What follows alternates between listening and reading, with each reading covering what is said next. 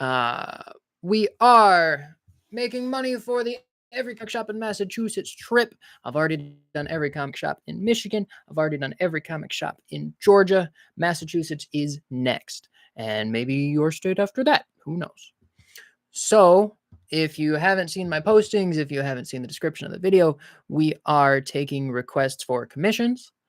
They're not going to be good because I'm not an artist, but that's the fun of it, is that it's probably going to be a bad piece of art, but you got to see me make it. And I'm only doing 20. I'm only doing 20 commissions because I only print out 20 pieces of paper. But that's okay. And this is what they're going to look like. Got a little stamp on there.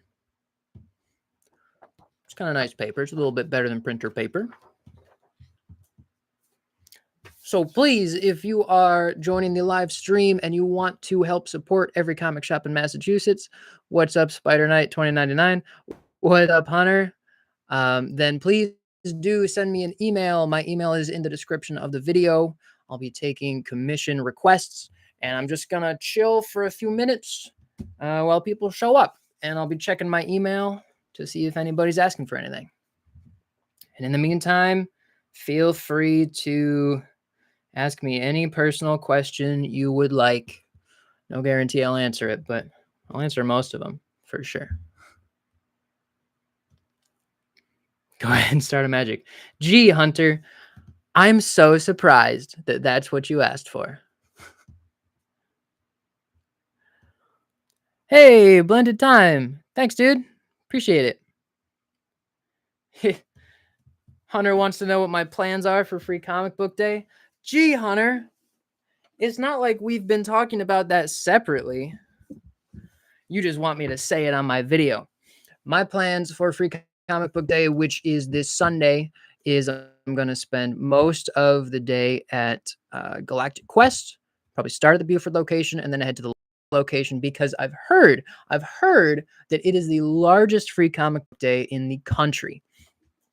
And I think the reason it is considered the largest Free Comic Book Day event in the country is because the city of Lawrenceville makes it a citywide event. So it's like all the shops in the town square get involved. There's discounts everywhere.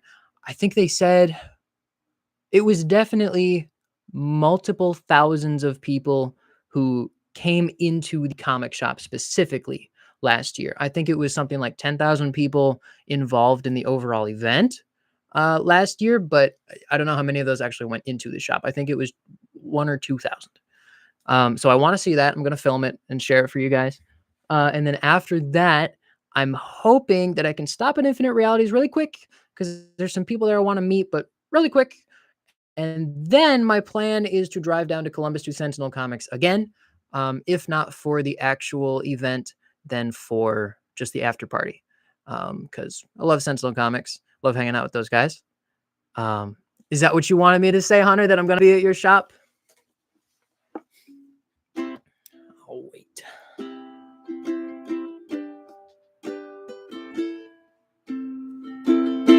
Oh, I should probably show you. I've already done one commission. Commission number 1 has been completed. And there it is.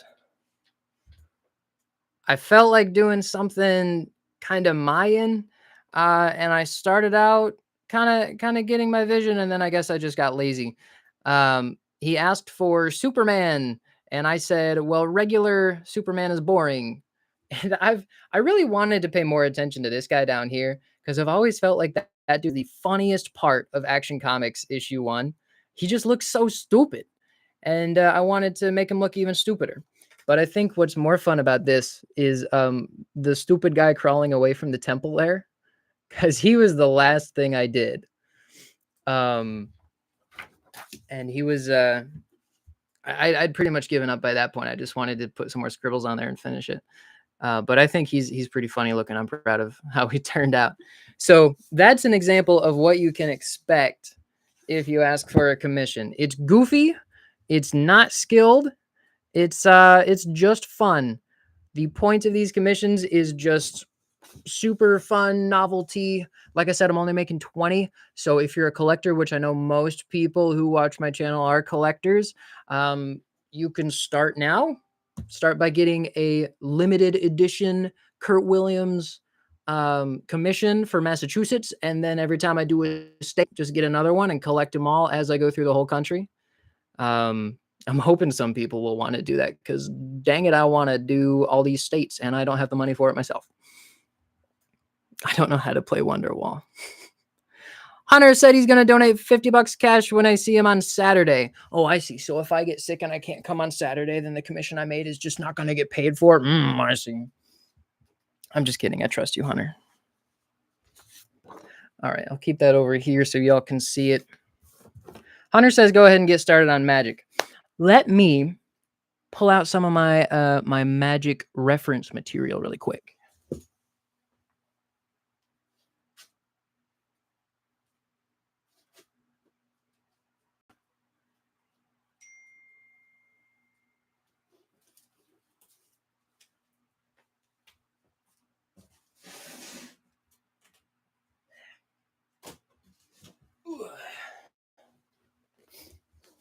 Who texted me?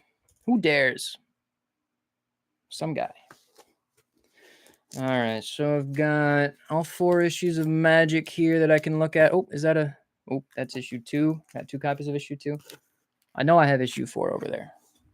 And if we go through my New Mutants here, when did Magic show up as Magic? Was it like issue 14? Maybe? Might have been issue 14.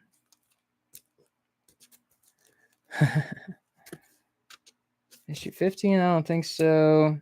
Issue 16, still no Magic. 17, no Magic. By 18, by the Demon Bear Saga, we had Magic, right? I think so. Let me see. Oh, man. Look at that opening page of issue 18. Wow. Amazing art. Let's see.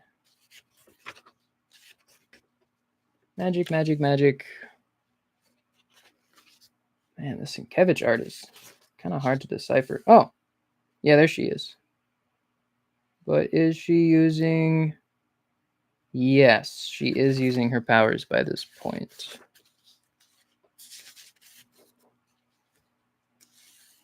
We got Warlock showing up for the first time. I didn't realize this was the first appearance of Warlock. I just want to make a really dopey looking picture of Magic, you know? Woo! Man, Sienkiewicz is on another level. Look at that. Gorgeous. All right. Hey, when does Fantastic Four out again? That's May, right? Or is it June? Because Thunderbolts is early May. That's just in a few days here, right?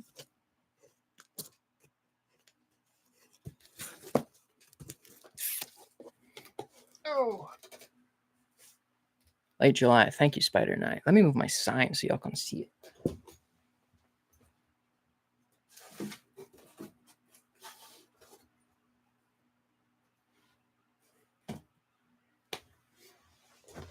That's better.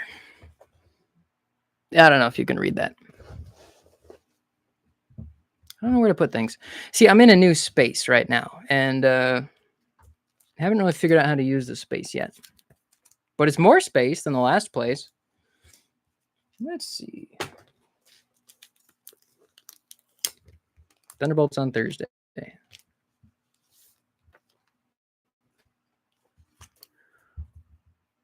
If you're just joining us, I see we have 3 people right now. It might just be the 3 of you who have commented. If you're just joining us, I am accepting commission requests to help fund every comic shop in Massachusetts. And they will not be good. I'm not an artist, but we're going to have fun. That's what it's all about, baby. So let's see. We're going to start working on Magic.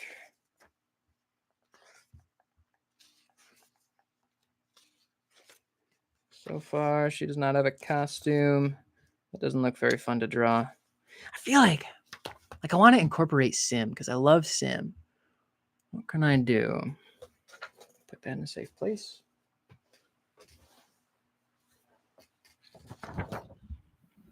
Scooch that. Maybe I'll just look up some pictures of magic on my phone.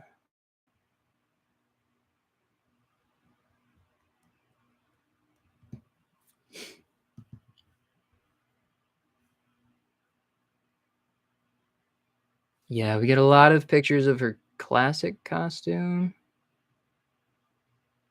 Or is that the new costume? No, that's classic.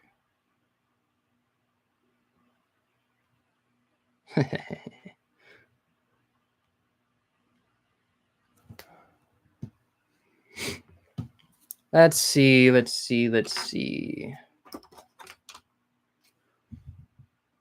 What is magic doing in my drawing?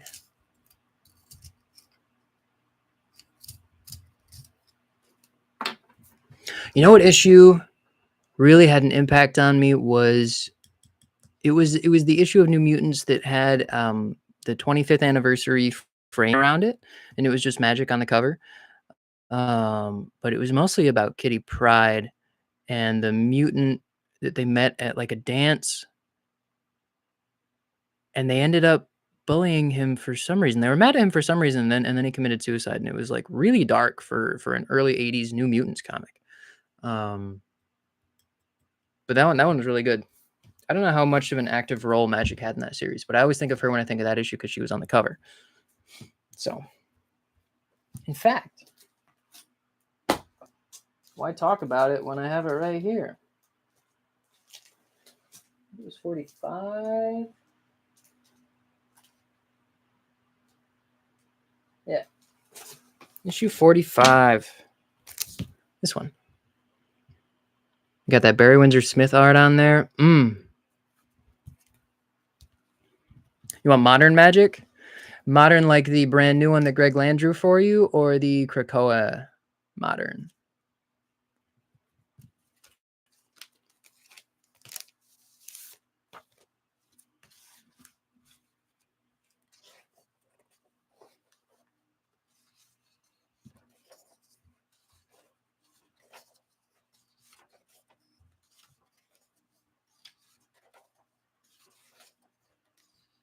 My choice. That's good, because if Greg Land's new costume Magic has not been printed yet, then I don't remember how to draw it anyway. So we'll just do regular Krakoan era Magic. So I'll use...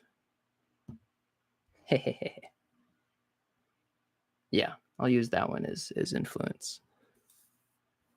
New costume was a little late. What, because her new costume had already come out? Because of the new series? I haven't been reading it. I read the first issue and I made that review, and then I didn't buy any more because I gotta cut back on my pull list.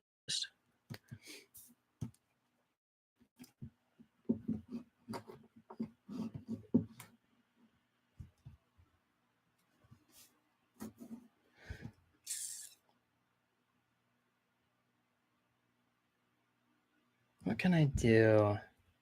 I'm feeling like Scotty Young vibes right now. I want to do something goofy, cartoony.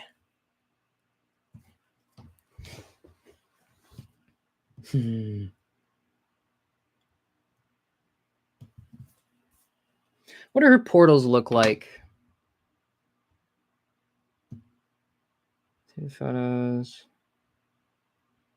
Magic X-Men portal. What kind of energy? Whatever the artist feels like. Okay. Inconsistent. Great. I can work with inconsistent. That means I can do whatever I want. Ha ha.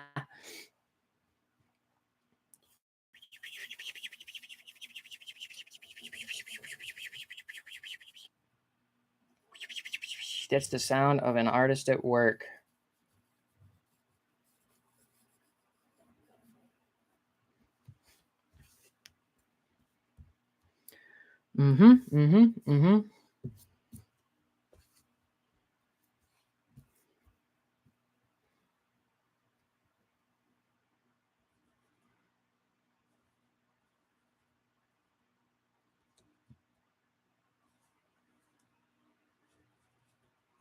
Oh yeah.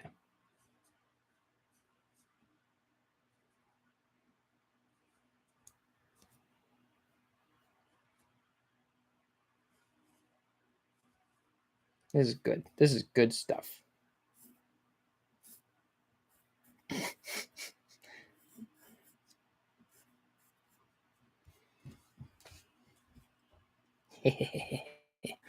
Can't wait to show you this.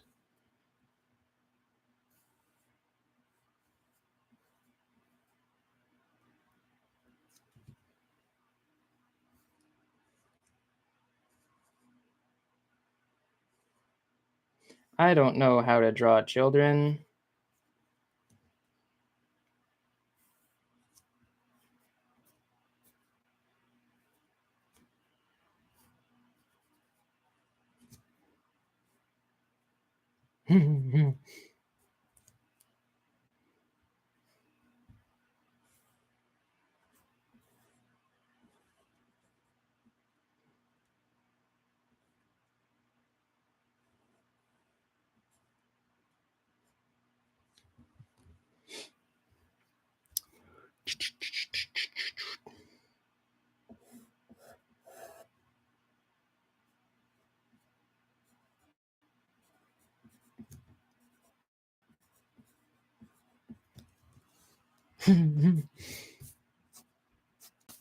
You better frame this and put it on your wall, buddy. It's gonna be great.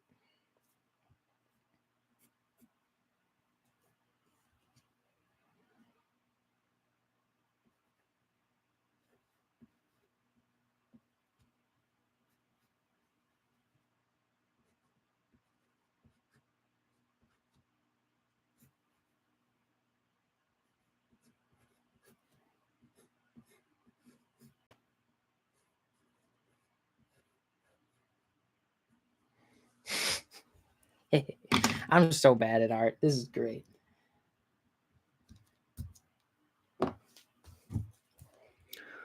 Oh, we got 7 people now. Hey, if you're new, welcome to the live stream. We are raising funds for every comic shop in Massachusetts.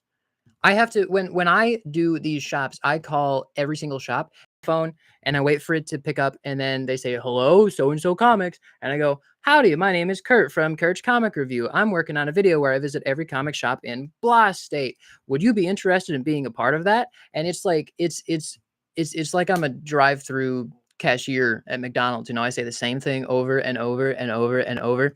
And I think that when I called everybody in Massachusetts, I had gotten into such a rhythm of it, and I all I need is like a yes or a no, and then I'm like, great, I have a survey that I send to every single comic shop. Can I get the email for that? And then I get a yes or a no, and then I send it and I move on. And I think that the me being in such a rhythm for that made people a little turned off. They felt like it was a little impersonal, because out of I think 50 surveys I've sent, I've only received like 13 back so far. And they're less than enthusiastic, most of them.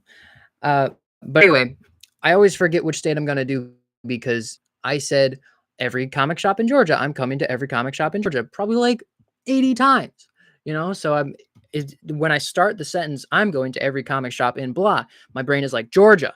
And even farther back in my brain, it's like Michigan. So now I have to kick myself to say Massachusetts every time because I haven't drilled it into my brain as much as the other ones.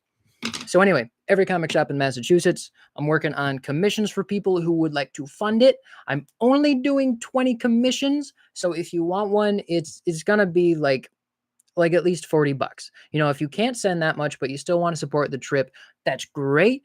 Send $5. It'll pay for my McDonald's for one day while I'm there. Great. But if I did commissions for everybody who sent $5, I would be here all day. And I don't want to make the same mistake as I made for the Georgia live stream where I tried to make an entire comic. And after 7 hours, I was incredibly burned out. So we're not doing that. But if you're thinking to yourself, gee, I didn't know that Kurt was an artist. I didn't know he was skilled. Don't worry about it. I'm not. I've never told anybody I'm skilled at it because I'm not. And here is an example of the first commission I made for this trip. Jason Feinstone, welcome to the chat. Recommendations for shops? I've got 55 on my schedule, so I'm going to all of them, whether you recommend them or not. But this is the first commission I did. It's obviously a recreation of Action Comics issue 1. I went with kind of a Mayan vibe, and then I didn't know how to treat the car because I don't think they even used chariots in Mayan culture, did they? So I don't know. I did kind of like wheel things that look semi-Mayan, but I didn't put too much detail into it because I need it to be relatively quick. And if you put on a detail into one thing and no detail into the rest of it, it just looks off. I also did not color it because I felt like it would diminish the effect of it. So to the guy who was receiving this commission, I would very much encourage you to color it yourself for fun. Don't worry about hurting my feelings. I would like to see what you do with it. So if you're just joining us, that's what's going on. You can email me about what commission you would like, or you can put it in the chat. I will start on them as soon as I see money go through, because I'm all about the cash. I trust Hunter because I see him like every couple weeks. All I've got in my inbox are requests for rent from my fiance. That's the opposite of what I want. So anyway, I'm working on a commission of magic for Hunter at Sentinel Comics. Wow, just dropped like 4 people at once. That sucks. Let's go back to what I was doing here. Drawing some kitty cats. I bet when you asked for a commission of magic, you did not expect me to draw kitty cats. But that is the way things go.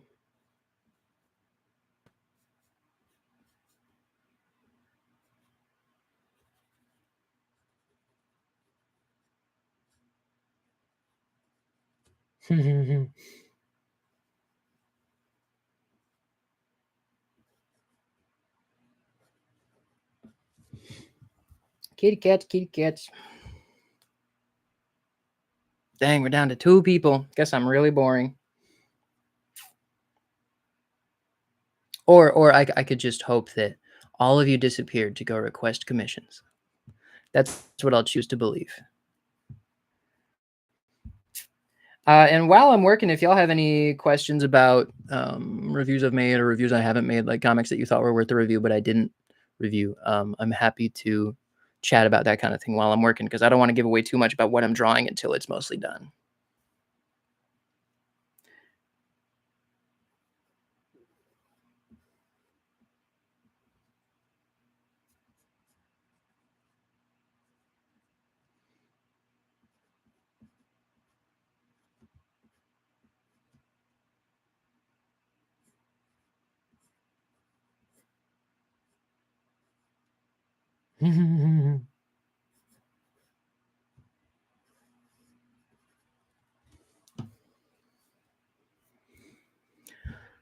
Kitty cat, kitty cat.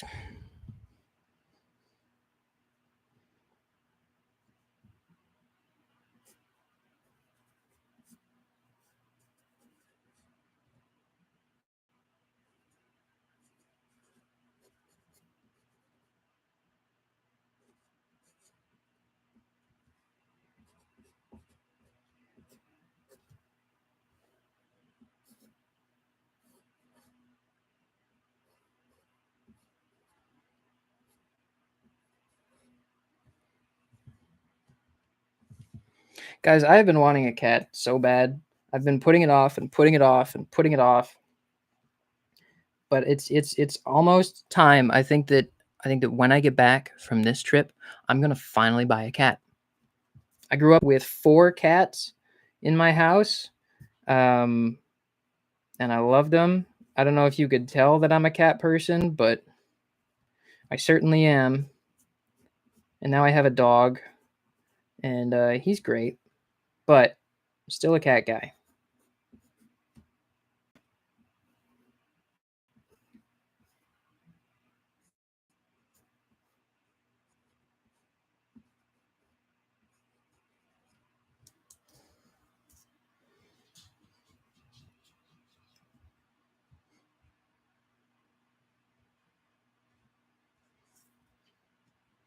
Let's see. So the most important part of magic is your giant frickin' belt buckle. Right? That's all we care about. Ah!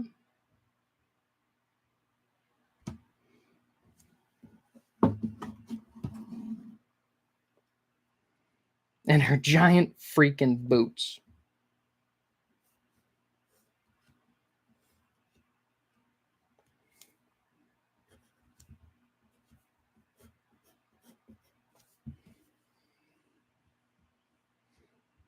Mm-hmm. Mm-hmm.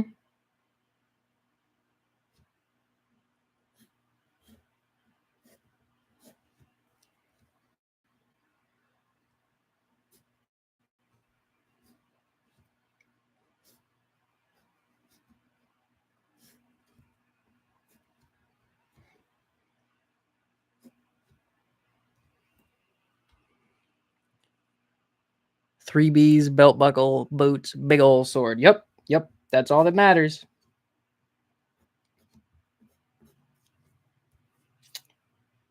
And she's got like a big old knee pad or something.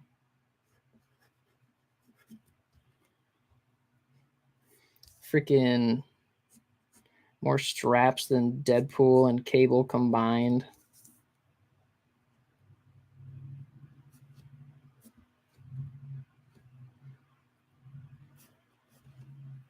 Oh no, that's too big. That's much too big.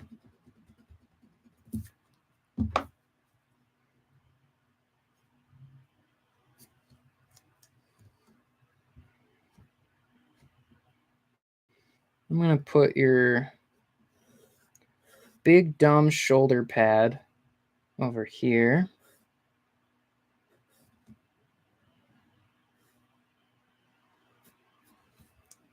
What you got in the other hand? A glove. That'll work.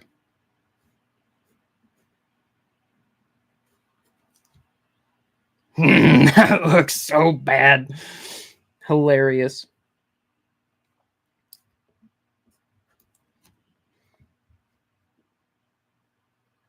Mm-hmm. Mm-hmm.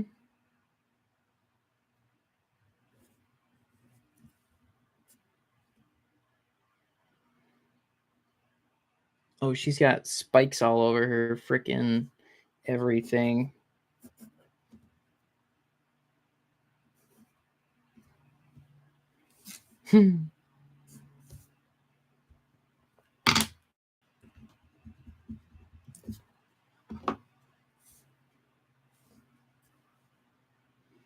Freaking robot arm. We're gonna give her some big old muscles. Maybe I should draw the head first.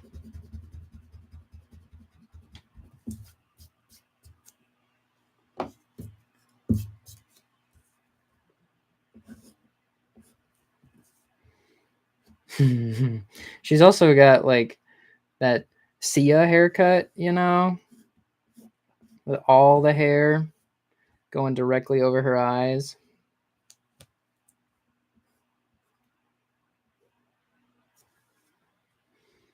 Mm-hmm. Mm-hmm.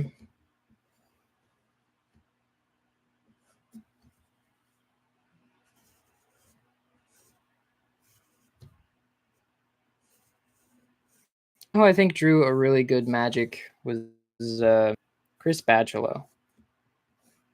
I really liked the way that he drew Bendis's run on Uncanny X-Men. I don't know how I feel about Bendis's writing of it, but I did really like I did really like the way that he drew that Bachelor drew that series. With those really striking like maroons and grays. Like it was a very dull but intense uh, theme, color theme. Anyway,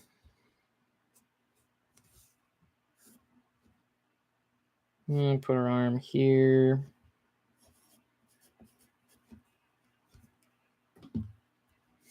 Freaking.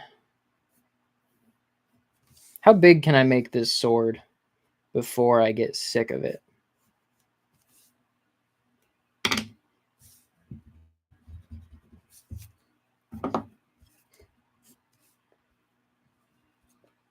It's just big old berserk sword. Yeah, Hunter, I'd be totally down for that. That sounds awesome.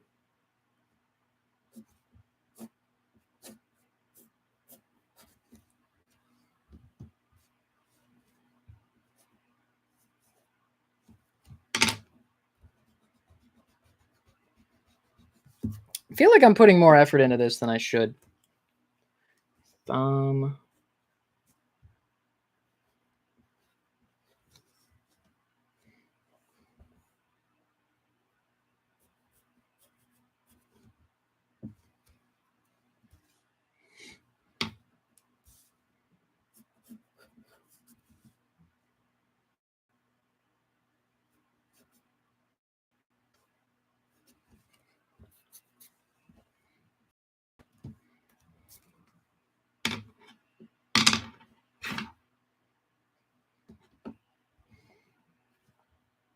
Mm-hmm.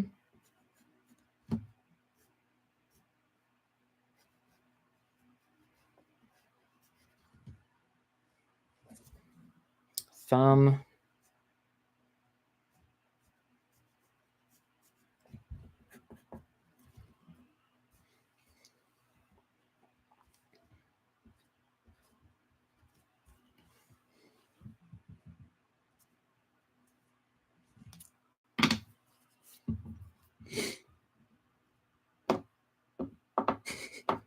Thanks for taking over, Hunter.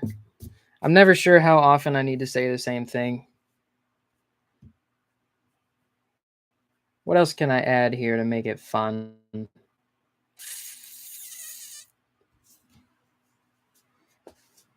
What?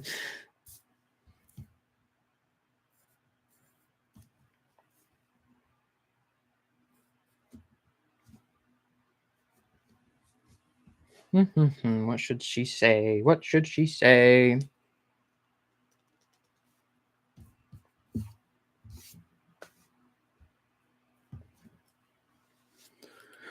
Ba-da-ba-da-ba-da-ba-da. Remember, I am looking for emails of the requests for commissions. I've got in the description all the information for sending me donations, as well as where you should email your requests to. Like I said in the description, I can't do commissions for anything less than $40 because I'm only doing 20 commissions. And I also don't want to be here all day. I'm thinking that today's stream will be 5 hours. I plan to be here until about 5 o'clock doing commissions, because this first one has taken me about half an hour already, and I'm Hey, it's Kyle from Galactic Quest.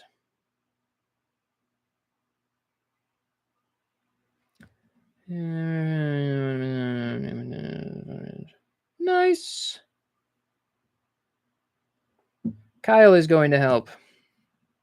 The great part about going to every comic shop in these states is that I get to meet all these cool shop owners. And there aren't many from each state that are like really involved, but there are a few that are very involved in what I'm doing. Like Kyle from Galactic Quest, Hunter from Sentinel Comics. Obviously, he's blowing up the comment section here. Who else? I'm really hoping to run a panel at Atlanta Comic Con in July about the comic shop Bible, my rating system for comic shops. And I already have Hunter and Kyle on that panel if I get approved, and I'm really trying to get Cliff on that panel. He said he would like to, but he doesn't know what day because they haven't told me what day, so hasn't confirmed yet. But I'm really hoping that I can get that panel and I can have a conversation with all these shop owners who have either been around forever or are brand new like Hunter, but he's very dedicated. You know, it's very rare that you see a brand new shop that is working this hard. And I've been to quite a few brand new shops, but Hunter really stood out. So happy to be making this commission for him. What else? What else?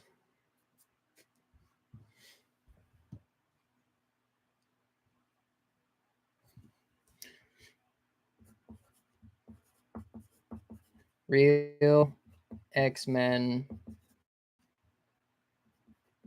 do the real work.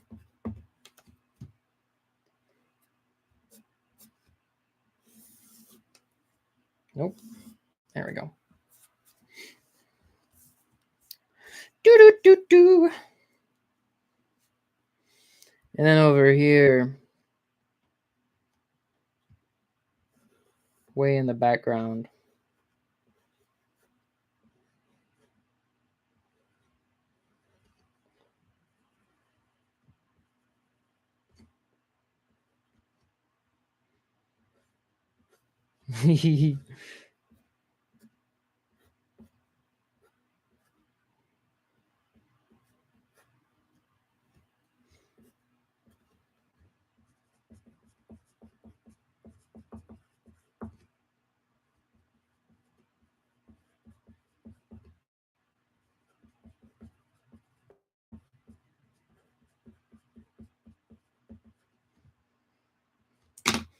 All right, I'll show you the rough draft before I put some ink on it. So Hunter from Sentinel Comics asked for a magic commission. So this is what I did. I got Magic opening a portal to an orphanage, sending a bunch of kitties through it. And then I got Juggernaut in the background there saying, "What are you doing with all my kitties?" So that's the second commission. Now I'm gonna ink it.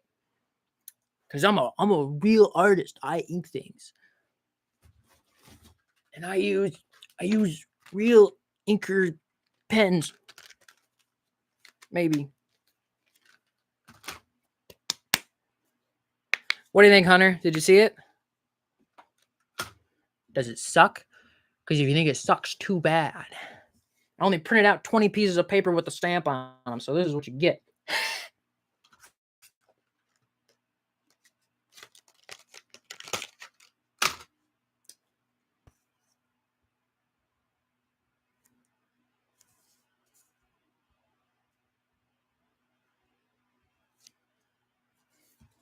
It's perfect.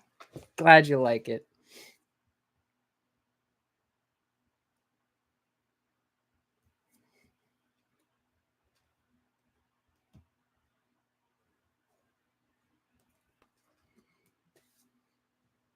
Yeah. Yeah, Hubble AI 1. Ohio is definitely a goal. So the way that I choose what state I do next, obviously I did Michigan because I lived in Michigan and I was moving away and I wanted to do it before I left. And then I did Georgia because it's where I moved to. But Massachusetts I chose because I noticed that every shop in Michigan got a lot more views than every shop in Georgia, like twice as many views at least.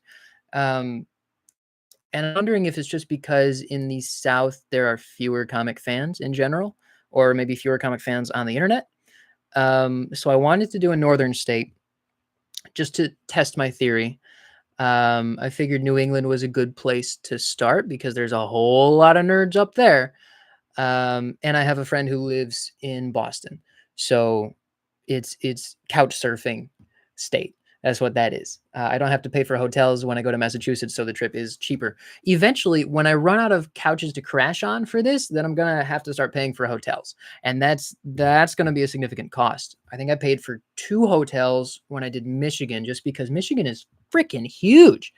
I didn't want to drive like 3 hours home every day, so I paid for 2 hotels, but I got them for like $70 a night, super cheap.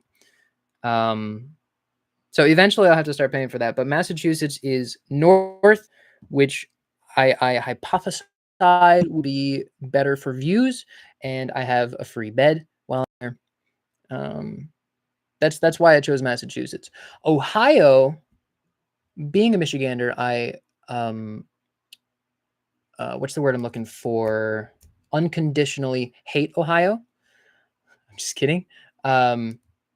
It's on the list. I feel like Ohio would be relatively easy to do because I could probably just drive back to Michigan for one of the 2 nights and stay at my old home.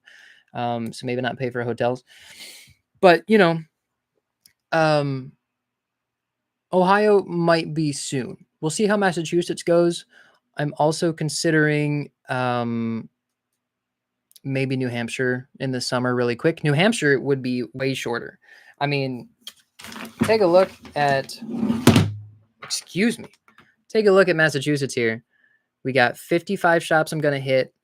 It's going to take me 5 days. I did plan an extra day just in case. So I'll be there Sunday, even though I'm only scheduled to go to shops through Saturday, just in case I don't get to them because of traffic or something.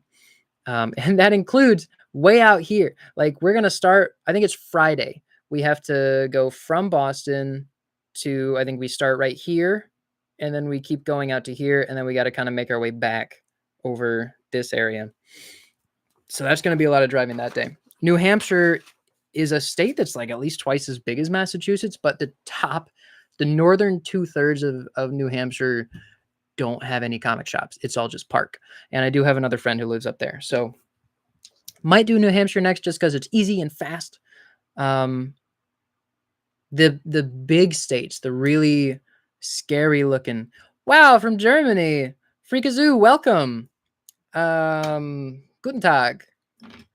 The really big states that are kind of intimidating are Texas, which I do have a friend who's offered to do Texas with me because he used to live there. But that's like 2 weeks. That's like 2 weeks just to do Texas, you know? California is really intimidating. Florida is also pretty intimidating, honestly, because I feel like that weird shape is going to end up being a lot of driving. And New York, I'm really looking forward to because I love New York City. And I really love upstate New York. It's so pretty out there. But that one I feel like will also be a lot of driving because there's going to be one person way on the western corner of New York that I got to get to that's practically in Canada. And then I got to go spend a full, I don't know, week in Manhattan. So those are the ones I'm really intimidated by. But Ohio is not one of the ones I'm intimidated by. That's probably going to be in the first 10 states. Hey, we got Cuts and Comics in the chat. What's up? I saw that you texted me, but I was busy talking. So I'm going to check what you texted in just a second. As soon as I finish inking this kitty cat. Woo! Having a great time. Every comic shop in American Samoa. Hey, what's that? They don't tell us what that is here. I've heard of it, but I don't know. I don't know what territories or countries are associated with American Samoa. There's Pacific Islands, right? Oh, I'm looking forward to every comic shop in Hawaii too. I have been to Hawaii. I haven't been to any comic shops. There's a surprising number of comic shops in Hawaii. I think there was something like 10, which is more than I expected. But Massachusetts is about 55. I will say that I think 11 of those are Newberry Comics. And one of the comic shop owners that I talked to in Massachusetts told me there's no point in me going to Newberry Comics because they don't really do comics that much. Like they do the new stuff, but they're mostly a pop culture shop. And that's true. I've been to at least one. And it was definitely like, it felt like a comic convention in the way that the t-shirt stands and the buttons and the socks and everything and the records are really taking over and the comics are just kind of taking a back seat, which is silly because it's called Newberry Comics. So where's the comics? And you can't really find many back issues, at least at the one that I went to. So I don't know. I don't know if I want to spend time going to 11 locations of Newberry Comics because I have so much driving to do and so many shops to hit, and I don't know what traffic is going to do. The schedule is tight. I made this schedule a lot more open than Georgia was. I was stupid when I planned Georgia because in Michigan, there were some shops I walked into and I was out in like 10 minutes or less. And that was honestly most of the shops, especially the longer I had been doing it. They were really quick. So I just expected it would be that way in Georgia, but I had a lot of shops I ended up spending like more than half an hour at without even trying to. And then I was just really stressed the whole time. I had to hurry up and get through shops where I really wanted to spend more time. Um, and it wasn't fun. So I've allocated more time for each shop in Massachusetts. But still, it's relatively tight. So if it comes down to it, I might skip like a Newberry Comics or two, especially because when I called them to check if it was okay for me to do this, they referred me to corporate, and I called corporate and I left a message and I haven't heard back. Um, and that is a big red flag. Like, I know some shops might have thought that I was coming off a little bit brusque because of my super, um, super rehearsed and stiff introduction when I call them. I say the same thing every single time. So some people might not have been um, excited about my trip. And I understand it. I'm hoping to change their mind once I get there and it turns out I'm a great person. But Newberry Comics has not shown any enthusiasm. They haven't called me back. They haven't emailed me back. And I'm already not super excited to be visiting there. I think it might be cool to do a video of every comics and hit all of them, all of New England eventually, but that's a long ways out. That's a lot of states. So I don't know. I should probably just go because if I'm saying I went to every comic shop in Massachusetts, technically Newberry Comics counts because they do sell new issues. So I should just suck it up and do it. But I don't know. We'll see.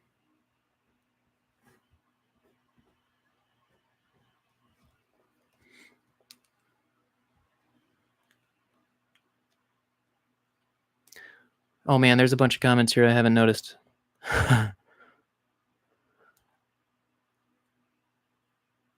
The Toledo comic scene. I have spent considerable time in Toledo when I was doing band stuff before I moved down here. We had quite a few shows in the Toledo area, and I haven't been to any comic shops there yet. I expect they're very similar to Michigan comic shops. Like along I-94 is not that far from Toledo, so they're probably going to be pretty similar.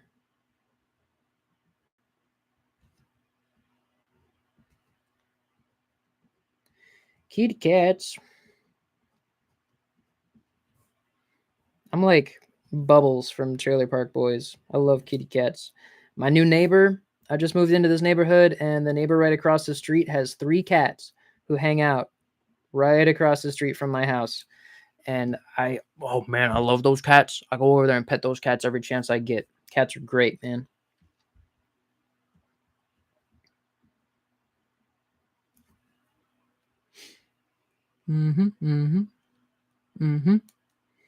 Newberry has gotten sad, eh?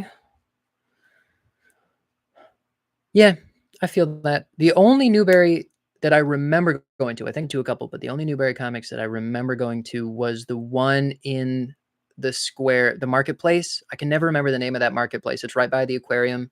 It's that really nice, like historic district. And I remember being pretty disappointed by it, honestly. Do do do do.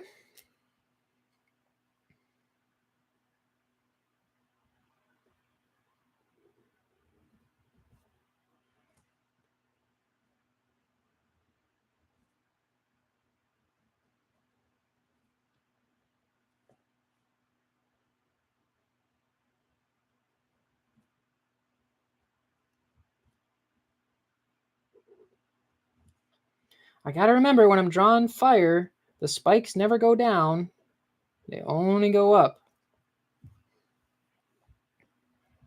I'll never forget when I was younger. I was really into drawing, of course, and I drew this character that was totally on fire, like that was his superpower or whatever. And I showed it to my mom, and she was like, "Why is he so hairy?" I was like, "That's not hair, Mom. That's fire." And she was like, "Well, fire only burns up, and you have this fire going down at an angle, like he's hairy." And I was like, "You're right, but I'm mad." And that's the story of my life. Is other people are right, and I'm mad about it.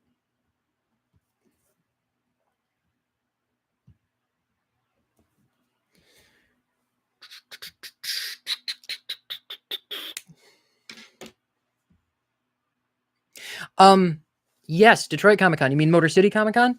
Yeah, that was my first Comic Con I ever went to. Technically, the Chelsea Comic Con was the first comic convention, but the Motor City was the first real comic convention. I think either the first or the second time I went, Stan Lee was there, and I got Fantastic Four. It's up there on the wall. It's issue 51, I think, signed by Stan Lee. Man, I stood in line for 5 hours. 5 hours. And I was 12. That's a long time to stand in line when you are 12. And man, people were like stepping on each other to get to him because we were in one line for hours, and then they opened up the building and they were like, all right, the next line is over there on the other side of the hall. Like you got to run across this big open space and get in a new line. And people were like fighting, you know, it was nuts. But then I waited in that line, and I had been thinking in my head, trying to think about what I was going to say to him when I saw him. Because, you know, you go to conventions, and I feel, I imagine that everybody feels the same way I feel about going to conventions and artists, is you want to be the one who says the thing that makes the artist go, oh yeah, you know, and they get finally, like, they get actually interested in what you're asking about, what you're talking about, and you're not just another fan of them. You're a peer that you can discuss things with. So far, I don't think I've ever had that connection with any artist. But I wanted to do that with Stan Lee.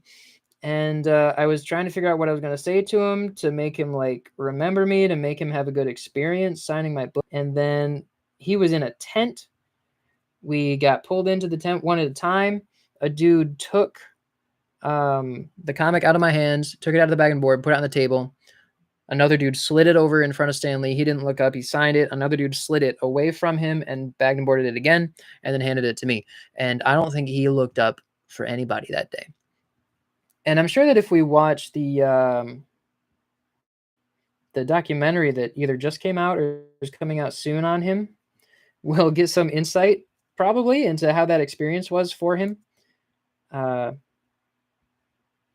at the time, I felt pretty gypped. I didn't know what to expect, honestly. He was the first person I'd ever had sign something. Looking back on it, I think it's silly to think that Stan Lee would care about any darn thing that I have to say. But, you know, as a kid, you just expect more than what's reasonable.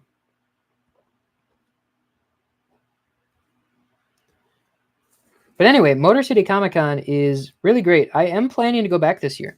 I'm planning to go back this year. I'll be there May 17th. That's the Saturday for the morning. I think someone has told me I look like JJ from Outer Banks, but I haven't seen Outer Banks, so I don't know what they're talking about. I am planning to be back May 17th for Motor City Comic Con this year. So if you're going to be there, you should stop me and take a picture with me because it makes me feel super cool. And then later that evening, I'm going to get on stage with my buddy from a band that I was in before I moved at the Blind Pig in Ann Arbor. We're going to do a tribute set of Beastie Boys. We're going to do like 8 or 9 Beastie Boys songs together. Really looking forward to it. It just happened to be good timing. So I'm looking forward to that trip.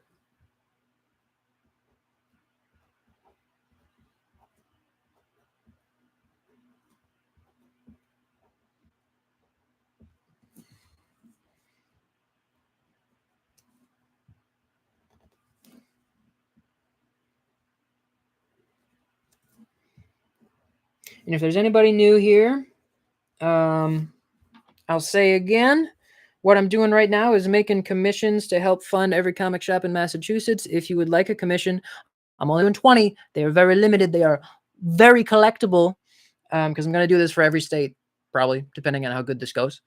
And I will not do commissions outside of this. I will not take requests for commissions outside of raising money for state trips. So if you're just going to ask me for one later, don't bother. What was I saying?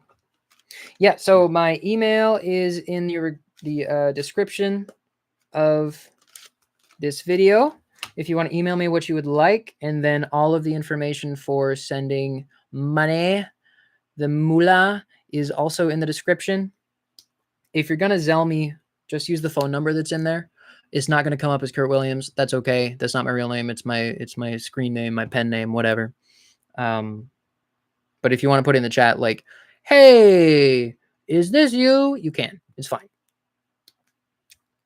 As soon as I'm with this magic commission, I'm gonna. Should I use a Sharpie?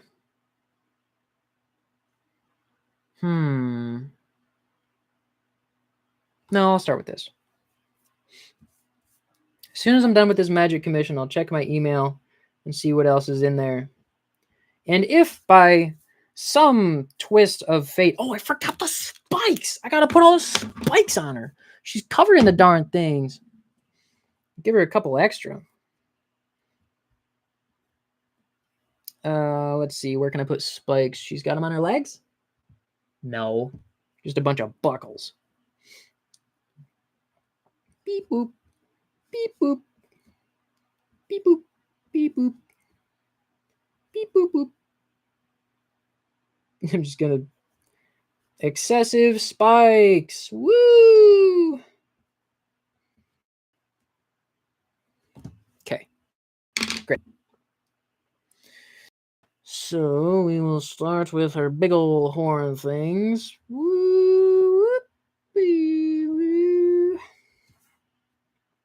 I like to think that professional artists also make dumb sounds when they're drawing.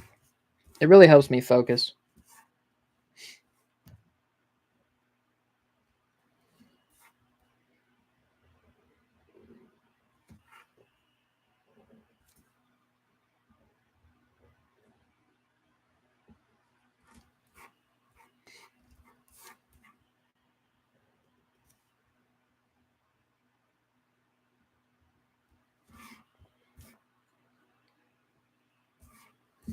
We got 10 people watching. Anybody have any questions? It's a little hard for me to talk and draw at the same time, but I will happily do my best to entertain questions while I'm doing this.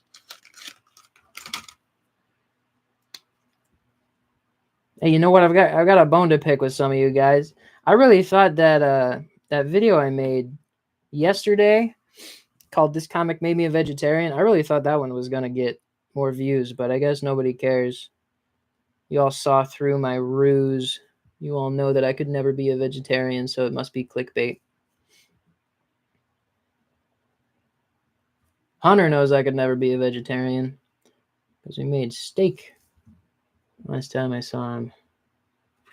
I'm a steak fiend, even though I feel like my steak cooking skills have declined. I gotta have someone reteach me how to make steak.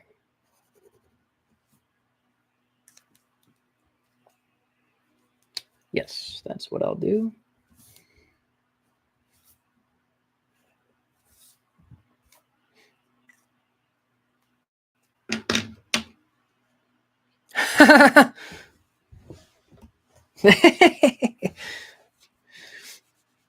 Thank you for sharing, Jason. I like to imagine I saw Neil Adams at Motor City Comic Con a lot of times, and I never stood in his line because it was so long. But I could see him, and he was just this like semi happy looking kind of I don't know. He looked twitchy, not twitchy. He looked not smug, but just kind of like he knew something you didn't. He looked sly. Just this dude sitting there watching his line of 300 people slowly crawl by. And imagining him making long fart noises while he draws is really funny.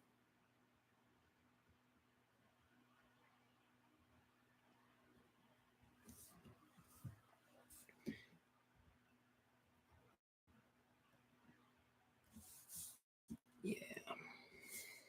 I might be putting more work into this than I need to.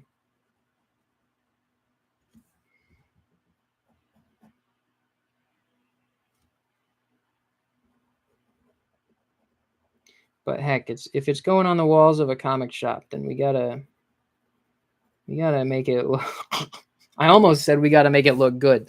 It's not gonna look good. I don't know. Don't fool myself into believing this is good art. This is goofy. All I should be doing right now is cleaning it up. But instead I'm zooming in on details. Give me my Sharpie back.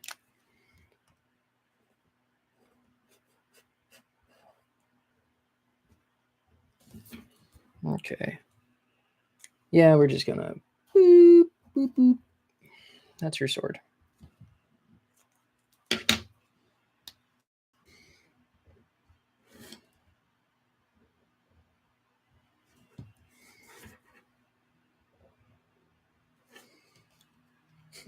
Oh, saw, dude.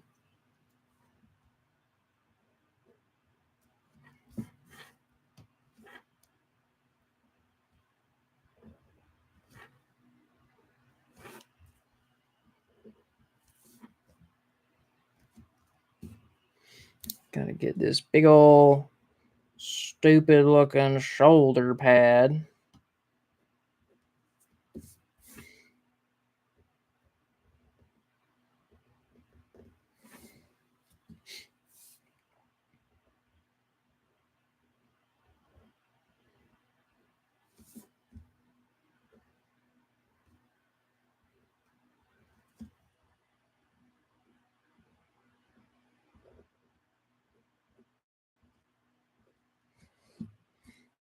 Okay.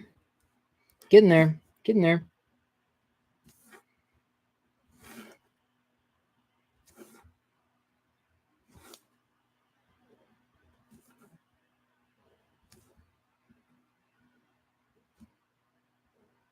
You know who I'd really like to meet is comic tropes guy whose name I do not remember.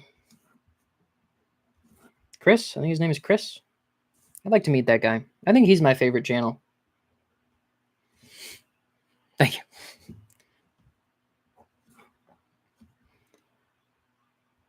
Like I don't watch much YouTube, honestly. I did when I started my channel more than a year ago, like a year and a half ago almost. I watched quite a bit just to kind of get a sense of what people were doing.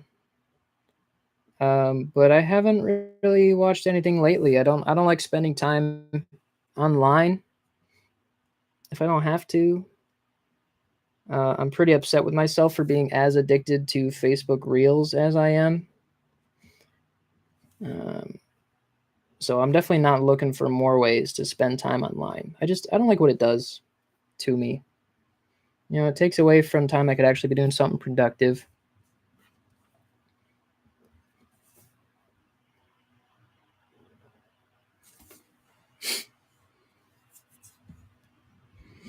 Oh man, I would love to go to New York Comic Con.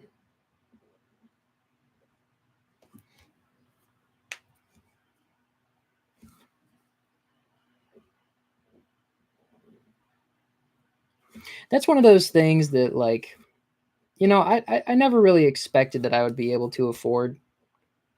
Um, One of those experiences that I just assumed I would never have. But now I'm kind of hoping maybe doing this kind of thing will change that. But I'm trying not to get my hopes up too high.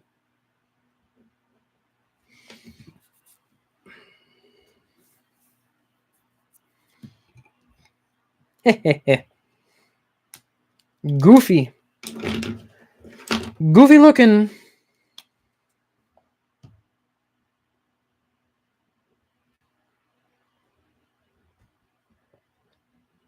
So, like I said, I'm not an artist. But that doesn't mean I've never drawn anything, right? Like, I grew up going to church all the time, and my parents would let me draw cartoons during church to pay more attention. Um, so I did cartoons like every week for a long time. I had this this ongoing series I did every week called Veggie Wars, mix between Veggie Tales and Star Wars, and that kept me pretty occupied for a while. And then in high school, I was the cartoonist for my newspaper, the high school newspaper, and I even I got a couple awards for doing that from Michigan State University. I got a couple journalism awards for my cartoons. But it never seemed like the kind of thing I could do as a job. Being as big of a fan of comics as I was, I knew how good I wasn't. I knew how much better the real artists were, and I was too focused on other things to put the necessary time into developing my skill as an artist. So I just never did. I had other things I cared about more, like music and acting. And drawing just kind of became a thing I didn't really do anymore, which is a pretty common story. I think a lot of people say that.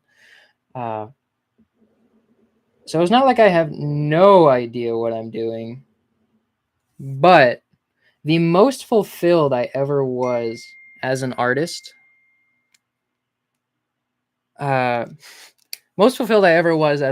was when I had cartoons that I made in French class, and they were terrible. They were terrible. I mean, they were like cartoony to the max, stick figures, blown up proportions, just ridiculous.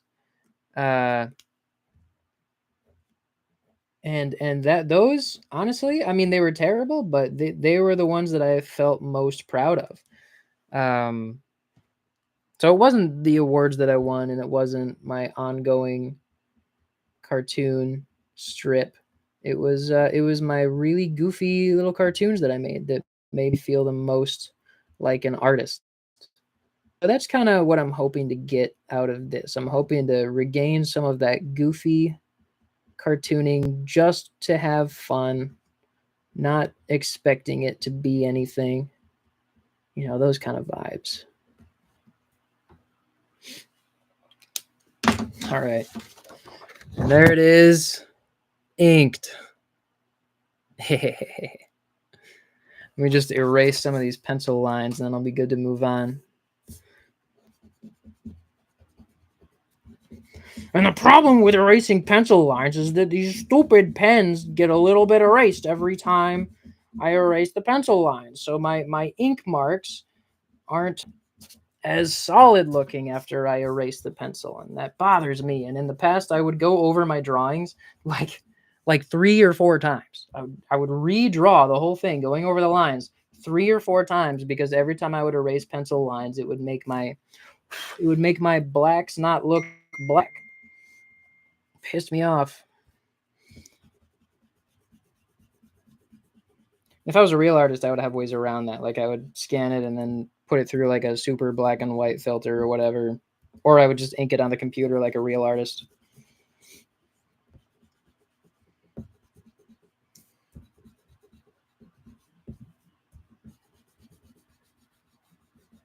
What are you doing with my kitties?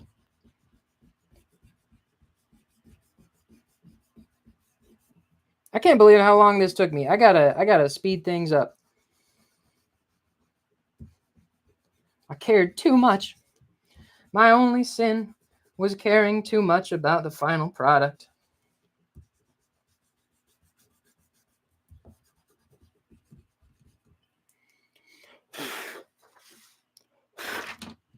Good. All right. And now I'll put my little... How did I sign the other one? Okay. Commission number 2.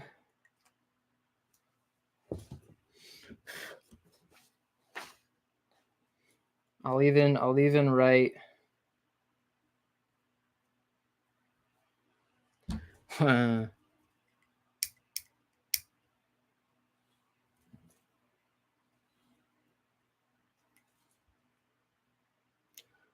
to Sentinel Comics XOXO.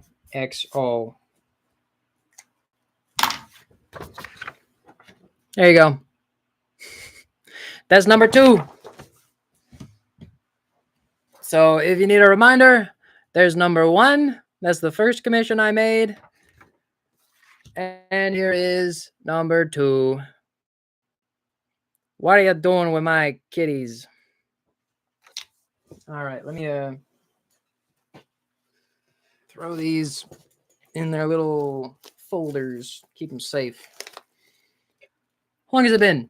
An hour.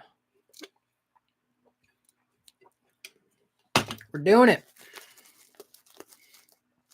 I could apply for a free ticket to New York and most shows as press. Yeah, that's true. I could. I saw that Comics Are Dope did that. That was a good idea. I wonder if there's like, do I have to have a certain amount of guaranteed viewers or something for that? Because, you know, my subscriber count is going up still, and that's great. I love to see it. But it's not like I'm not comic tuber royalty, and it's not like comic tubers are the most influential people to begin with. So I don't know. I tried to do that for Heroes Con. I asked the guy organizing it, because he was at a convention here in Atlanta recently. I asked him if he'd be interested in having me there as like kind of a press thing, and he said maybe. Gave me that skeptical like, so you have a YouTube channel, huh? You know, I get that a lot. It's fine. I can't really prove that I'm anybody in particular. Like I'm nobody special yet. So I get it. But I don't know. If there's an application process, maybe I should look into it. All right, let's check the email. I see Jason gave me $5. Thanks, Jason. That's McDonald's.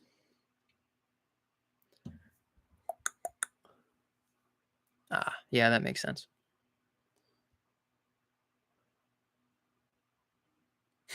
Thank you.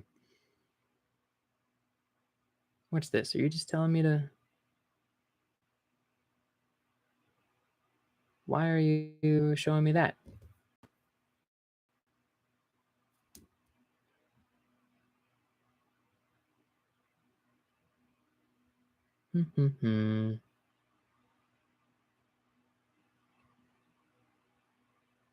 Oh!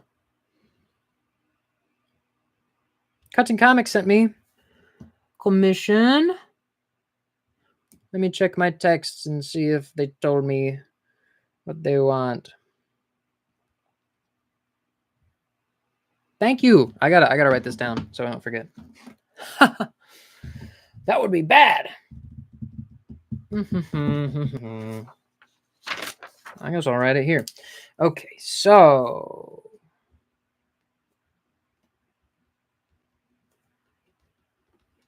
Reagan from Cuts and Comics, do you want a commission? Do you want me to do something to put up in your shop, even though it might look terrible?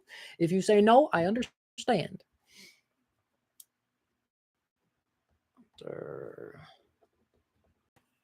What else? There was that. So the total that I'm hoping for this trip, let's see, the flight was just over $200. One of y'all already paid for that. The first commission paid for that. That was awesome. Thank you so much.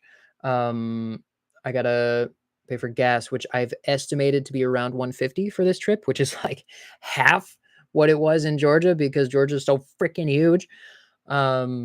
So it's only $150, and I like to pay for my cameraman's food at least.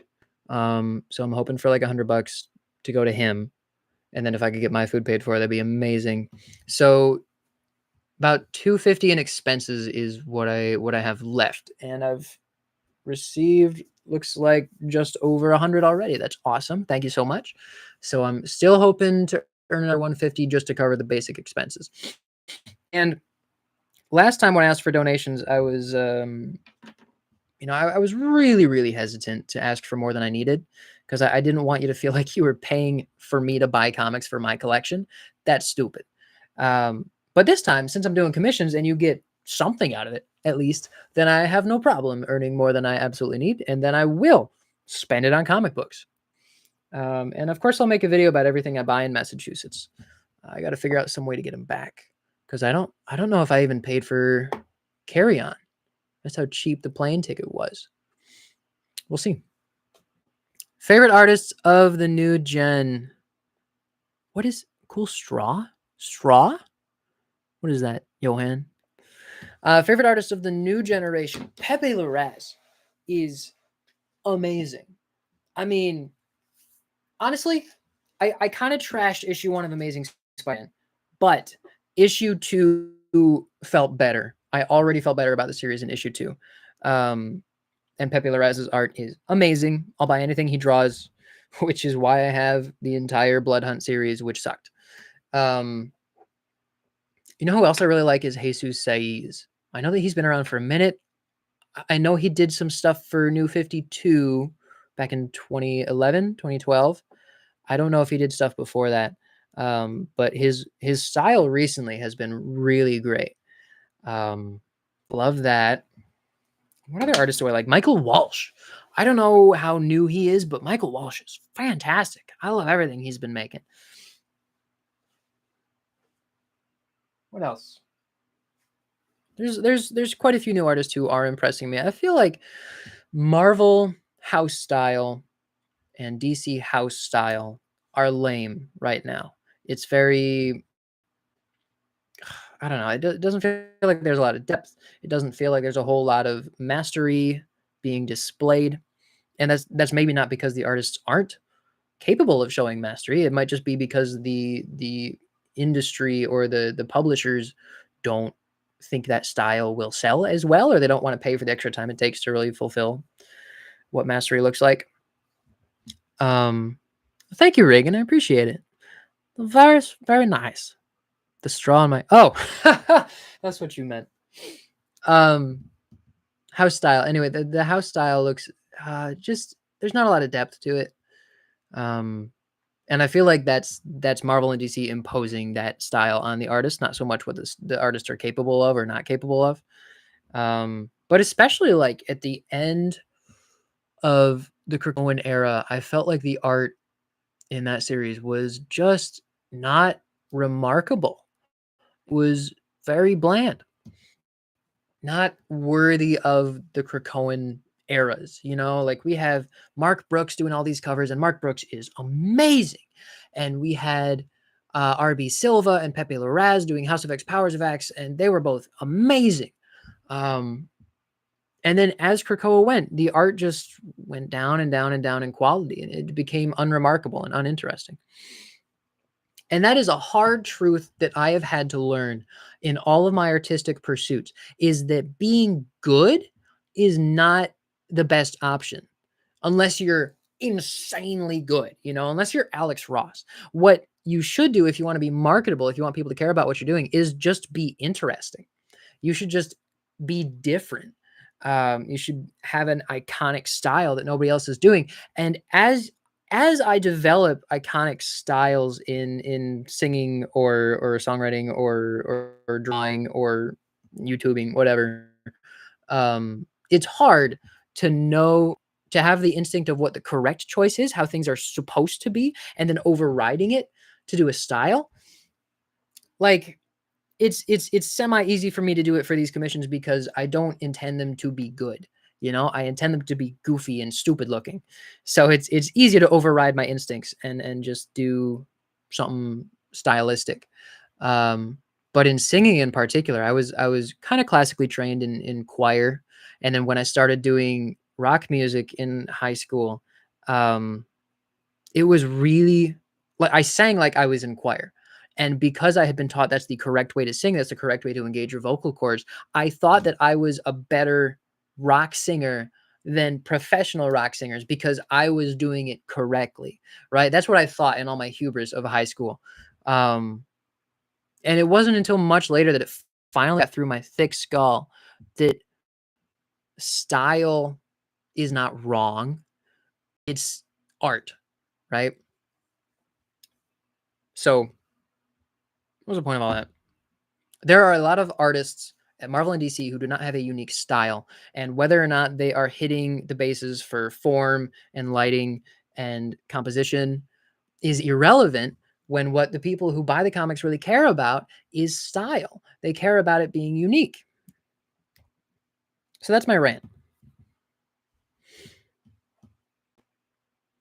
Thank you, Johan, from South Africa. South Africa, the country, like way down at the tip. That's awesome. I'm glad you enjoy the videos. I would really like to visit South Africa. I've actually met a few people from there. Like Elon Musk. I met Elon Musk and we're tight. Not really. Not a fan of that guy. What if you get so good that everyone apes your style and it becomes the corporate style? Yeah. Jim Lee suffered from this. Absolutely it did. I feel like even Jim Lee's art looks like house style Jim Lee art sometimes, you know? Like, man, when you look at Jim Lee's Uncanny X-Men stuff, like issue 268 and on, it's mind-blowing. He was doing so many things in those issues that so many people had not been doing. You know, the level of detail and the form and the pose choices were just fresh. And I've been collecting his stuff with Jeff Loeb, the Hush 2, lately, and I haven't read any of it yet. But just looking at the covers, I'm like, yeah, it's Jim Lee, but is it iconic? You know, it's not as iconic as like that issue of Uncanny X-Men that I always think of, issue 269, with Captain America and Black Widow and Wolverine. It's a good issue. Let's check the old email.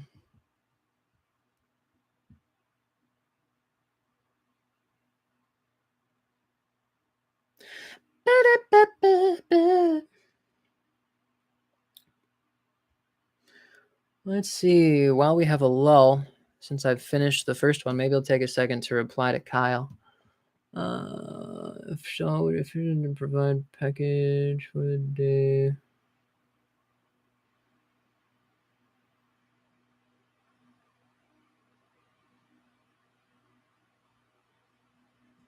Awesome.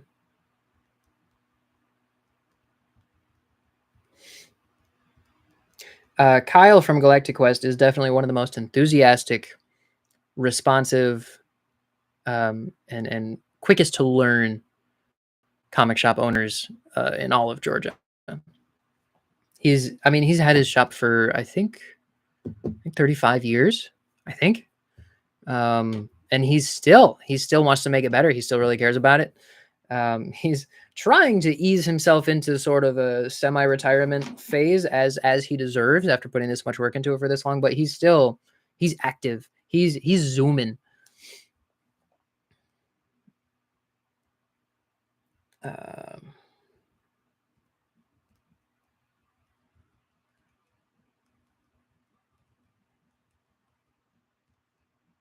Wow, we got 24 people. All right, well, maybe I should let you know, since there are 24 people watching, that what I'm doing here is I'm doing commissions to raise money for every comic shop in Massachusetts. We've already done every shop in Michigan. We've already done every shop in Georgia. And I've been uploading the unedited footage for every shop in Michigan one day at a time.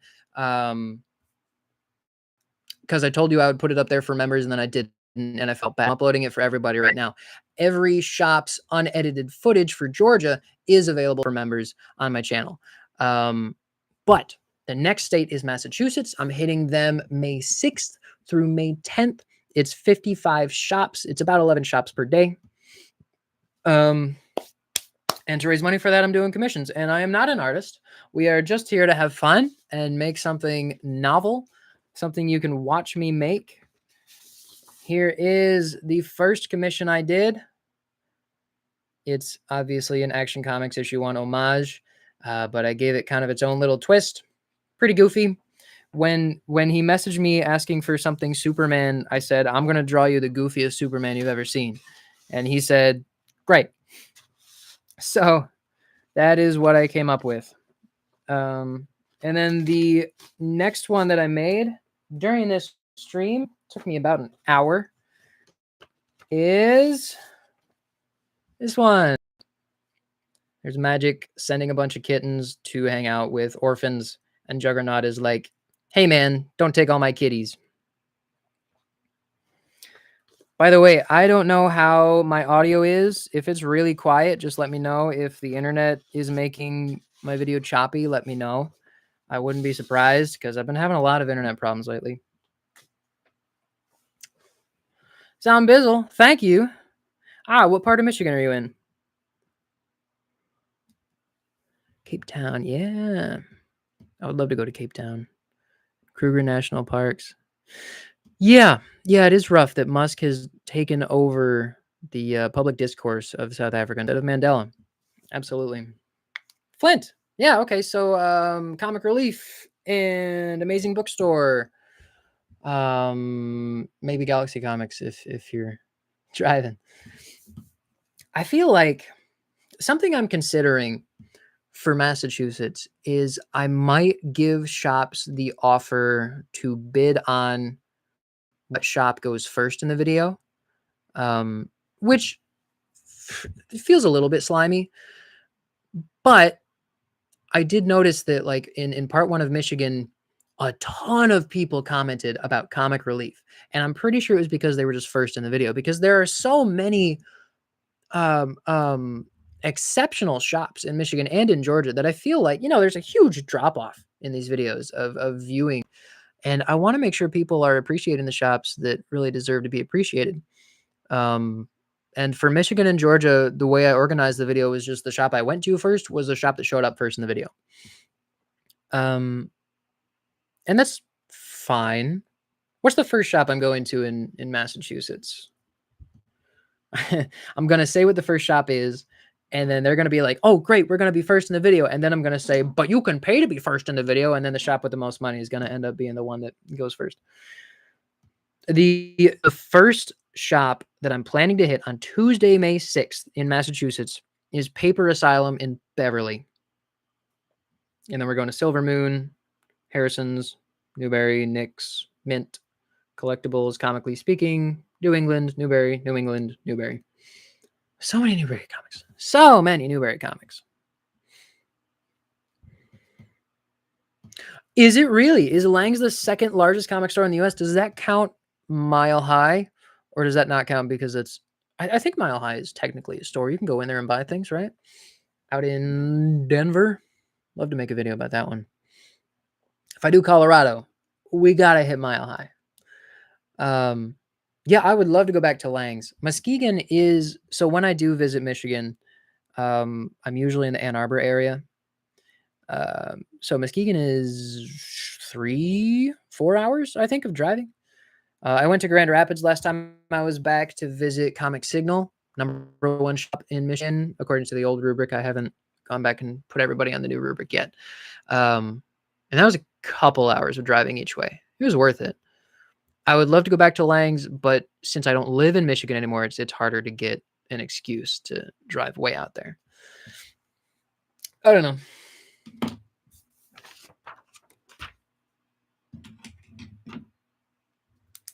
But I'm excited to hear that they moved into a bigger space. That's really cool. They deserve it. I saw him at Motor City. Dude is bussing. Dude is pumping out books. I mean, there are a lot of comic shop owners that I meet who buy something and they look up the value of it and they price it at that value and then they sit on it for like 10 years. And I think that's ridiculous. I mean, you can do whatever you want to do at your own business, but the point of running a shop is to turn over product, right? And of course, we don't want to put things at such a low profit margin that we're not making money when we turn over product. But considering that most comics are bought in bulk for usually $1 or less per book, when you're a comic shop owner and you go to pick up a collection or something, you've got like less than $1 in each book. And I'm not saying that, issue 247 of Green Lantern should be the same price as the first appearance of Wolverine because you bought them at $1 per book when you bought the collection. But there's no point making things market value if that's going to make it not turn over. Because if you're not selling things, you're not turning over your product, then you're not making money anyway. And I know that overhead is a thing. And considering I used to work at a small business which was an aquarium store, which has insane overhead. Because look, you buy a $50 fish at MSRP, not MSRP, at cost, right? The cost of the fish for the shop is $50, and then you gotta pay somebody to unbag it and acclimate it, and then you gotta pay for its food, and you gotta pay for the salt to do water changes, as well as your water bill, which is insane. And there's all these costs that go into this $50 fish that you might make $30 or $40 on. Before you pay for expenses. So like I'm used to calculating overhead costs, and I feel like the overhead cost for an aquarium store is going to be way higher than a comic shop. So being the kind of person who knows the numbers and the work that goes into running a small business aquarium store, I can't help but walk into comic shops and be like, what are you doing? You know? Keys usually aren't. That's true. That's true. You don't always pick up keys when you pick up whole collections. But most of the books you get in a collection, if you buy them for like $1 or less per, you could sell them for like $2, and people will buy them at $2 because most shops don't sell them at $2; they sell them at 3 or 4 or 5. And I'm no business major, I'm a literature major, so maybe I don't know what I'm talking about, but it seems silly to expect a book that you put 75 cents into to get you like $4 of profit. How many tanks do I have right now? I have my one saltwater tank, and I have a freshwater tank that I'm sharing with my fiance. Really, I set it up because I got it for free for doing a job, and so technically not for free, I guess. And I'm collecting every kind of cory cat. So if you don't know what cory cats are, they're a type of catfish that's very small, and there's a billion types of them. They all have different patterns, and they just kind of squiggle around on the bottom like catfish. I think they're cool, so I'm collecting cory cats, and then my saltwater tank is mostly bugs. I like saltwater because of all the little stuff that's in there, the starfish, the tiny starfish, the worms, the feather dusters. Like I had 15 sexy shrimp at one point, porcelain crabs, bumblebee shrimp, sea cucumbers, clams, flaming disco scallops, or whatever you want to call them. I had one of those for a while. Yeah, cories are awesome. What is my position on opening my own comic shop? So, my plan to take over the world involves visiting every comic shop in America, and then visiting every comic shop in North America, so like Canada, and then every comic shop in the world, right? That's the goal of my life, is to visit every comic shop and tell you all about it and make millions of dollars doing it. Probably not. But then after I've done that, after I've seen every comic shop in the world, then when I have so much money to fund every project I ever wanted to fund, I will make the 30 out of 30 best, most ideal comic shop ever to exist. And the reason it has to wait until then is because the ideal comic shop might not make money. Like the ideal comic shop would have comics you can buy, would probably have cards and collectibles that you can buy and spend money on. But my vision of the perfect comic shop is basically a nonprofit, which is just about, what's the word I'm looking for? Fostering a love for graphic literature in our youth. So it would be very big on teaching kids how to read and create comic books. I imagine that it would always have at least one artist in-house, one professional artist working, so you can see how it goes. And of course, the library to buy from would be extensive. There would be tons of room to just hang out. Of course, it would probably have a cafe or something, because I love it when shops have those. But really, my vision for the perfect comic shop is part nonprofit and part retail. So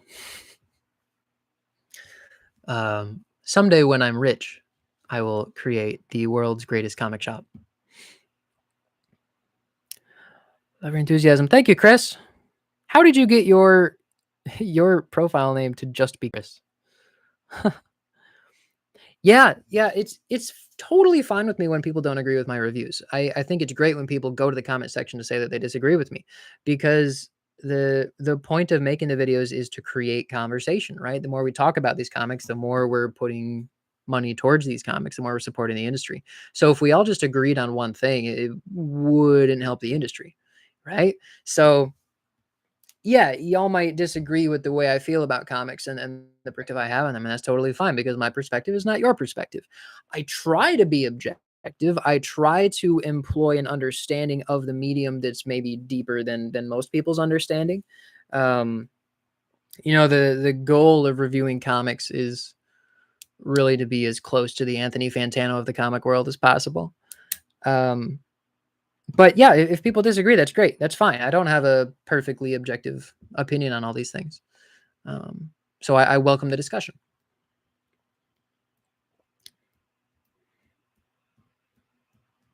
Yeah. Yeah. Profitable shops have a lot more stuff. The cards, the t-shirts, the video games, even. It's yeah. And I always feel bad when I give low scores to shops for not having many comics and they have a bunch of other stuff. But I understand that some shops, the shop needs to cater to its audience if it wants to be a business. And if the audience wants to buy video games and also comics sometimes, then they should prioritize video games and also comics sometimes. I get it. But I sleep soundly at night knowing that grading comic shops is allowed to be focused on the comics in the comic shops, you know?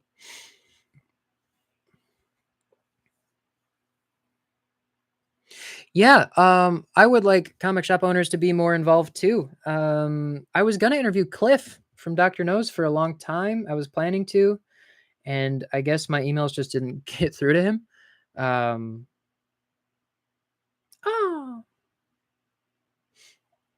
um, oh, cool. They want me to draw Galaxy Man. Done deal. What was I saying?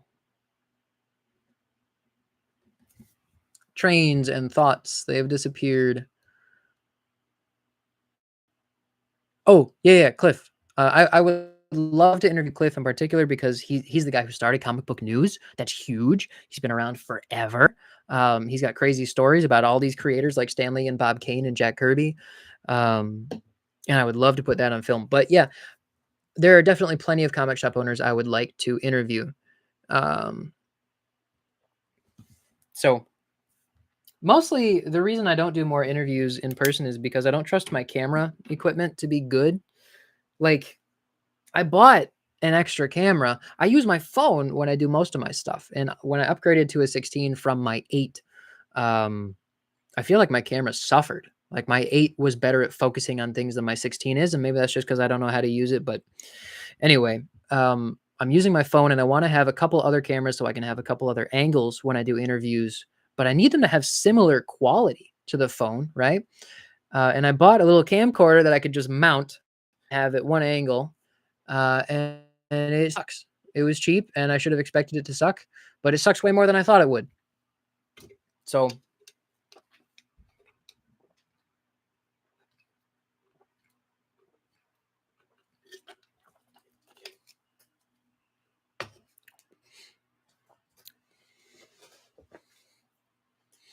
Chris, you run a shop? What's your shop called?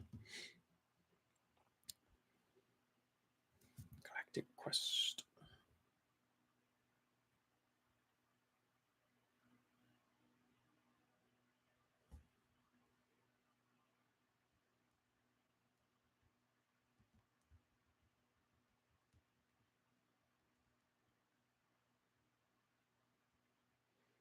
Nice. Okay, so the next commission. Oh, I see. That makes sense.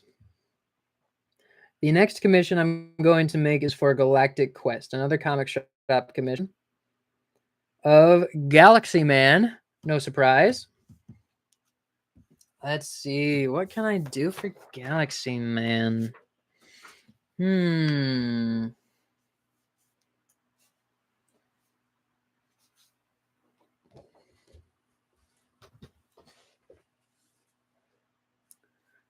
Galaxy Man. There's got to be. Hmm.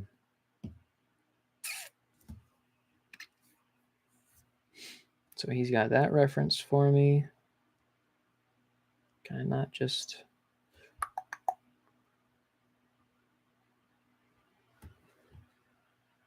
I didn't realize Galaxy Man had his own Facebook page.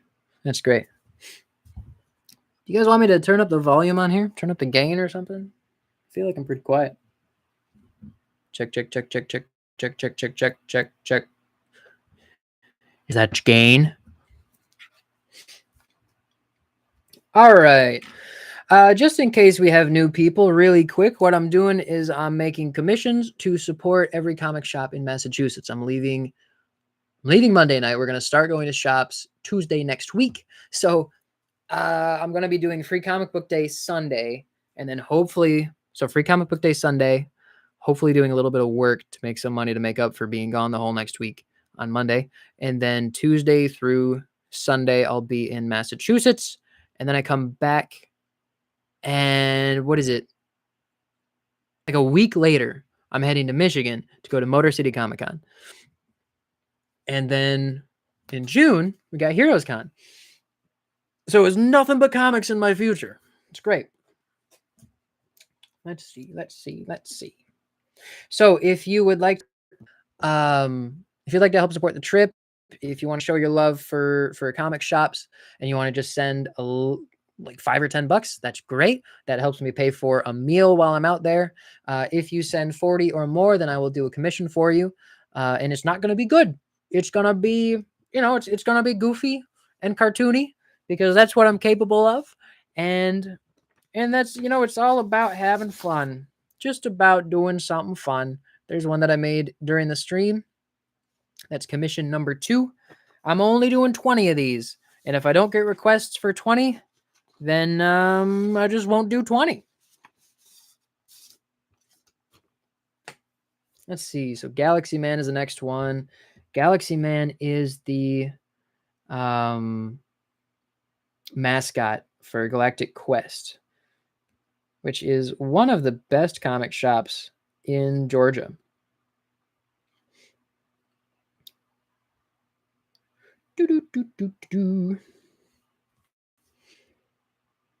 Let's see. What can I have Galaxy Man doing?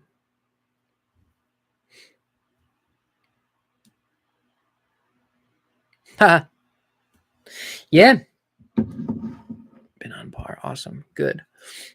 Yeah, if you're going to be at Motor City Comic Con, I'll be there Saturday, May 17th. For the first half of the day, because I got to get back to Ann Arbor for the second half of the day. I'll be on stage at the Blind Pig in Ann Arbor doing a Beastie Boys tribute set with one of my buddies. I was in his band when I was living in Michigan. So I'll be there the first half of the day. Please stop me and take pictures with me because it makes me feel super cool. What I would really like, I haven't done it yet, and I really got to do it because I'm running out of time here. But what I would really like is to wear a shirt, a custom shirt. It's got, the logo for the channel on the front, and then on the back it says I'm Kurt Williams and you're somebody else. I think it'd be fun to wear that around a comic convention and see how many people recognize me. If it's more than one, I'm happy. If nobody recognized me, I'm gonna be real sad. Yeah, Blind Pig is pretty good. I'll also be at Blind Pig in June when my Chemical Romance tribute band is there. We had a show there in February last year. We did pretty well. We definitely made money off of it. We just played the Black Parade all the way through. I'm sure none of you are surprised to hear that I'm a big fan of Gerard Way, both Umbrella Academy and his other written works, and My Chemical Romance. I wouldn't say I was an emo kid growing up, but I came to really appreciate their concept albums in college. So I'll be there May 17th for Beastie Boys, and then June 13th, Friday, June 13th for My Chemical Romance tribute band. So if you live in Michigan, you should come to that. Okay. Galaxy Man. I think it'd be a little bit too on the nose to put cats in this one. I should probably not put cats in every commission I make. Here's my pencil.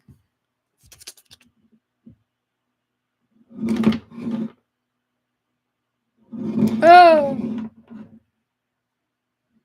Gone forever.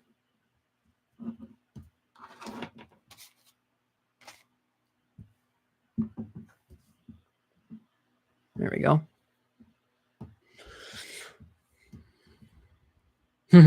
Thank you. Yeah, I was wondering what I should do for my sign off for a long time. And for a minute there, I was saying rise and grind, don't crease those spines. And I liked that one, but I felt like it wasn't really resonating. So I just went with the one I've been using now. My go-to karaoke song, good question. The first time I did karaoke was actually before I moved to Atlanta, but it was in Atlanta. I did Bohemian Rhapsody at this bar, and it was so good. I mean, people were just tipsy enough that they had a great time, and I didn't have to worry about the call and response stuff. Like, they had it, they were ready to go. Bohemian Rhapsody was a lot of fun for karaoke, but Take on Me is definitely a go-to that I've done a couple times. Or what's it called? Amish Paradise. Weird Al's Amish Paradise. That is, it's usually either Take on Me or Amish Paradise that I'm doing for karaoke. Love Weird Al. How should I do this Galaxy Man?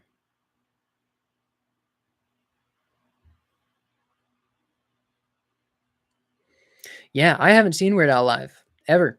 But My Chemical Romance and Weird Al are going to be here in Atlanta in September, and I'm stoked. So excited about it. Never seen either of them, but I mean, if they're going to be 20 minutes from my house, then I got to go. Let's see.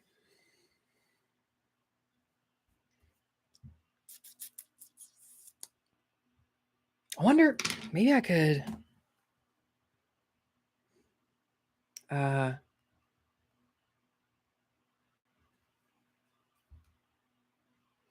maybe I could do a spoof.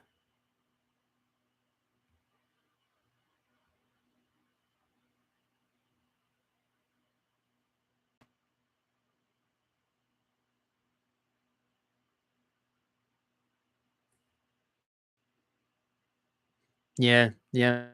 I've been babysitting this kid since I moved here. Every week I babysit. He really likes Weird Al. He's only 6, but he loves Weird Al. And it's like, you know how easy it is to babysit a kid who just wants to listen to Weird Al and play Pokemon?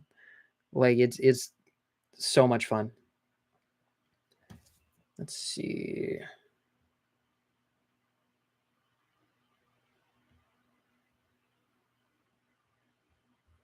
I want it for my Galaxy Man commission. Yeah, that's what I'll do. That'll be fun. Now that I've decided, I'm not going to tell you what I'm doing. You'll have to wait. Oh! Sorry.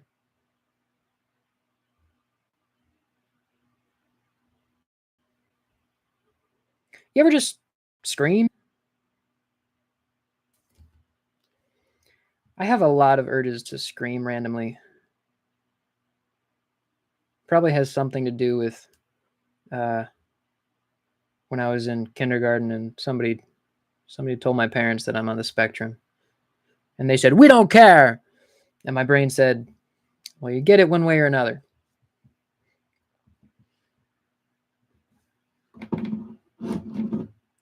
Okay, here we go.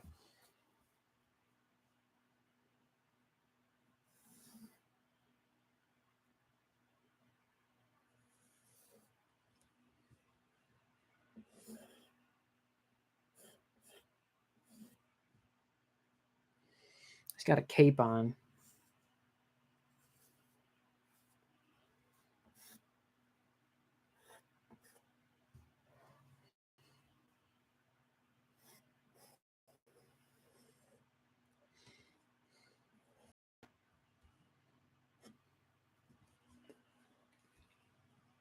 Oh,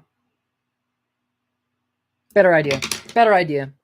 Sometimes this happens. I just had a brain lightning. Oh, why did I draw in such heavy pencil?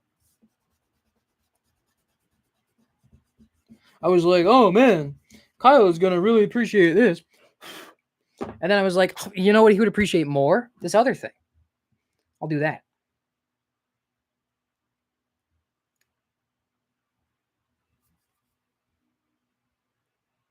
Where is it? Where's the one?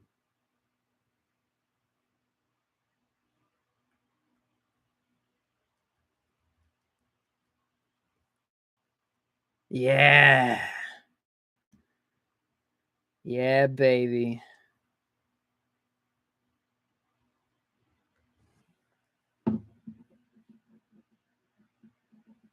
What the heck? Huh.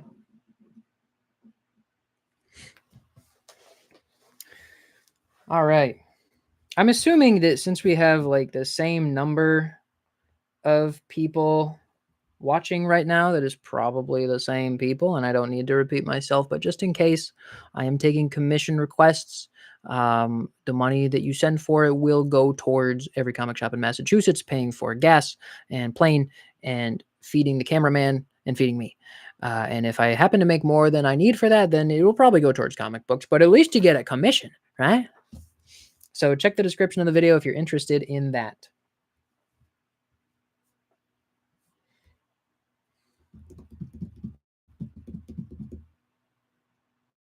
There are no critters in outer space.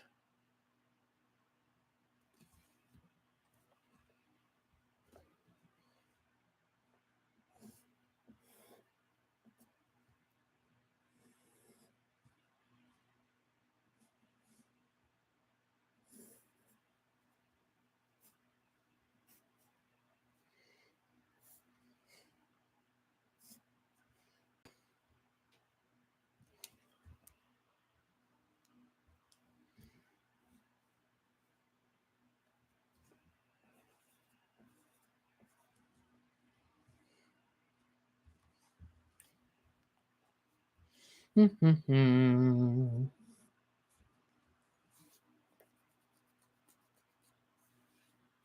don't know what Bloodhound Gang he is. What's he sitting on? What's he sitting on?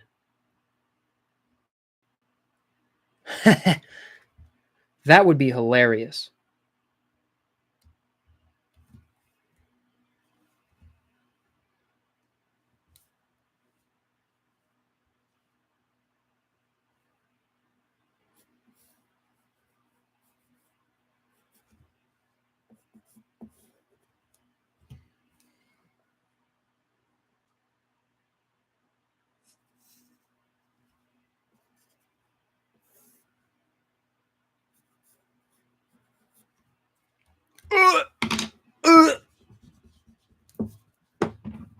That's bad.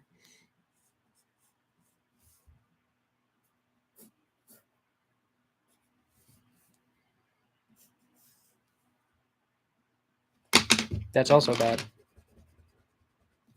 Accept the mistakes. Accept the mistakes.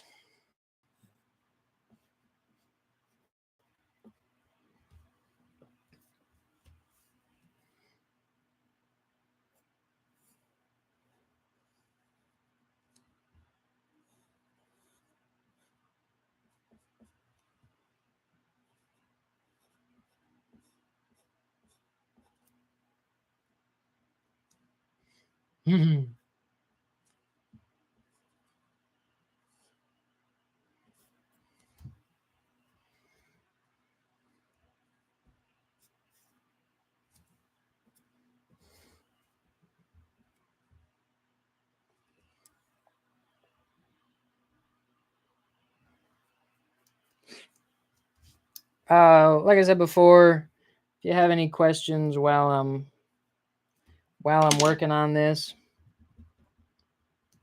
just let me know, because it is hard to think of things to say while you are drawing.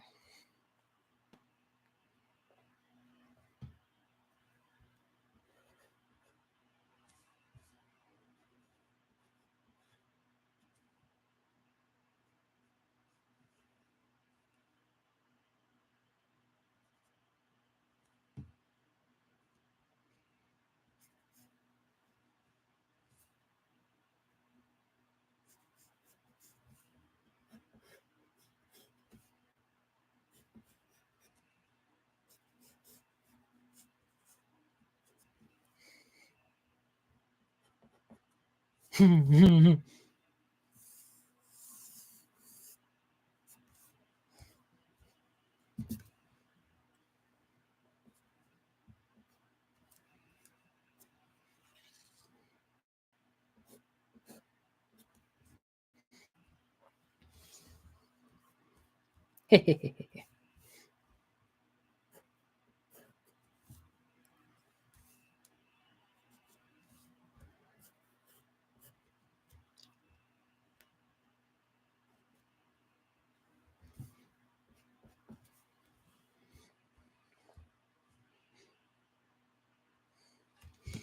right, now show me good.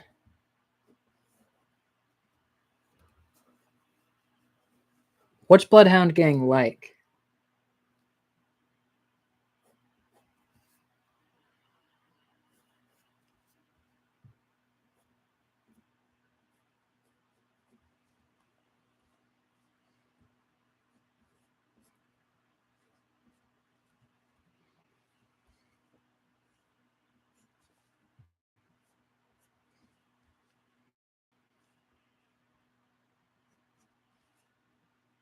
They like the dead Kennedys?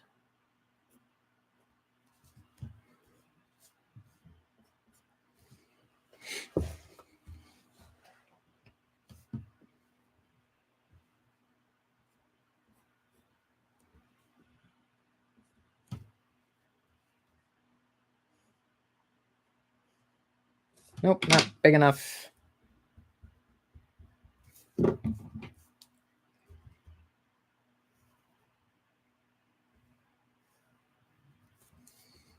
Gonna need to make his chin bigger. You can always have a bigger chin when it comes to superheroes.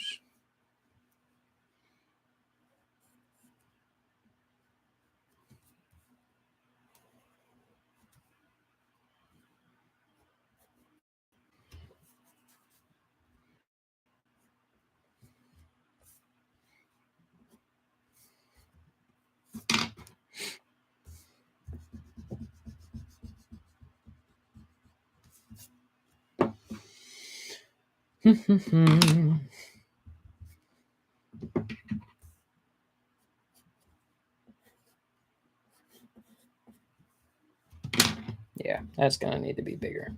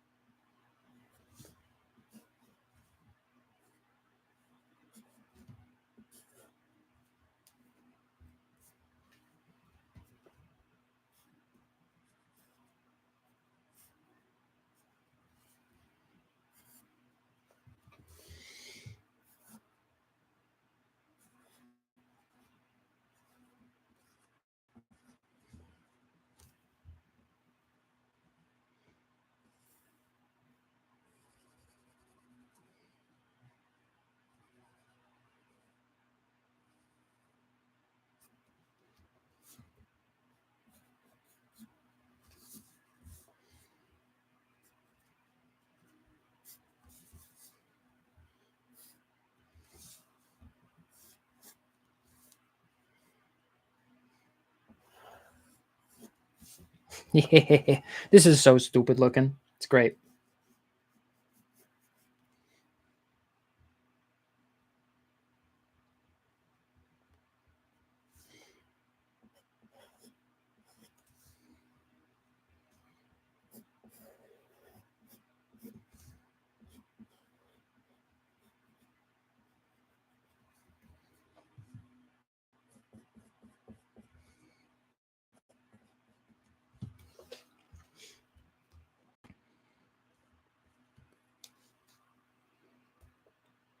Hey, 2 hours. I've been here 2 hours.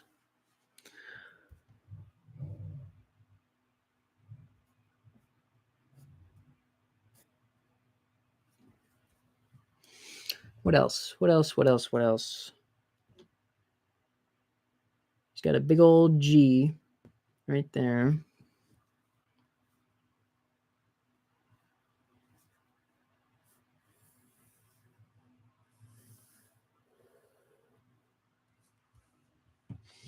I guess we can give him. Oh, careful. Yeah, we'll give him a nice.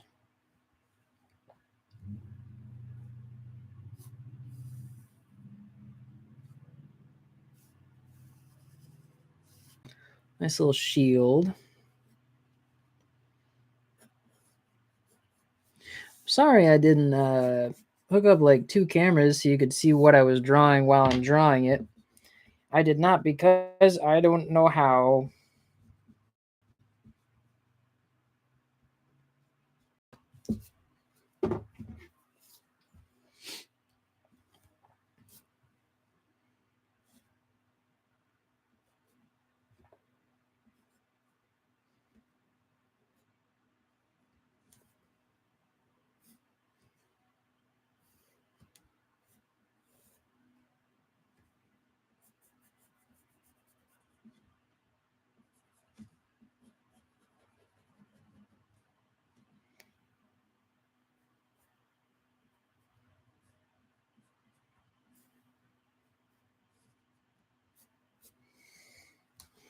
Mm-hmm.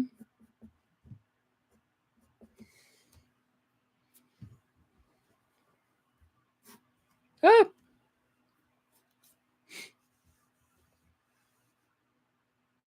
Ah. You know, I grew up on Weird Al, so there were a lot of songs.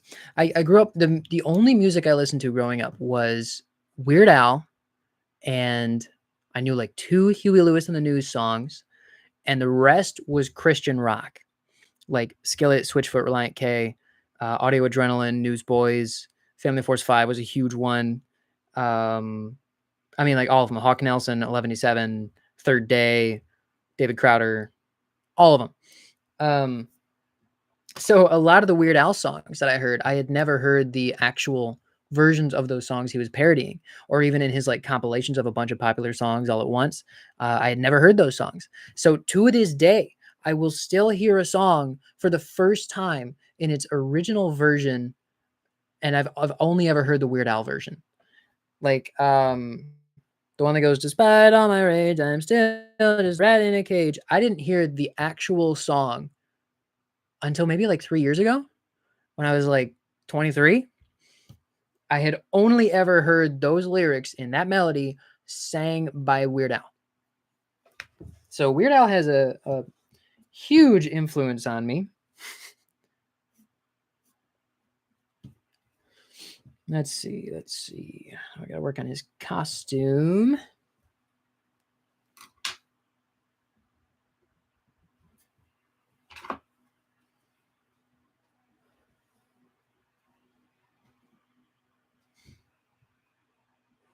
Despite all my rage, I'm still just a rat in a cage. Despite all my rage. Rat in a cage. And then it goes into Green Day or something. What's going on with his gloves? Just got regular gloves. And he's got like...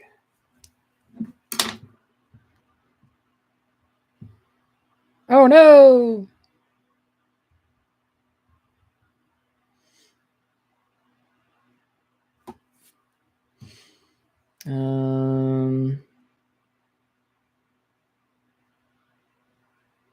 Another picture of you, please. Yeah, okay, so...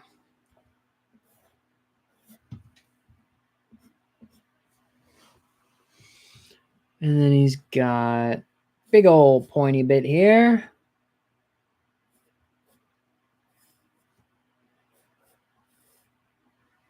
Maybe it should go over here and then do that.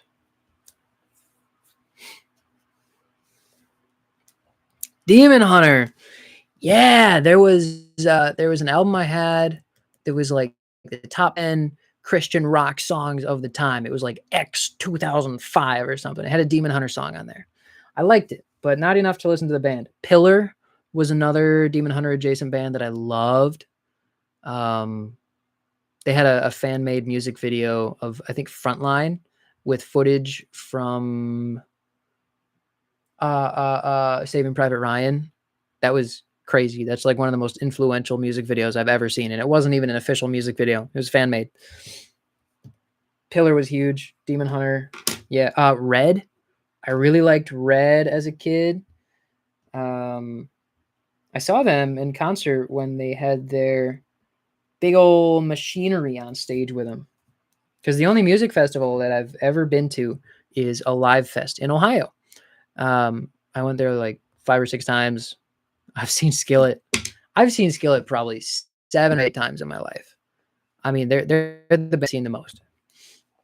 And it's not even because they're my favorite band. They just have the band that I see the most.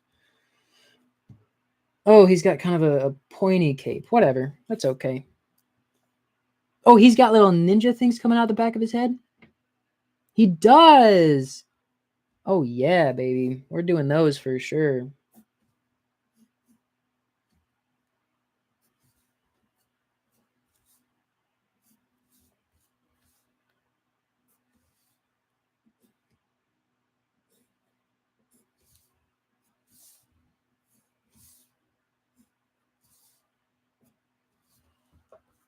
That looks terrible. And not in a good way.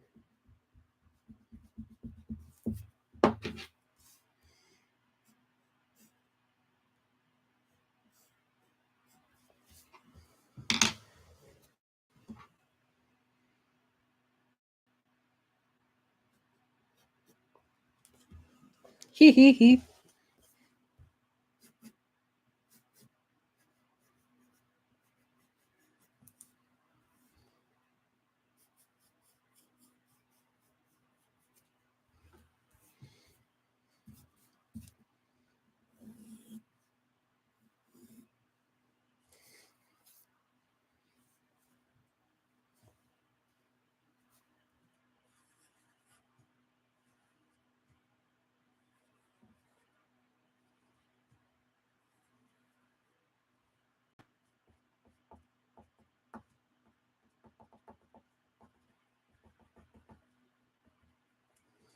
This is so much fun.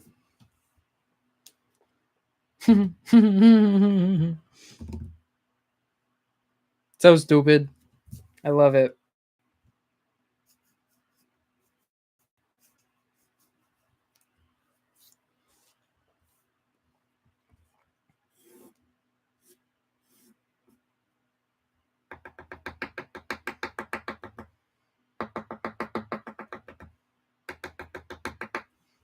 Yes, I don't know. I don't know how to draw that.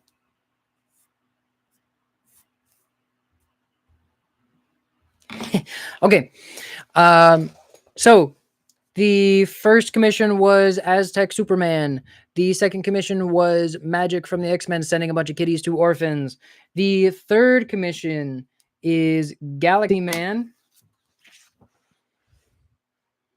It's an homage of Frank Frazetta's Death Dealer, but instead of riding a horse, he is riding the Silver Surfer through the galaxy. So I hope you like it, Kyle. I'm about to start inking it. Figured this one would be a nice, fun idea. Oh, I gotta give him the gloves. He's got gloves on. What other little details am I missing? He's got stripes on his legs, on the outside of his legs. Oh, and he's got boots on.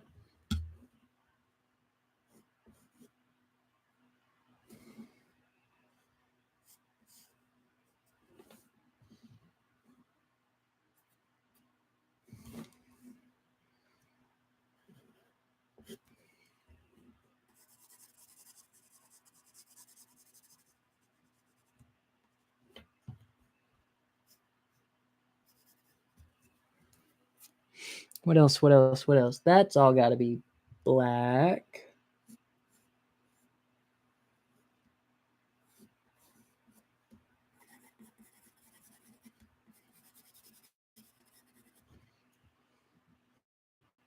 Those are going to be black. His face is black. Okay. He's got the Batman 66 face mask going on.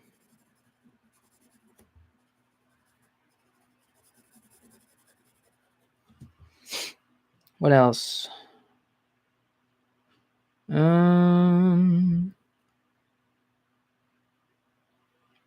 That's black.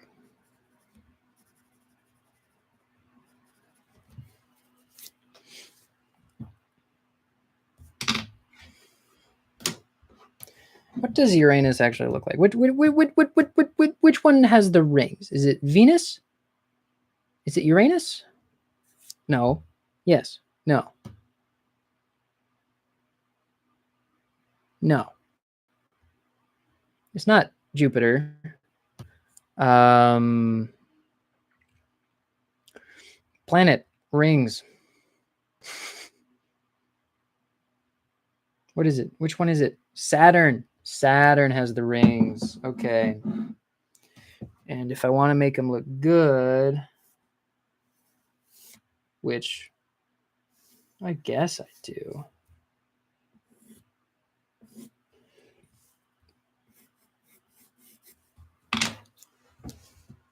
Saturn, thank you.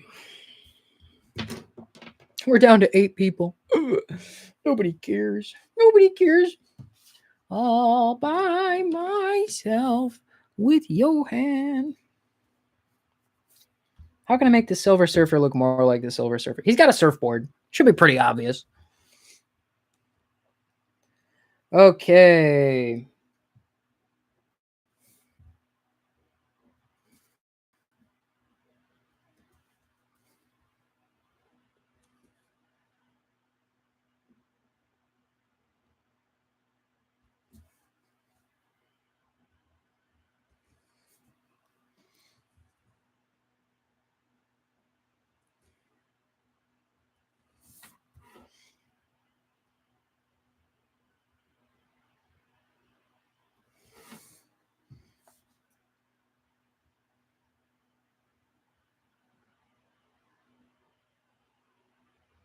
Oops.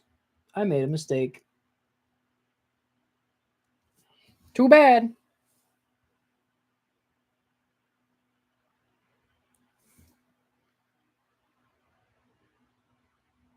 Mistakes are just opportunities.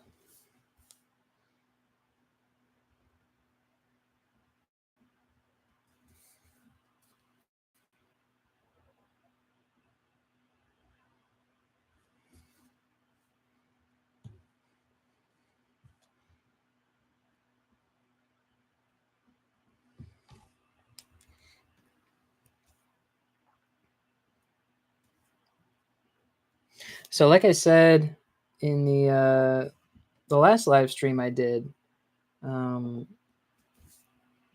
have a really hard time overriding a perfectionist urge. Not that I am perfect, of course, but I have a hard time accepting that my art will not be amazing. And what finally got me to kind of override that perfectionist urge was this video I saw about a comic book called, what was it called? Like Tokamaru or something? I don't know. The video the creator of it made was about failing, about how his comic took him 13 years to make. And when he was finally done, he was like, man, I wish that I had made more comics by now because I have so many other things I want to make. And so he was trying to convince you that when it comes to making art, you just got to get used to the idea of failing. And like you're going to fail. You're going to do a bunch of things that are not perfect. But if you want to keep making art, you got to learn to accept that failure, and you got to accept to make those failures quickly so you can move on to the next thing. So you can learn from it and make something better. And I really took that to heart, you know, the failing faster mentality, because every artist wants to make the best thing that's ever been made. But you're going to end up making either one thing that is never going to be good enough for you, or you're going to make no things because you're too afraid to start. And that's unacceptable to me. So what we're doing here today is practicing failing faster.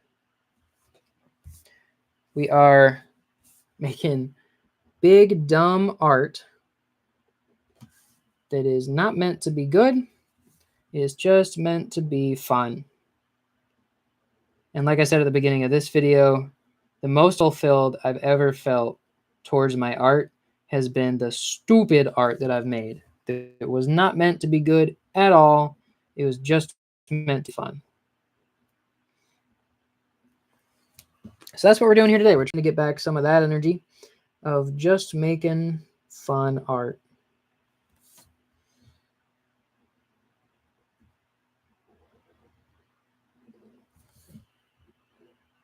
And what I was going to do, when I said I had an idea and then I had a better idea for this, was I was going to do an homage or a spoof of Norman Rockwell's painting, The Cop at the Bar with the Kid, and have Galaxy Man be in there, but then I would have to figure out somebody else to be in there. Because I really like Norman Rockwell. I think he's fantastic. But I know that Kyle from Galactic Quest really likes Frank Frazetta. So I thought maybe he would appreciate this more. I hope he's not upset that I made Galaxy Man Death Dealer. I hope he's not upset that he's carrying a big old scythe or axe or whatever that is. It's all in good fun, I swear. I don't know the content of the character for Galaxy Man, so I don't know if this fits with his motif.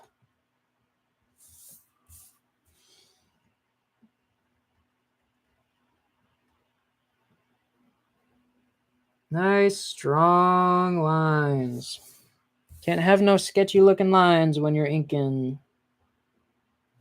Gotta make a line with purpose and deal with it if it sucks.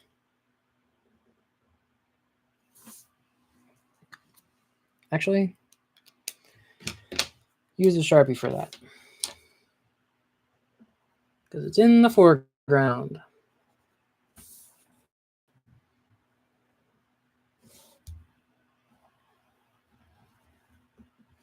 When I was in high school, and I would have concerts for my band, I would draw a bunch of tattoos all over my arm with Sharpies. And it started out just being on my left arm, and I would draw it with my right hand.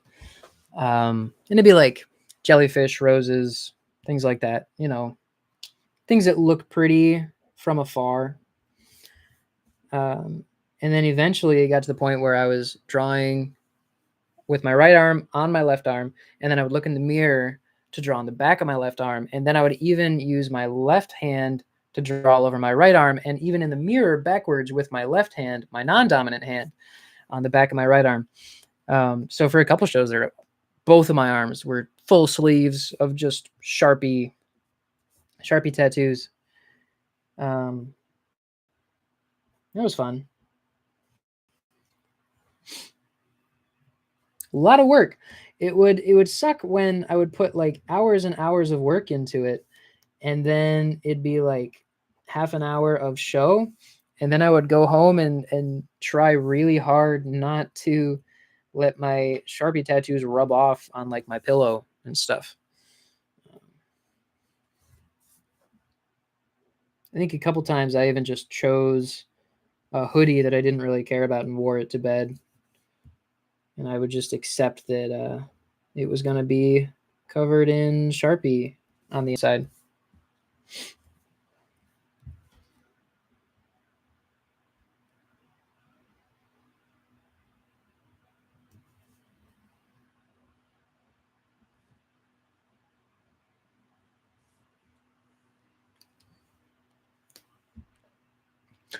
Nobody's commented in a while. You guys are gonna leave me alone?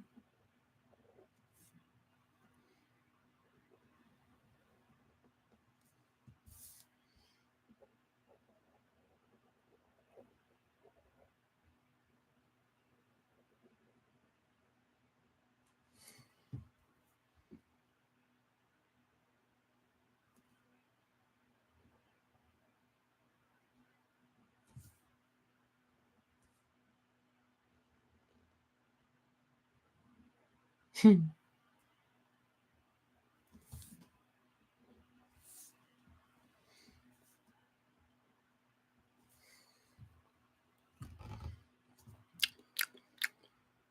to 9. What we peaked at like 28 people, I think, right? Take a quick break here just to repeat. We are accepting commission requests to help fund every comic shop in Massachusetts. I will start commissions at $40 because I still got to mail them to you, and I only have 20 commissions that I'm going to do.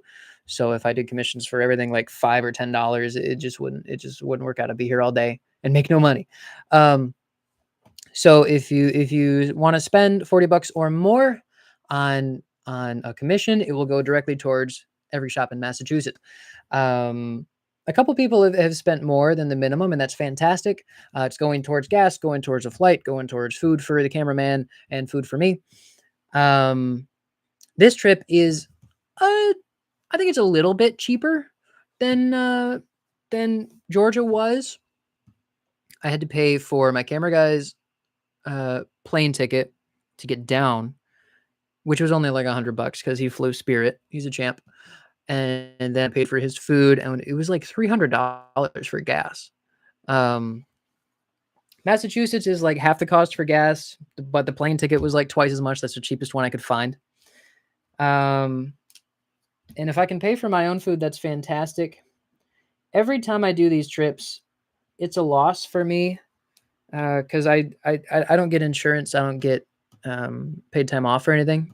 So it's always going to be a vacation pretty much that I'm working, because much as I love these shops, it is a lot of work.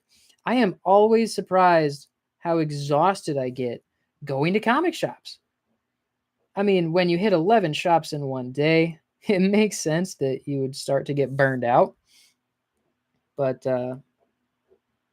especially for the cameraman, like Adri, who was the cameraman for a lot of Michigan and then all of Georgia, he doesn't really like comic books. So he had a really hard time keeping the enthusiasm up because it just wasn't interesting to him. And I have a new camera guy this time. New guy is Ryan. I have warned him that is going to be really cool. Looking forward to it, Masterful Cat. I've warned him it's going to be really draining because going to 40, 50 plus comic shops in 1 week, if you're not a comic fan, is rough. So I warned him, this is going to be draining, and you're like doing me a huge solid by doing this. But I was the best man at his wedding, so we're tight. He's fine. He'll be fine.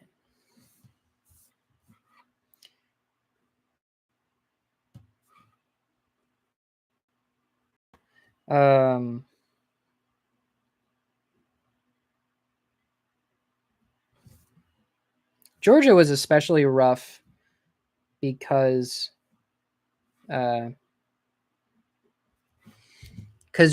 only allotted like 15 minutes per shop. I only gave myself like 15 minutes to see the whole shop and take all the footage and talk to the people and do my own shopping if I was going to do any shopping. And that just wasn't enough, especially because we would be in the shop for 15 minutes sprinting around trying to find the perfect shots for everything. And then we get back in the car and we to drive like 45 minutes or an hour and then do like 15 minutes of insane footage and then get in the car for another 45 minutes or an hour. And it was just a lot,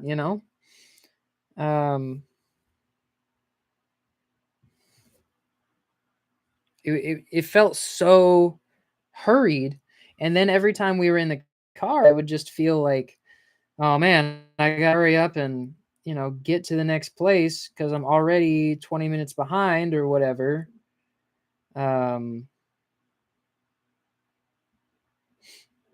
It was just stressful. So I gave myself more time at the shops this time, but it's a lot of work. I'm going to try to make it not as much stress, but it could be a lot of stress. And I feel kind of bad for camera guys who have to do this because it is pretty intense.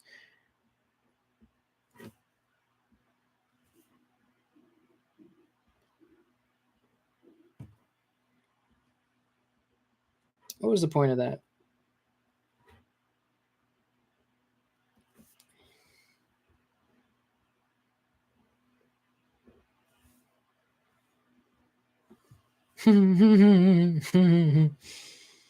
Let's see if you're holding. Okay.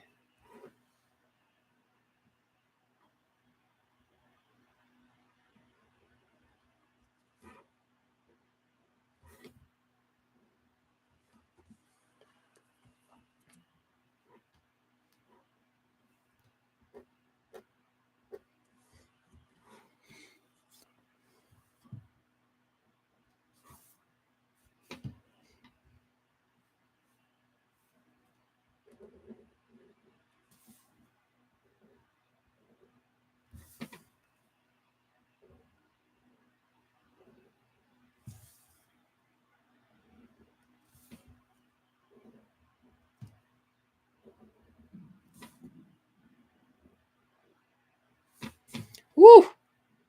You know what I didn't think about was how hungry I would get doing this.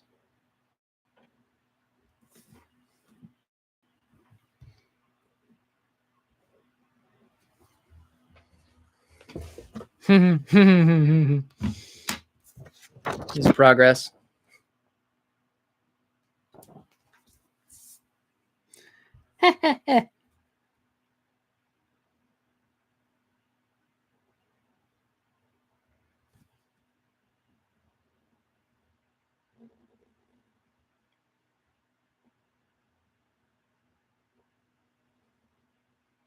You know, my fiance and my dad are always trying to get me to cosplay when we go to conventions, and I've never really been into cosplaying. But who do you think I should cosplay as? Like who?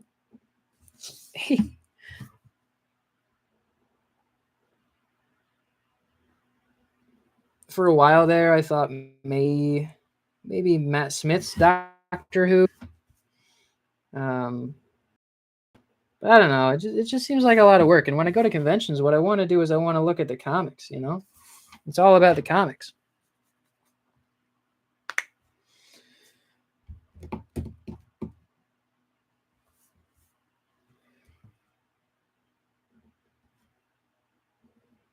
Just feel like much as I would love to take pictures with people just as myself because they recognize me from this, I don't really want to stand around taking pictures of people and with people in costume. It just doesn't appeal to me. And of course, there's all these great costumes you see at comic conventions, and they deserve their accolades for sure. Um, but I don't need to be part of that.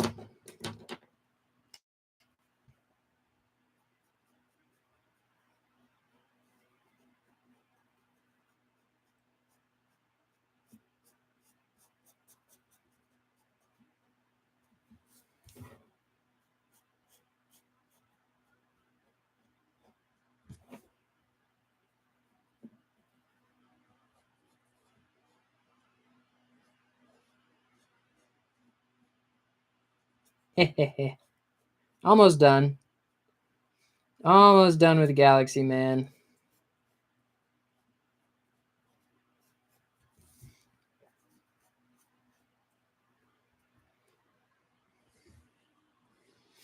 Yes.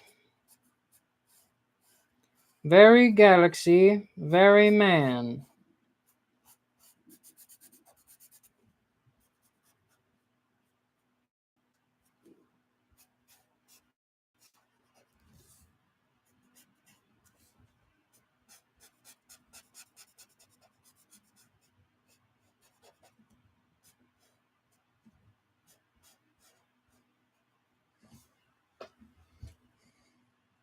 Are his boots blue or black? I think they're blue. Yeah, they're just a darker blue.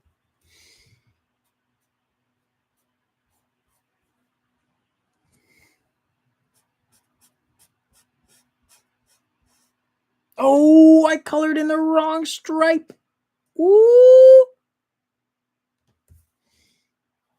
Fail faster. Gotta fail faster.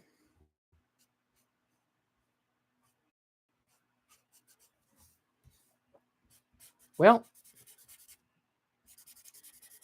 every mistake is an opportunity.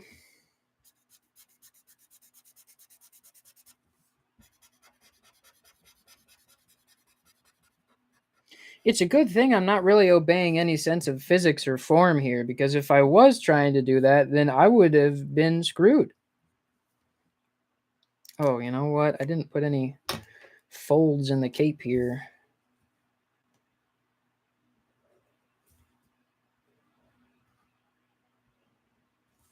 That'll do. Now we gotta draw the surfboard.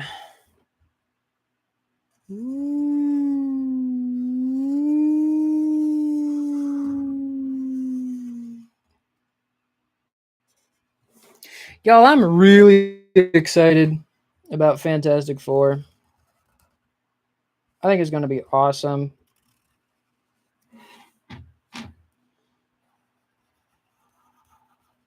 Oh no, my line is not strong. It's a wimpy little line.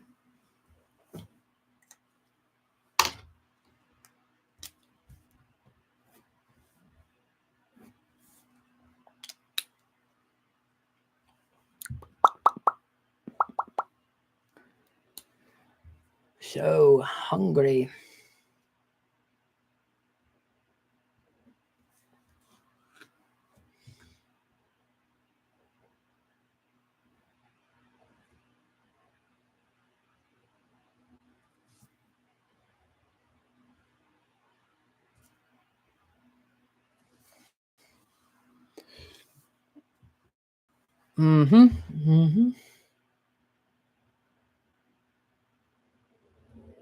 Oh boy, that was a mistake.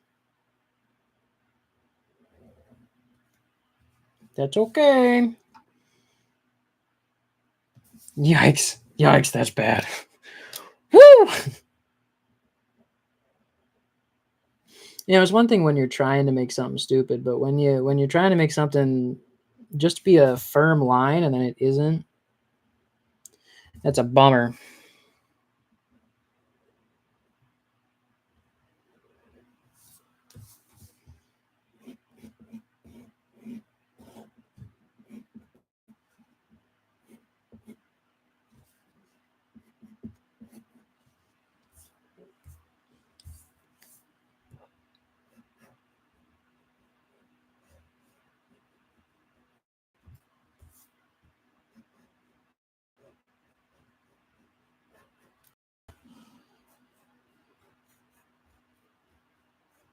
So I watched the movie Kick-Ass for the first time last night. There it is. Now I got to erase some of the pencils. Yeah, I watched the movie Kick-Ass for the first time last night. Not last night, 2 nights ago. And honestly, I was really surprised. I just made that video trashing Mark Miller, which, you know, like I said in the video, he has done some really good stuff. There are some Mark Miller stories that I really like. But lately, his work has been very cookie cutter, very bland, I think. So I watched Kick-Ass last night just to see, I don't know, just to see how it was, because it was my first time. And honestly, it surprised me. I thought it was pretty good. I mean, it was very Mark Miller, very obviously a Mark Miller book, but it was pretty good. Pleasantly surprised.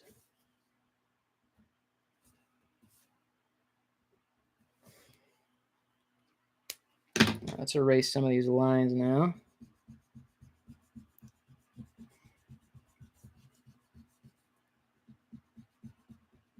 Oh no! My ink was not dry yet. Just yesterday at Infinite Realities, I met Bob McLeod and June Brigman. That was super cool. I didn't realize June Brigman was a local. She illustrated the issue I had her sign was one she illustrated issue 204 of Uncanny X-Men. It's the one where Nightcrawler goes into Murder World to save this jogger who turns out to be the queen of some country. And it's really good. I remember that issue really standing out to me when I bought it, even though I was, I don't know, 11, not even at the time. I got it out of a dollar bin. I just wanted it because it was X-Men. And I had grown up reading my dad's X-Men comics and figured that was the best of the best. So I bought it for a dollar, and it really impressed me even at that age because all the stuff around it was John Romita Jr., you know?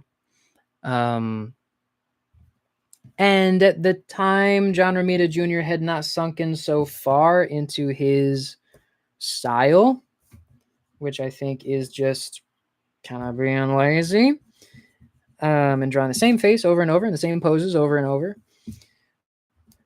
But he hadn't really gotten into that pattern yet. And it wasn't that terrible, but it was definitely, it was getting there. It was moving there. When he did like issue 176 or whatever of Uncanny X-Men, he was still pretty similar to his dad. Little bit different, but pretty similar. And by the time you got to like issue 200, I felt like it was starting to suffer. So issue 204, the one by June Brigman, I keep wanting to say Bridgman, was definitely a fresh take. I mean, the poses were fresh, the composition choices were fresh, all the lighting was fresh. There's some really striking panels in there. So I was really excited to meet her. I honestly didn't know who had drawn that issue until I saw that she was coming, and I looked her up and I was like, oh, she's the one who did that. Like, this issue made a big impact on me for sure.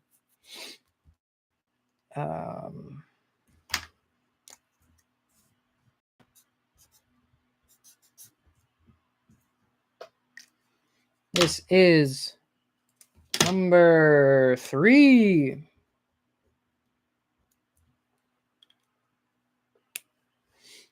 Yeah. Commission number 3. So that's Galaxy Man. He's the mascot of Galactic Quest. I did kind of a spoof of Frank Frazetta's Death Dealer. And instead of riding a big old horse, he's riding the Silver Surfer because he's Galaxy Man. He's in the galaxy. I hope he likes it. It's very goofy.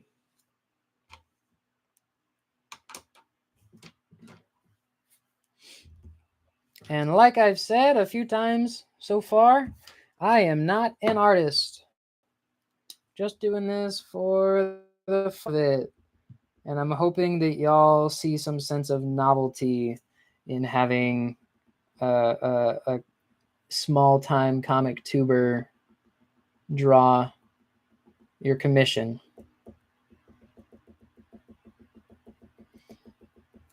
And I am only doing 20 of these. If I get requests for 20. I don't know. Is $40 too much? Is it like scaring y'all off? I feel like I'm gonna spend an hour on it. I should probably charge about that much. Yeah, I'm pretty happy with it. Let's see, 1, 2, there they are. Number 3.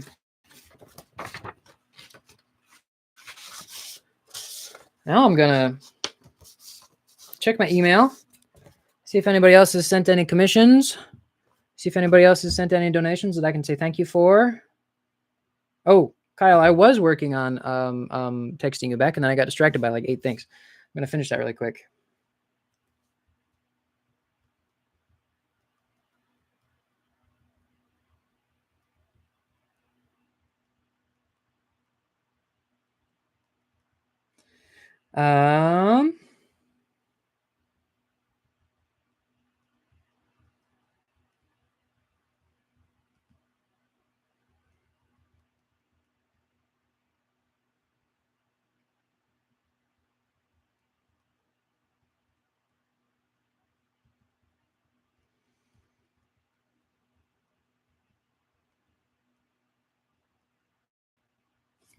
Okay, checking my email.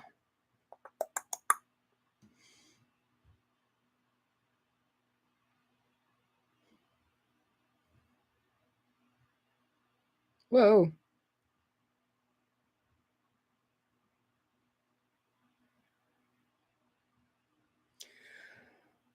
Okay. While I wait, I'm just gonna chill for a minute and wait for y'all to tell me what you want.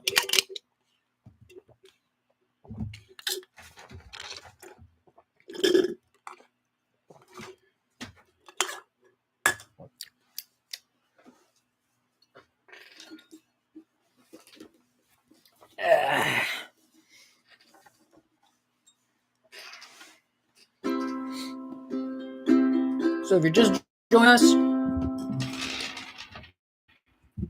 joining us, which I don't think any of you are, but just in case, we're doing commissions to raise money for every comic shop in Massachusetts, which these every comic shop in wherever videos have definitely been my most popular, the most viewed videos. So I'm hoping that every comic shop in Massachusetts will take this channel to new heights and make me finally crowned the king of all the nerds. Or something. So if you'd like a commission, if you want to help support the trip, I've got all the information in the description for where to send donations, and you can go ahead and email me your idea. As you have seen, I am not necessarily an excellent artist. I'm not even that good of an artist, but I'm hoping that the novelty of some random comic tuber drawing something for you, and then the money going towards every comic shop in Massachusetts will be enough to inspire some of y'all.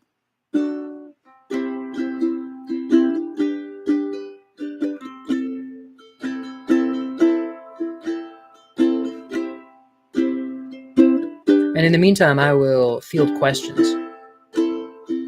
about anything you want.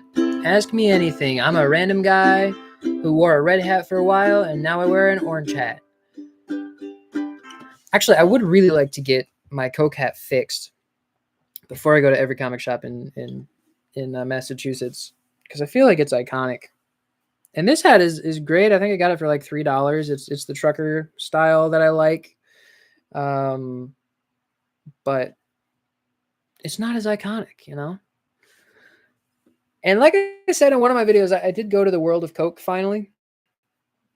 After wearing a Coca-Cola hat forever, and I was really turned off by they make you watch this 7-minute propaganda video. If you haven't been to the world of Coke, Atlanta is the birthplace of Coca-Cola, so it's a very big deal down here. Everybody has Coke, which is fine with me because Pepsi sucks. But the world of Coke is like this museum, and you can also try all these flavors of Coke from around the world. And I did that. I tried all 50-something flavors, and they were all terrible because I'm an American and my taste is very American, and I don't want to eat. I don't want to drink freaking Coke from Japan. Not into it. I think the best soft drink they had that's not American was Beverly. It was called Beverly. It's like some kind of cola. I don't know. Anyway, before you go into the museum, they make you watch this 7-ish minute propaganda video that's just all these clips that they took from like TikTok, like clips of army, like soldiers coming home and like their children seeing them, or like backyard barbecues, or like people in the hospital, you know, like all these very evocative personal moments. They show all of these moments spliced together, and then once in a while they'll just show someone drinking a Coke. Or they'll like splash a picture of Coke in there, just really quick, just subliminal messaging, pictures of Coke. And they'll be like, look at all these beautiful things that happen in the world.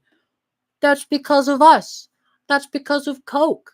Coke is everything good in the world. And it felt like a commercial, but it wasn't even a well-written commercial. It was just life and pictures of Coke.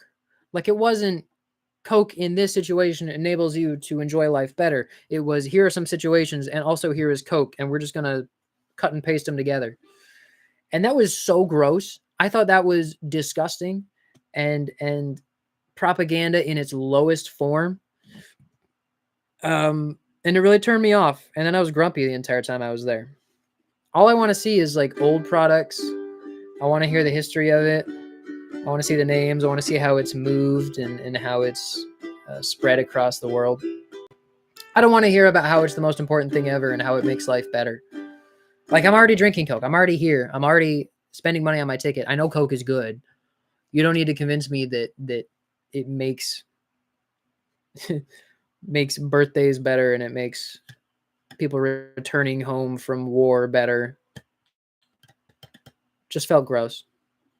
But here I am drinking it still because I'm addicted. Somebody mentioned the straw earlier. I know that drinking through a straw makes me look like a sissy. And I don't care because I went to the dentist a few years ago and they told me that I had 17 potential cavities. My dentist told me that I had 17 cavities starting in between my teeth. And at that point, I was drinking 3 or 4 cans of soda per day. So that was why.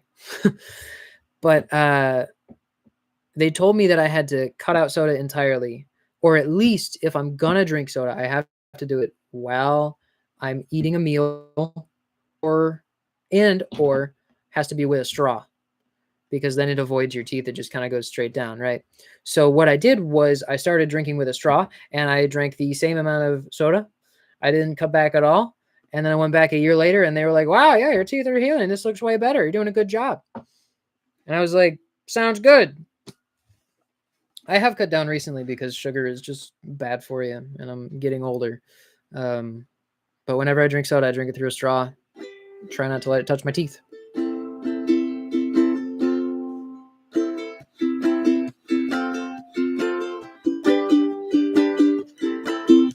Thanks, Galactic Quest. I'm glad you liked it. I'm glad you didn't think it was terrible.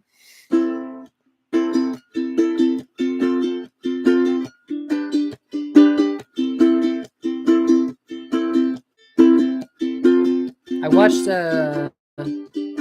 Daniel Warren Johnson live stream, and he started it by playing electric guitar or something. And I was like, that's a good idea because nobody shows up in the first few minutes. And I wish that I could play electric guitar. The closest I can do is ukulele because it's easier. It's only got 4 strings instead of 6. And a lot of the chords are just one finger. A minor, C, and you got G and E and D and D minor. But, you know, a lot of them are easy. Like, you can play Simple Man. G. No, sorry. C, G, A minor. That's it. That's the whole song. Da da da da. Da da da dum. Da da da da dum. Ba da da dum. Ba da da dum. That's the whole song. It's super easy. Anybody could play that. Any 5-year-old could play it. If you're saying to yourself that you can't play any instruments, you can Simple Man on ukulele. Trust me. This is dummy easy.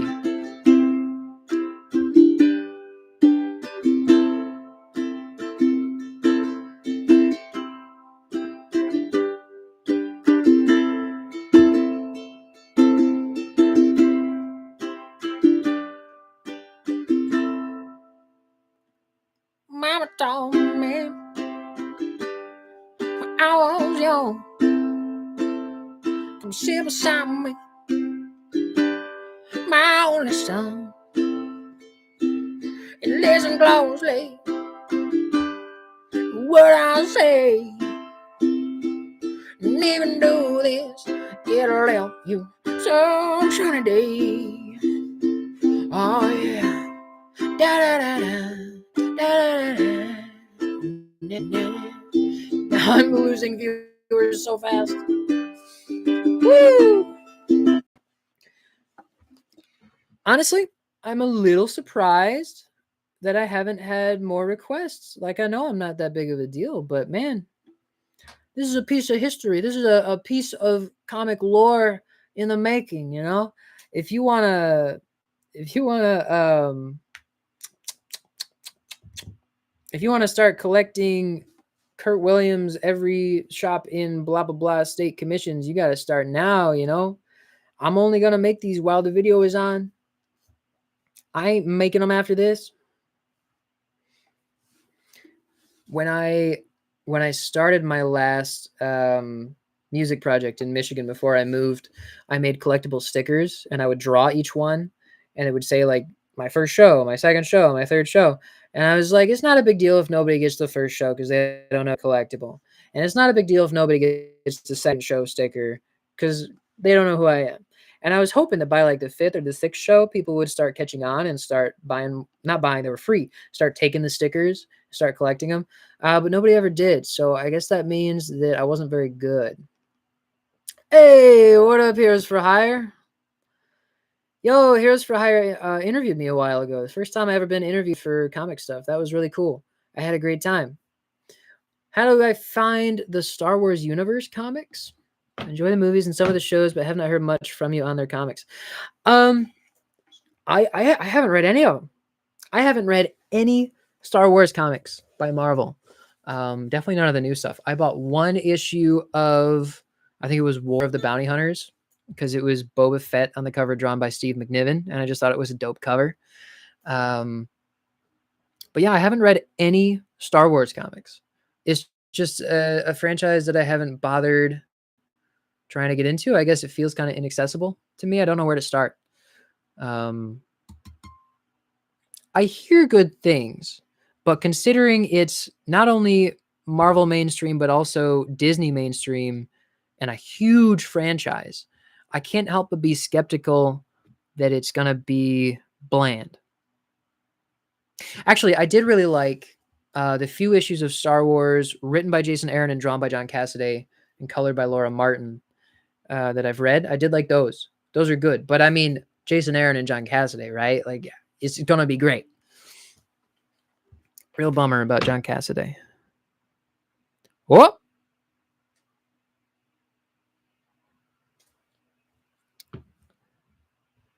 Somebody sent me some money. Whoa, whoa, whoa, nice. All right. I await your email to tell me what you want.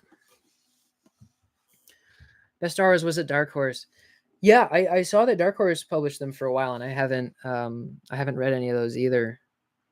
I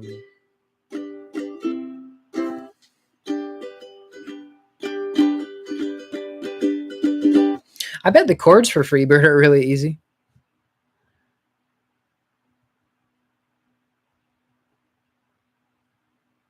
I was on a mission trip one time with my church back in high school, and we stopped at another church, and the church band there was a bunch of kids our age, and they were up there. It was a guy playing electric guitar and singing, and a guy playing bass, and a guy playing drums. There's just three of them, and I was a little turd.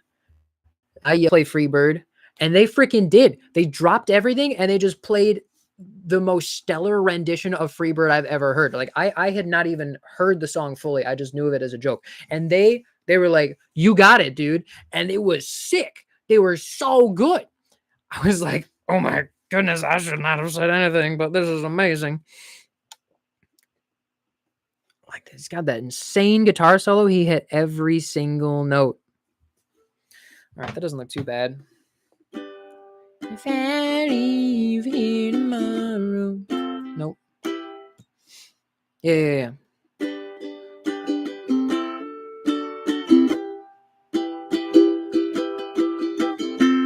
Would you still remember me? For I must be traveling on now. What? Too many places I gotta see.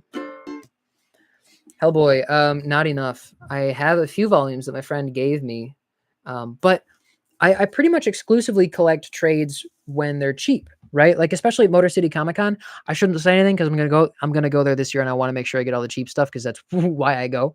But there's this one vendor at Motor City Comic Con that always has super duper cheap trades.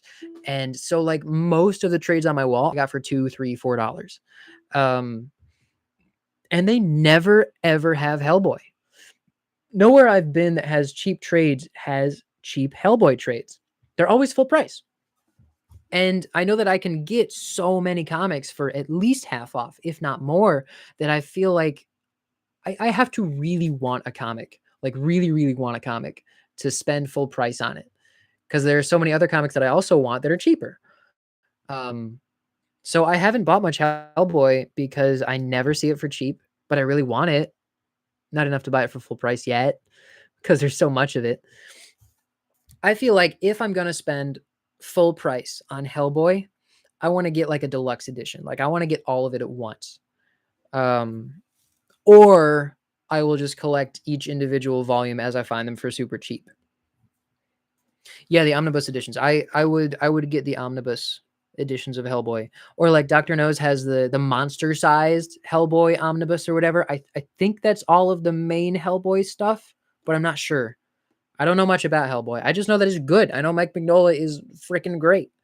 And he's got great artists who work with him, like Michael Walsh and Ben Stenbeck.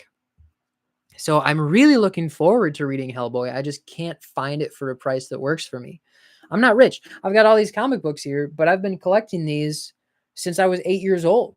You know, I've been digging through 50-cent bins and dollar bins since I was 8 years old. I'm just opportunistic. And I'd say in the last year or two, how many comics do I have right now? Let me check my app. Let me check CLZ. As of right now, I have recorded owning 8,460 comics, which doesn't count a bunch of new stuff I haven't put in yet. And I hit 5,000, I think, 3 years ago. So I've been buying comics a lot faster lately than I did for most of my life. I mean, making this channel and going to all these shops. You try going to 100 comic shops in a year and not buying 1,000 comic books. Like some of these shops just have such amazing deals. I can't help but grab some, you know. There it is. All right. All right, Alex. Here it comes. We got another commission request.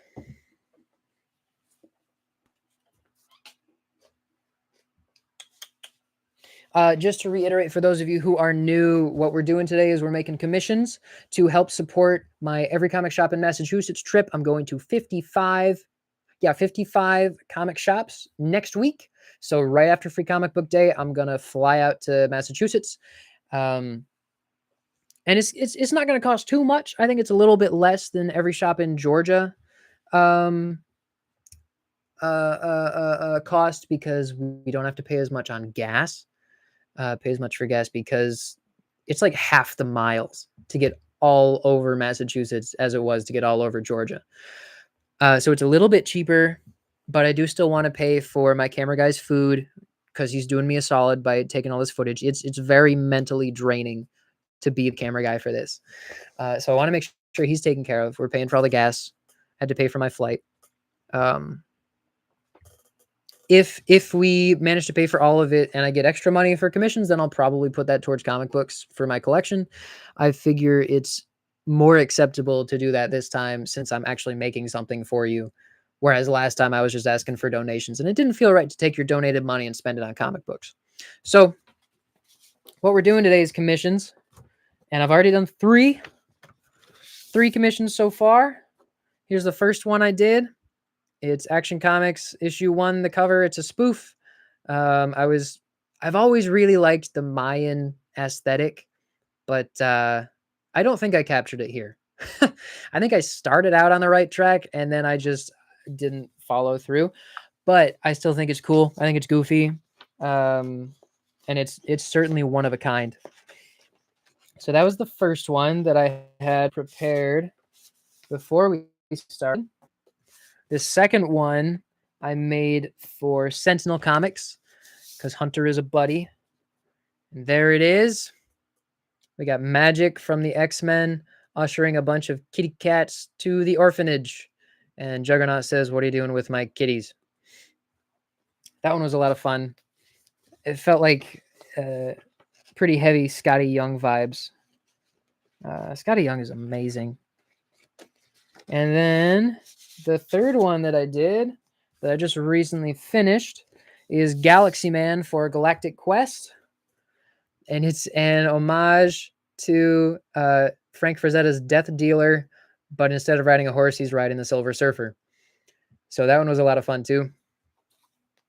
Having a lot of fun here. You know, the point is not to be good. You take a look at these and you say, "Oh, that's bad," and you're right. Yeah, I'm not nice. The fun is the point is just to have fun. The point is to make something unique that you can watch me make, and say that you watched this comic tuber do this, and it's just fun. So now we're gonna get started on commission number 4. Oh, Hall of Comics. Amazing backstock. Cool. Hall of Comics. When am I going there?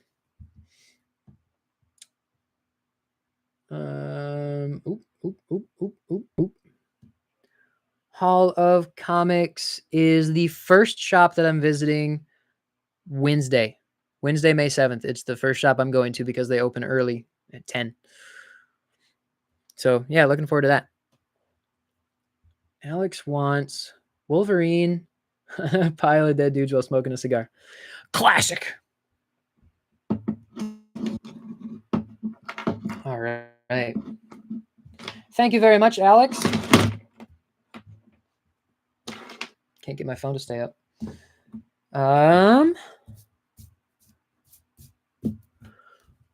What costume should I put him in? Okay. I could put him in. I mean, I could put him in the Fang costume from that one issue, but I feel like that wouldn't look very good if I did it. So maybe I'll go with maybe I'll go with the brown costume. That's my favorite costume.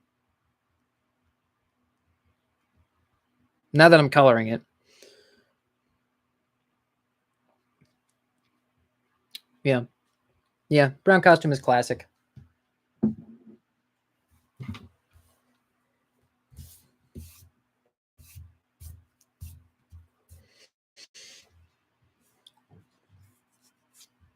Okay.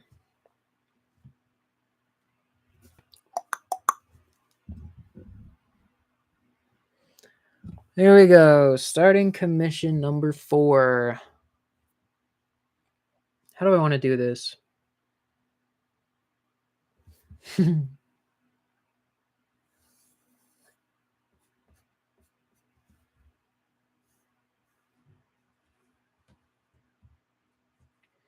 Give this guy some Elvis hair.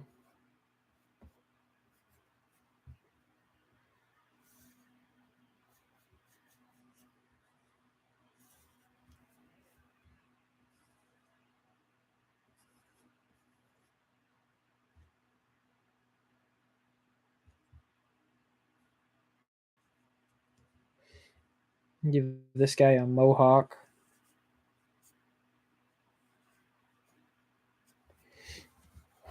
I gotta draw. See, the problem with drawing a bunch of dudes is that you gotta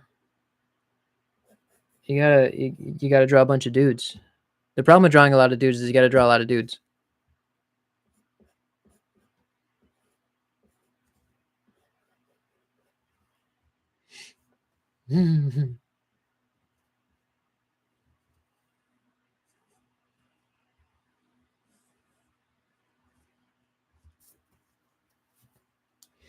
Bunch of dudes.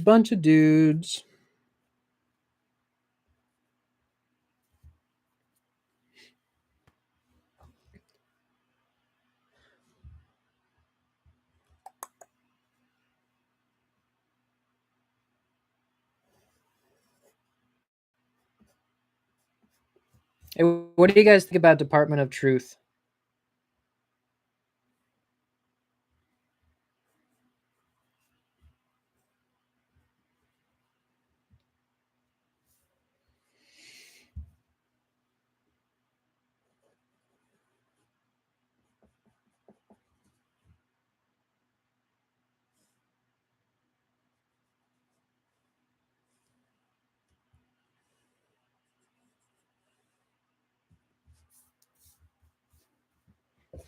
Wow, we're back down to 8 because I'm not talking anymore.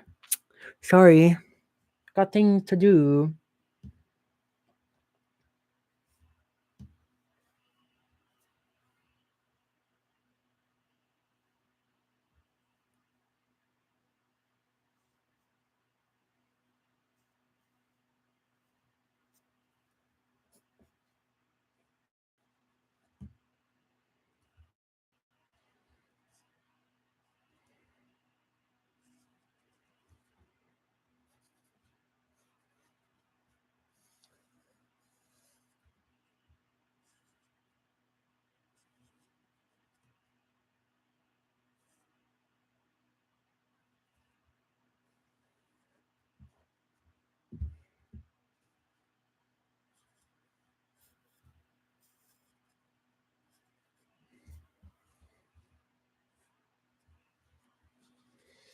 And it's bird you cannot change.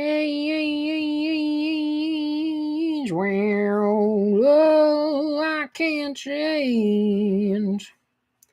Won't you fly, free bird? Yeah.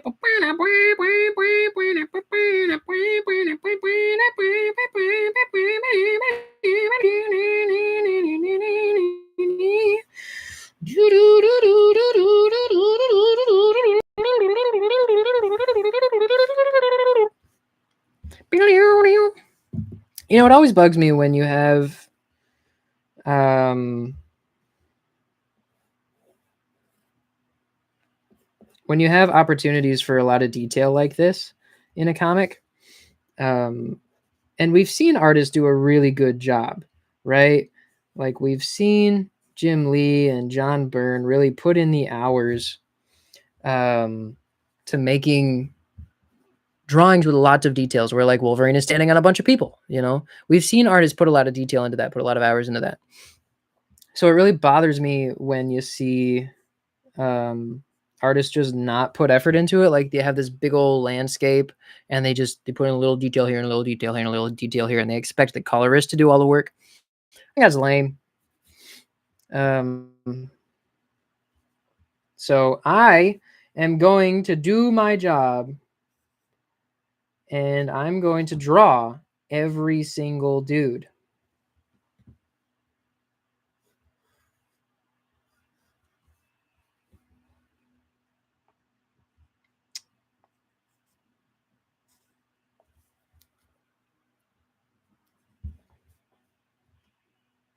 Mostly just heads.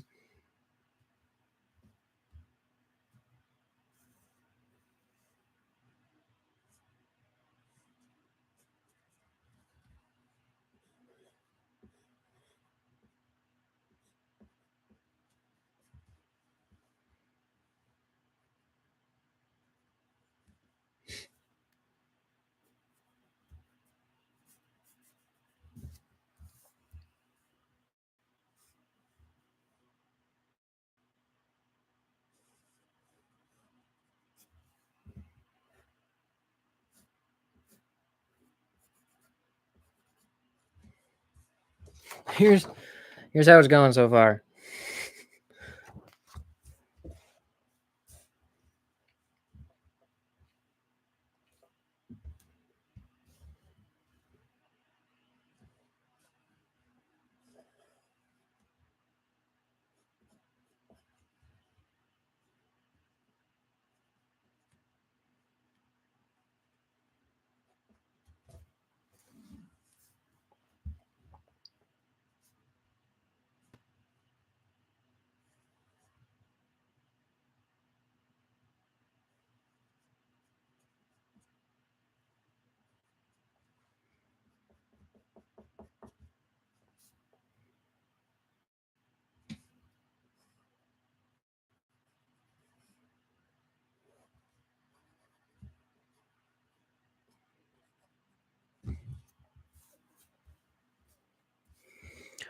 About 3 hours. Are you feeling it, Mr. Krabs? Put some under my computer there so it can not overheat.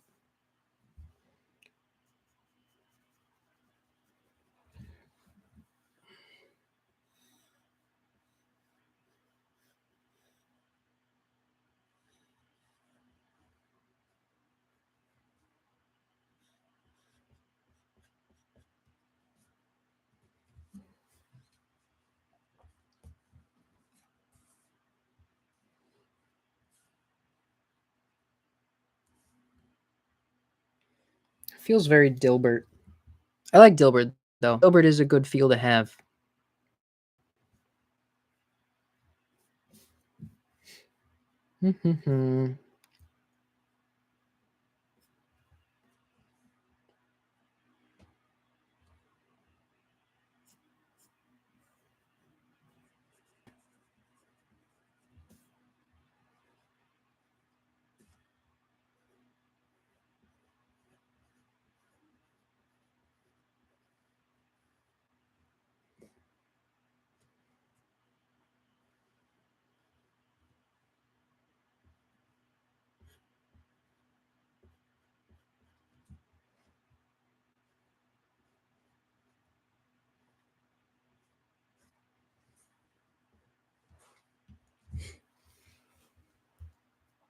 Once again, what we're doing here is making commissions to help fund every comic shop in Massachusetts.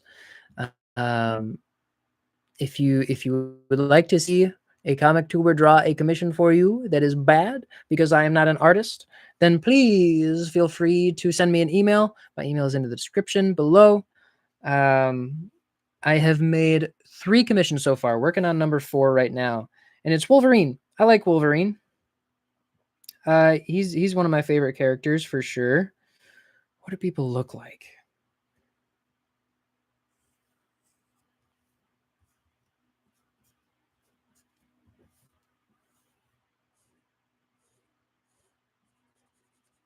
In kind of an iconic pose here, standing on top of a pile of bodies, which is very,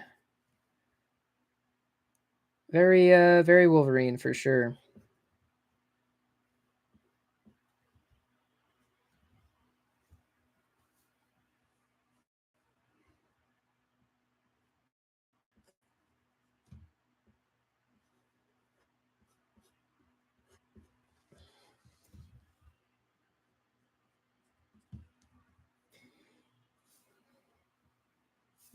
Boy, sure is hard to keep coming up with different looking faces.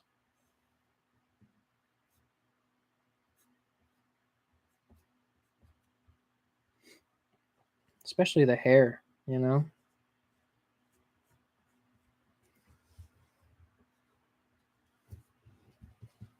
What other hairdos do people even have?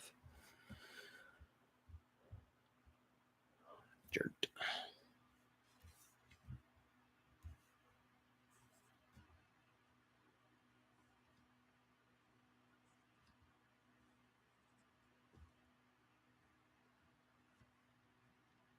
Why not? I'll draw another dude with a mohawk.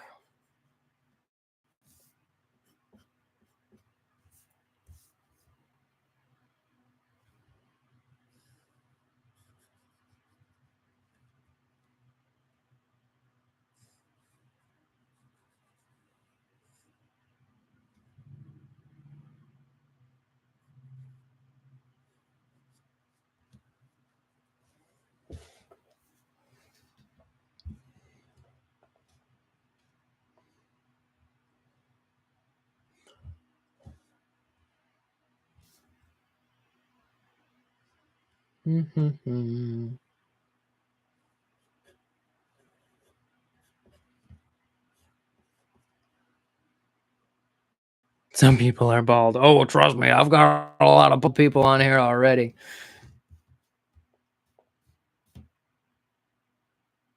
What's some stupid medieval weapon that I can add in? Ugh, no, no, no. There we go. Yeah. We'll put in a war hammer sticking out of this pile of dead people.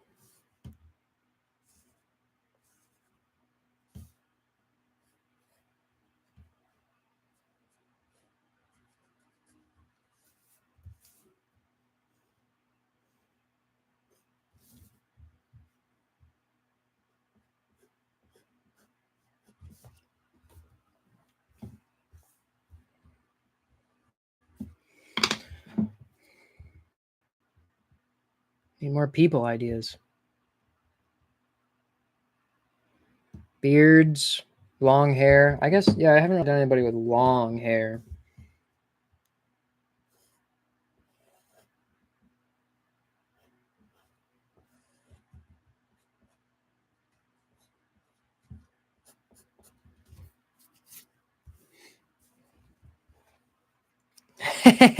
I love how, since I'm mostly drawing the heads facing the viewer, it looks like Wolverine stacked them all up so that they're all facing the same way, and then he stood on top of them. Like, you can see all their heads facing you, so it just looks like they're all laying down on top of each other with their feet at one end and their heads at the other end.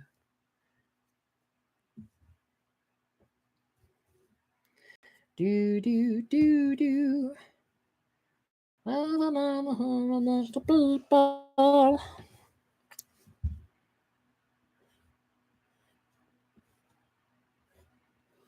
I'm gonna draw a dude with a anchor tattoo on his arm. Looks like a caterpillar. That didn't work out.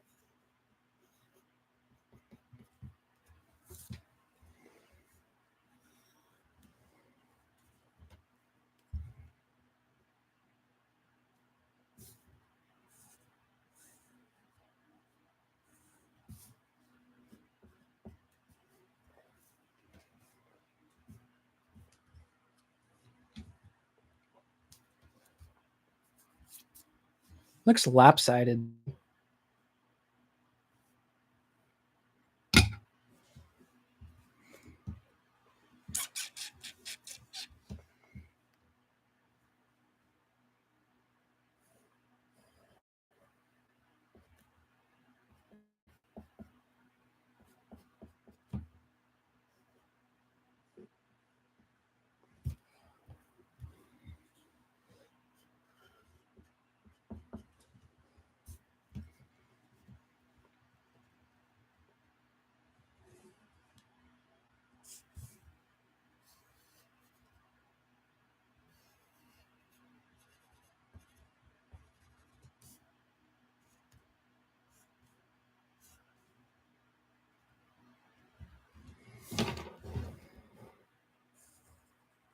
How do I draw a gun?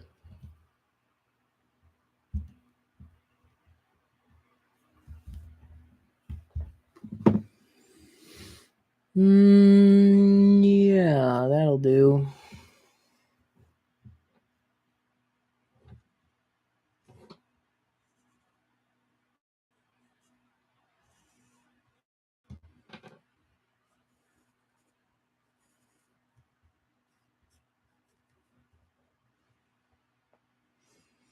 Sure.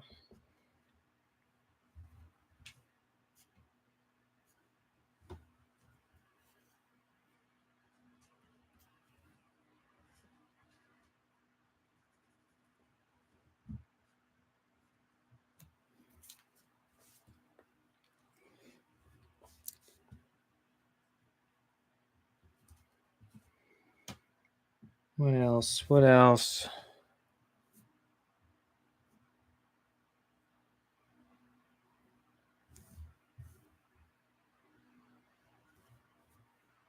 What other weapons do people normally fight Wolverine with?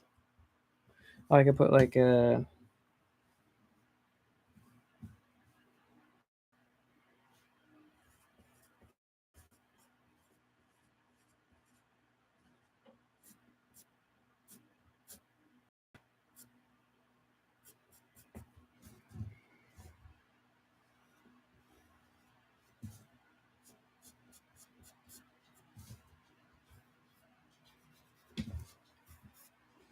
It looks like dynamite.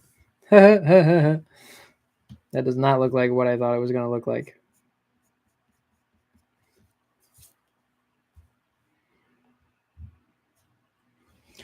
Hairdos, hairdos. What kind of hairdos does people's got?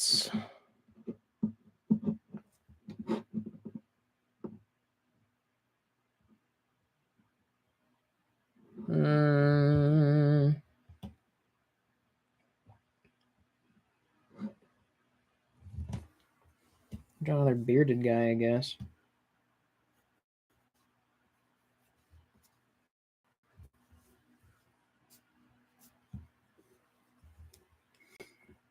And I guess I could just start throwing in some random details. Some random lines might go a long way now that there's all this chaos. No, don't give in. That's what John Romita Jr. does, and you hate it.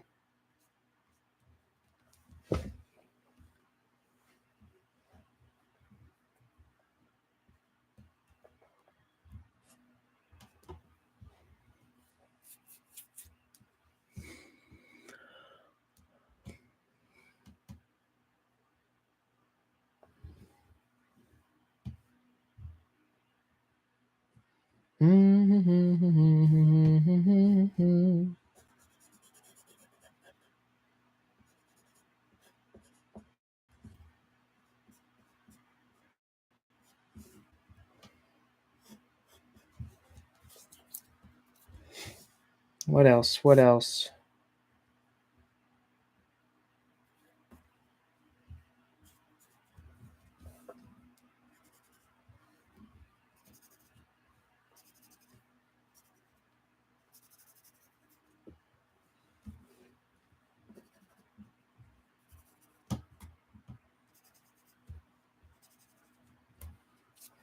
Now I gotta draw Wolverine. Frick. Now that I've finished my pile of bodies, gotta draw Wolverine in here.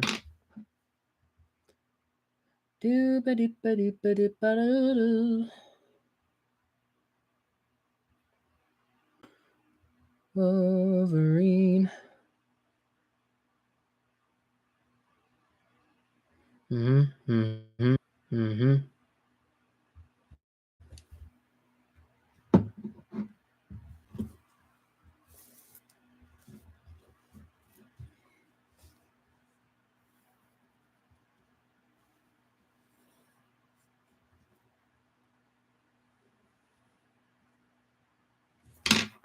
I don't like that line.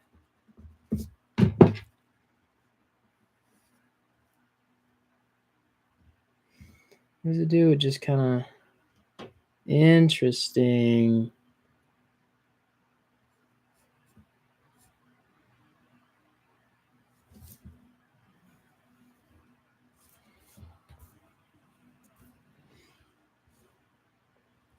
What does it do? Is that before or after the eyes?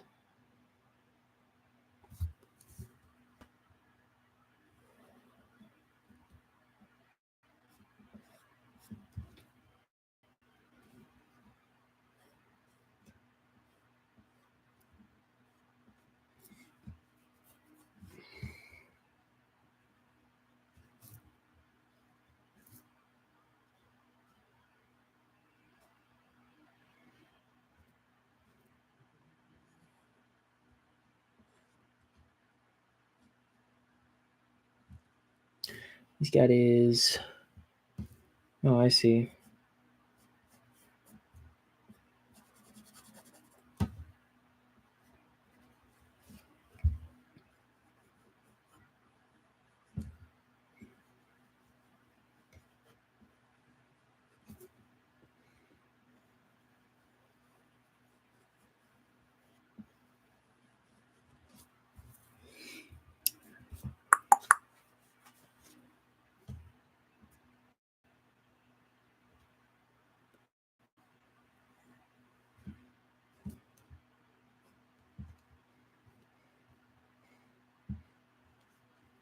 Mm-hmm.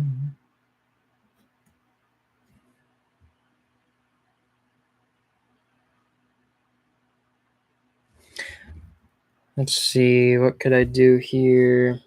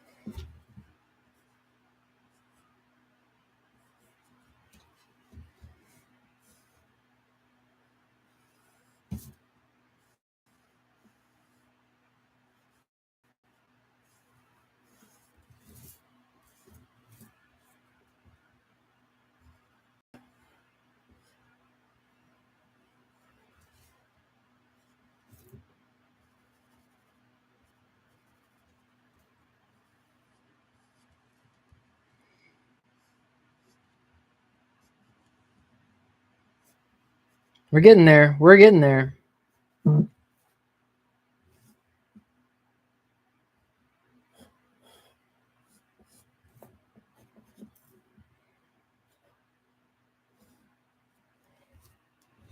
And he's got a big old belt buckle too. It's a common trademark of the X-Men to have big old belt buckles. Oh, I see. No. That's yep. That's how it is.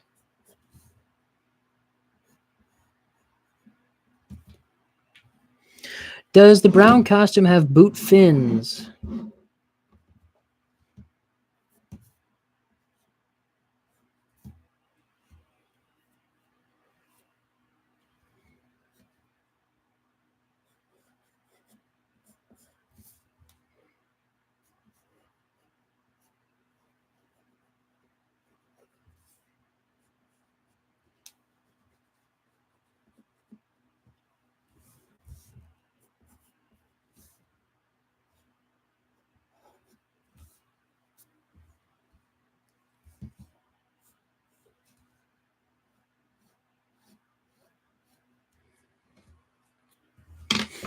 We're getting there. Want to see progress? There it is.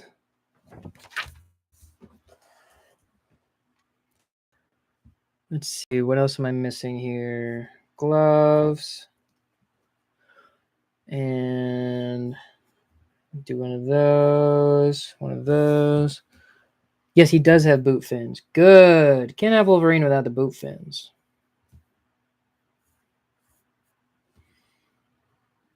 In fact, he's got one of them big old stripy boys.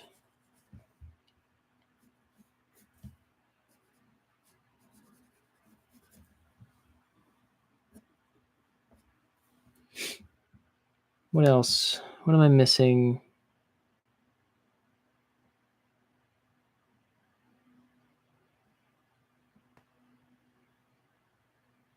Nothing.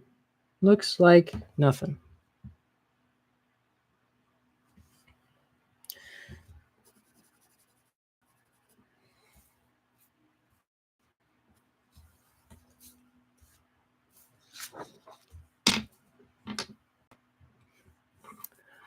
Yeah. Yes, I do have commission spots open. I'm working on number 4 out of, I have 20 pieces of paper to use. Or I guess 16 now.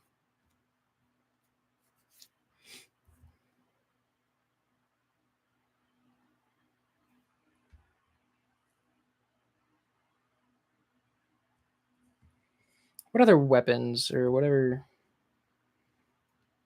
What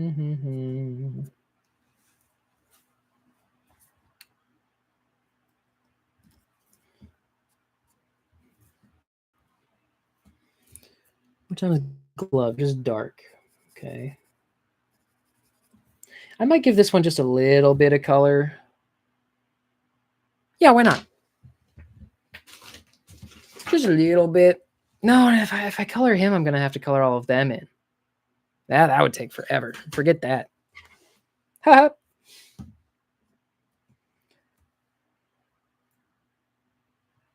Hmm.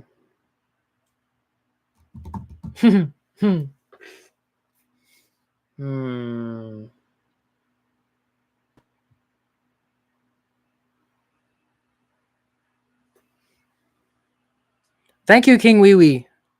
I love your name, bro.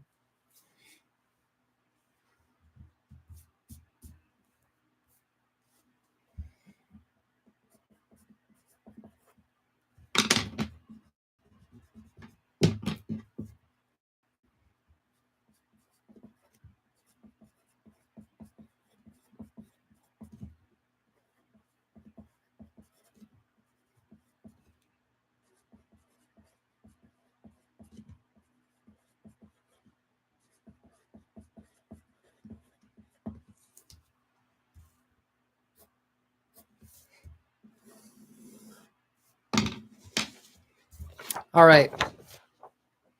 This is Commission number 4. I still have to ink it. But we got Wolverine smoking a cigar on top of a pile of dead bodies, and somebody off screen is saying, "Has anybody seen my angry mob actors? They're dead." Oops. All right, let's get to inking this thing, and then we can move on. Whee!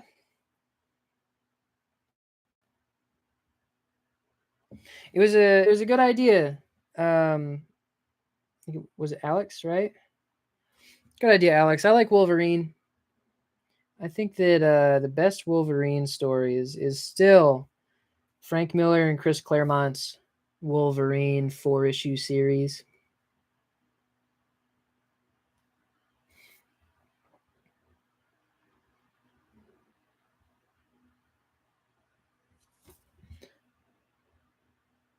I really hate it when writers just make Wolverine this big, angry fighter guy. I think that's so boring.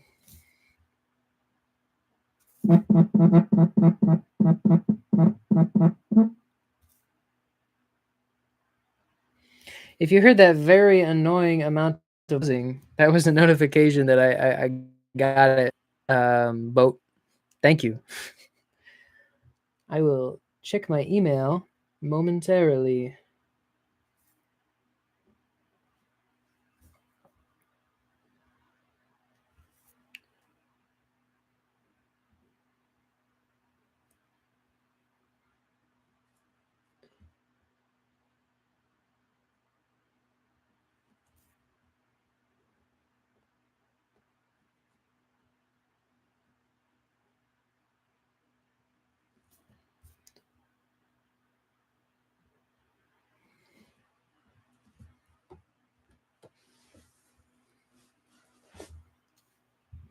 I am having an awesome Sunday.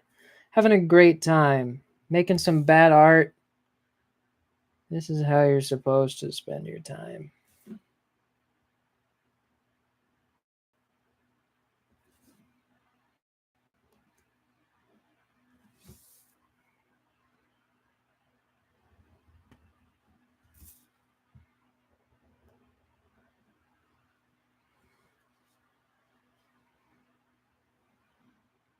Oh no, I made his head way too big.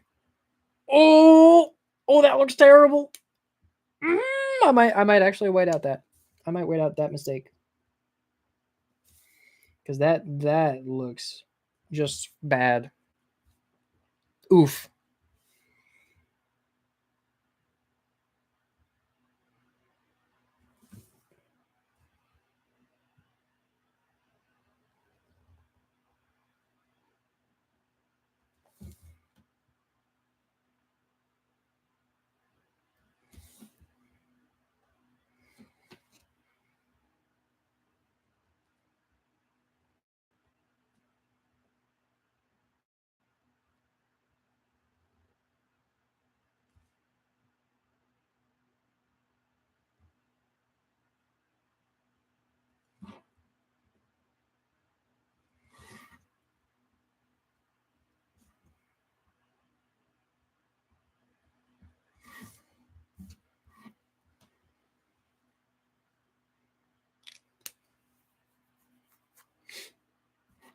We're down to 8 people. And the Coke is gone. In a second here, I'll go back and show you all the commissions I've made so far.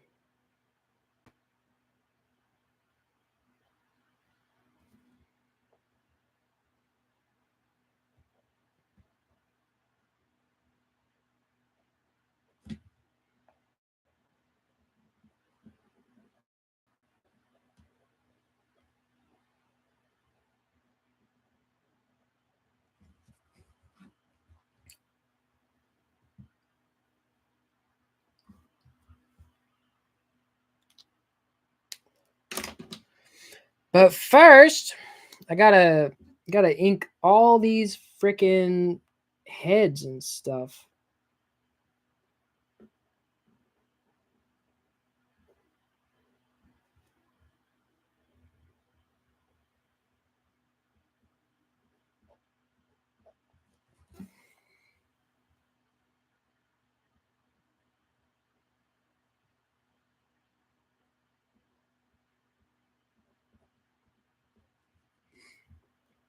You guys got to give me something else to talk about. I've exhausted all of the topics that I prepared in my brain.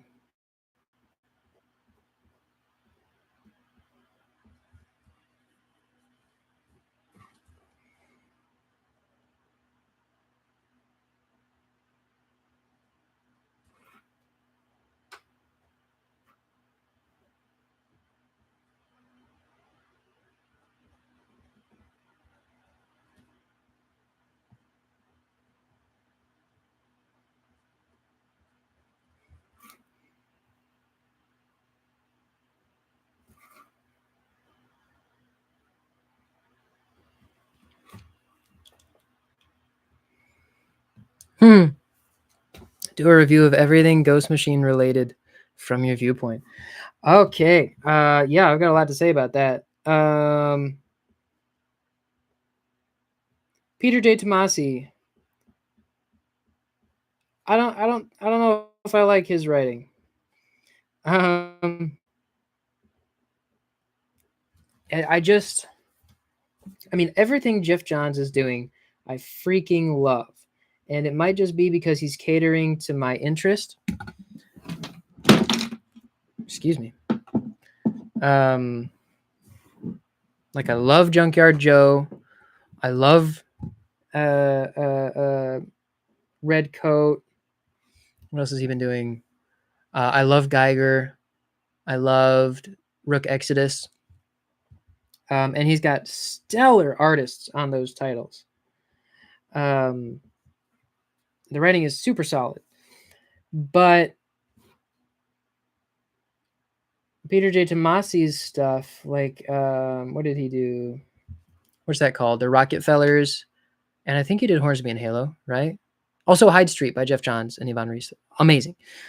But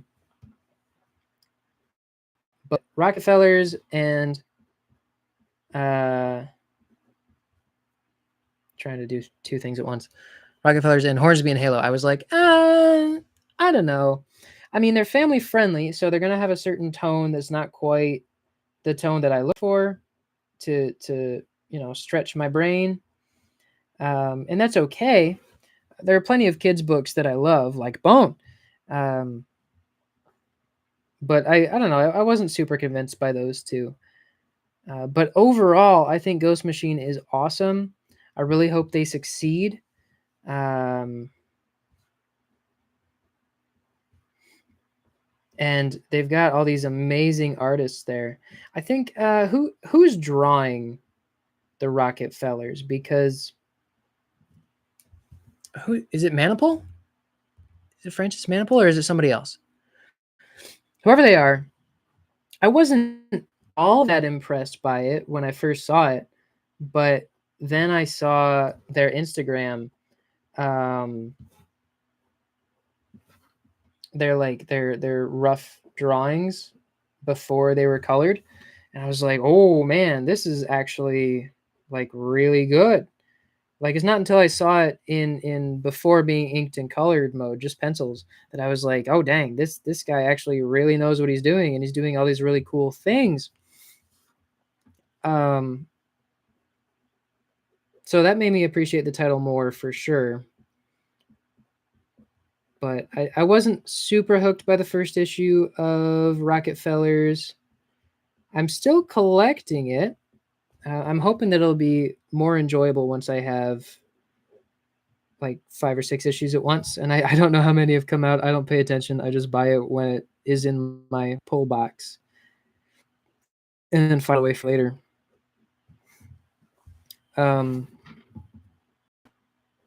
Hornsby and Halo, I didn't really like the art, and I really was not enjoying the writing. Even just in that first issue, I was like, eh. So I did not stick with Hornsby and Halo. And I feel there's new titles coming out soon, right? Like they're going to start adding more titles pretty soon here. Like they've got the President Ghoster, whoever that is.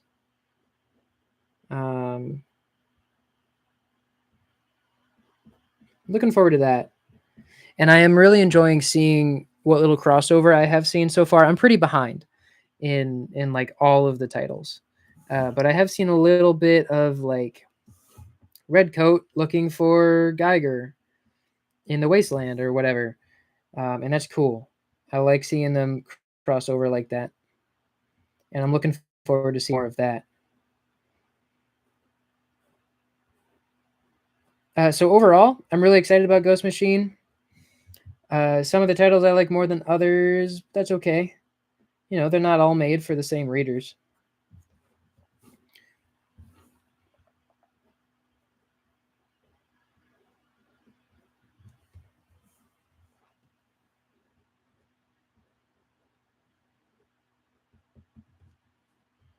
I forgot about this guy that I drew down here.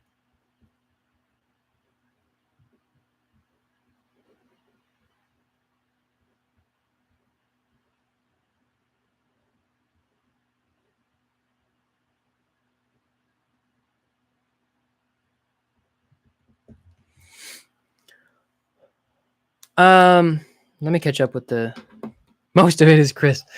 Dan Hines, thanks for your interest. In the description, you can see my email, and I also have all of the online pay platforms that you can use. Just send me an email of what you'd like, and as soon as I'm done with this one, I'm going to check my email again. I think I have at least one more waiting for me already. We're gonna do. I have 20 pieces of paper with the stamp on it, because they all have this stamp on it to make sure you know that it is something. I printed out 20 pieces of paper because I didn't want to do more than 20. So we'll do that many if people ask for that many, but I'm on number 4 right now.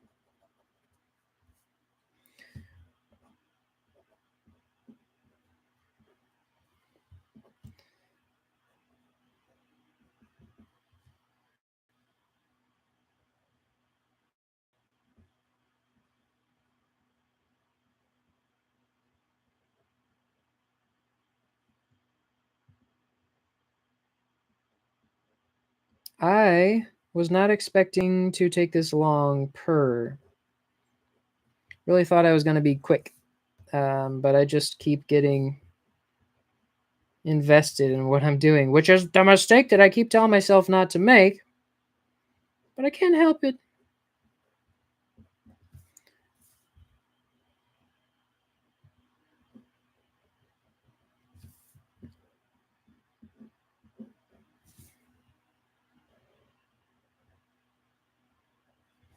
Oh, by the way, the guy who's gonna be filming every shop in Massachusetts just texted me saying that he's finally. What time is it? 3:46. I hope he wakes up earlier than that when we're in Massachusetts doing this.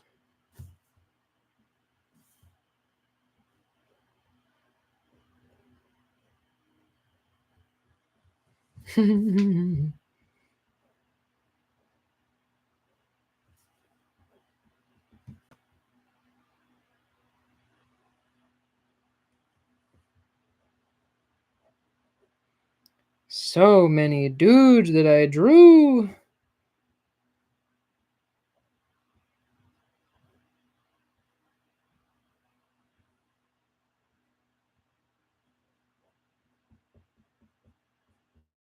I think I should get a mohawk. What do you think?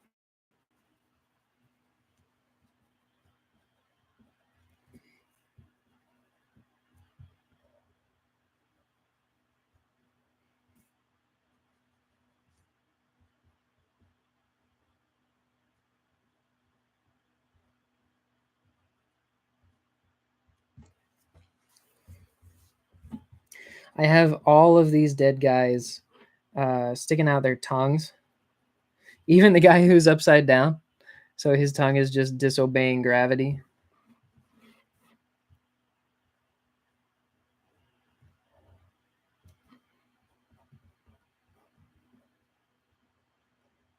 Because why not? You know? Why not have some fun with it?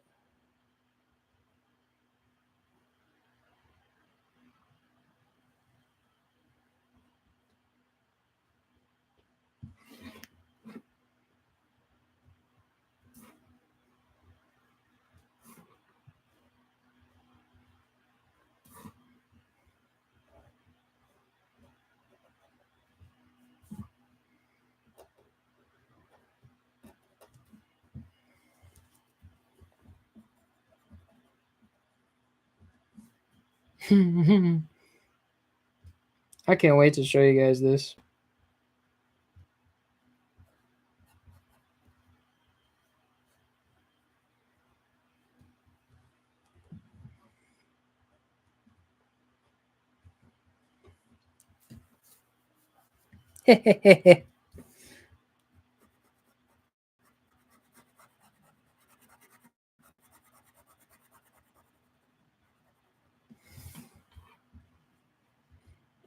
Almost done.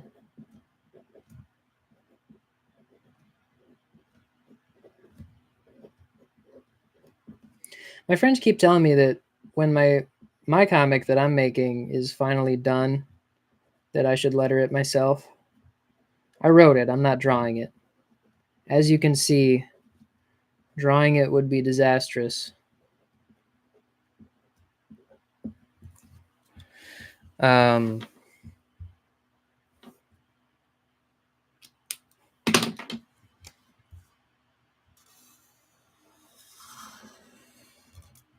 because I take some pride in my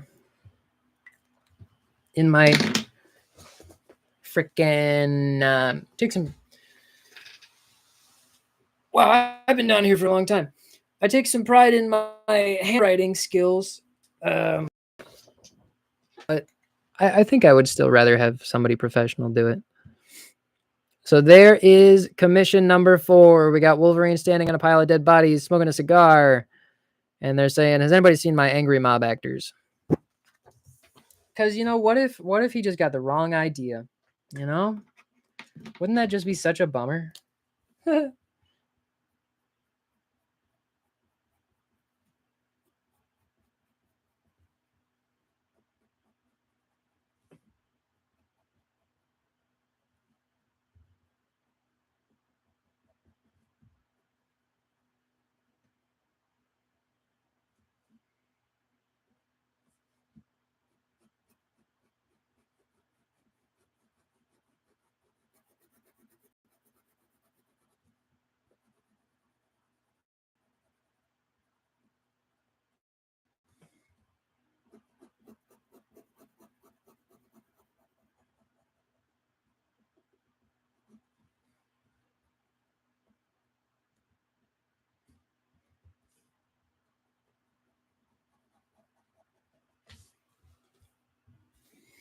It's got to color in Wolverine's costume here.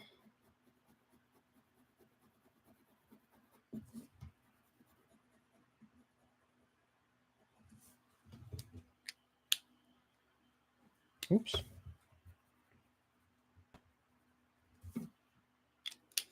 All right, erasing time. Do you like any cartoons? Old or current? Boat asked me. Yeah, dude, I'm all about cartoons, man. Are we talking TV cartoons like Looney Tunes and SpongeBob?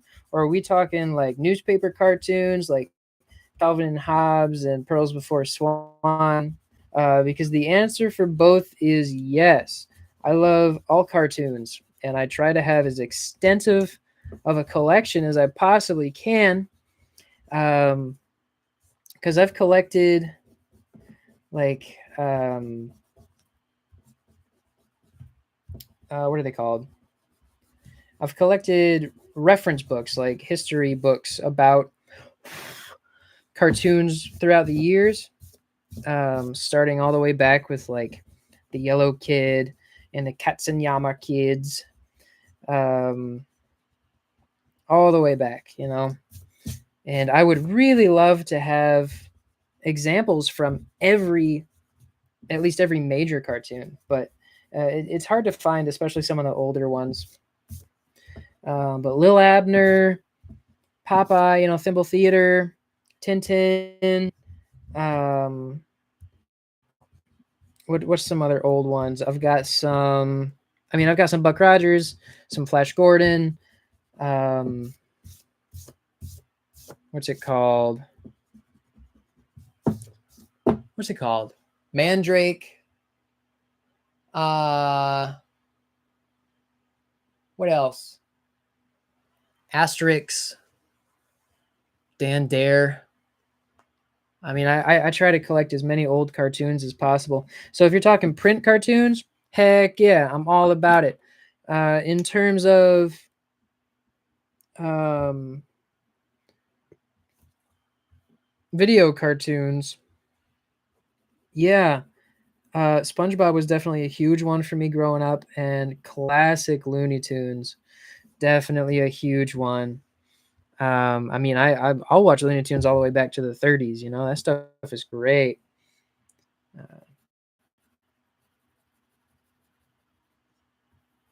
Um, I didn't have access to many cartoons as a kid. Like we didn't have a lot of cable channels. So like I didn't get to watch Jetix. I didn't really have Cartoon Network for a while. Um, so there are a lot of cartoons that a lot of people in my generation really like, but I never got to experience.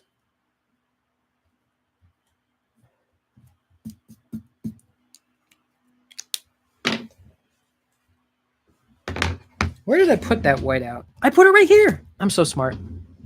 All right, there's one mistake that I'm gonna fix. Hehehe, Bronchi, you must be Alex. Uh, not too much.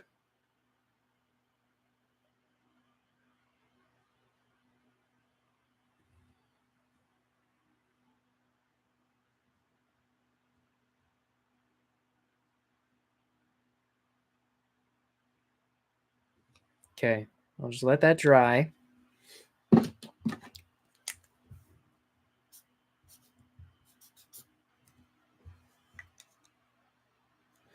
This is number 4.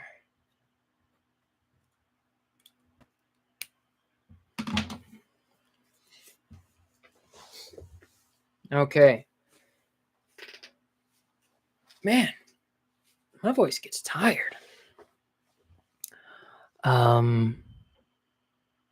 So yes, but lots of cartoons. I like all the cartoons. I mean, Gertie the dinosaur. It's freaking awesome. Hyde Street also. Super Sons. I have not read Super Sons. I don't read much DC. I'm assuming that's DC. Yep, Maniple. Yeah, high quality print production and $3.99 cover price. Yeah, it is really nice to have regular comic prices while Marvel and DC are cranking everything up to like $5 per. Um, it's great. It is really great, and I really hope that they can succeed because those creators have been around forever making things that fans love, so they should be able to make cool stuff that the fans pay for. You know, they should be able to make a living by this point, just doing whatever they want to do. Oh, the Northerner just got introduced. Good. Unknown War. Good. I can't wait to see that. Is this dry yet? Looks pretty dry. All right. See, the problem is. Oh, it's a little better.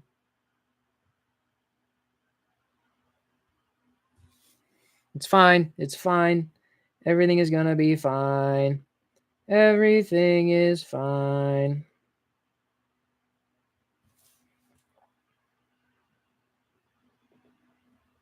We're just gonna give Wolverine a little bit more of an outline here.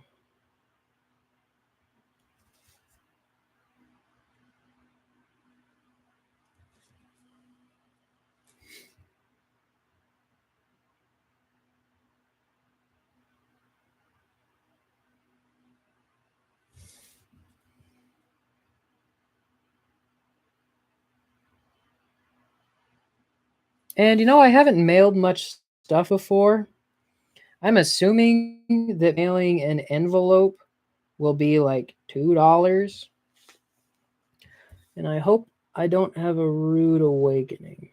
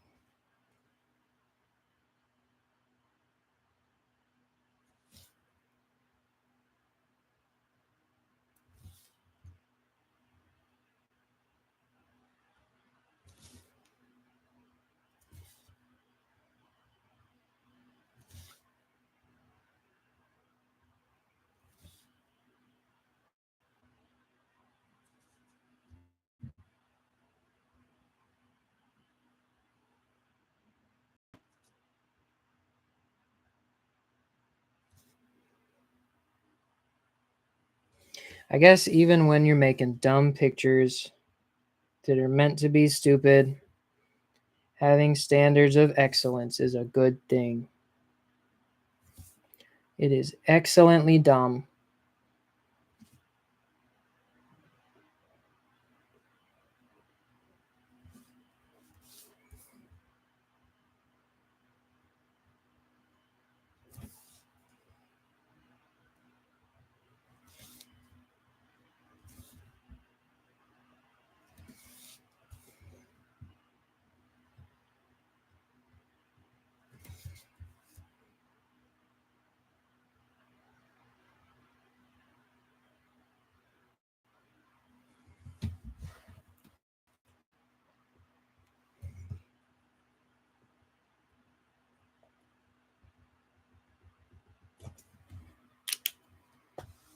Okay. There it is. All done. Fixed his head. There's number 4. Okay. Give me an envelope.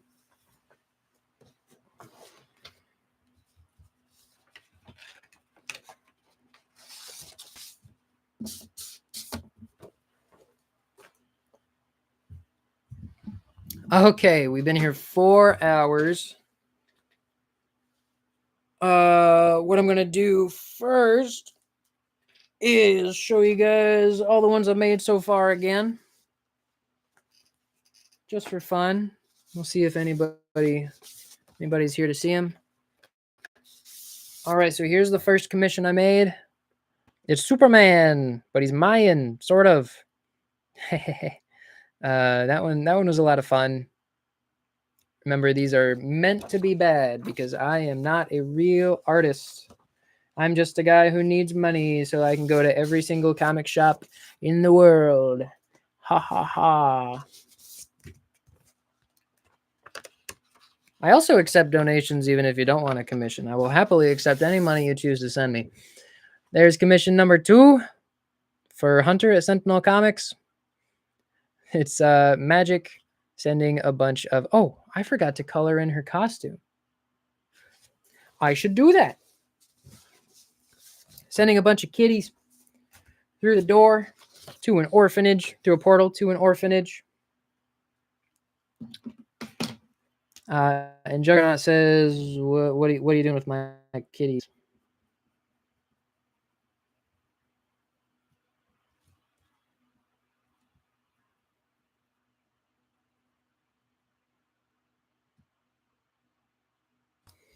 Details, details, details.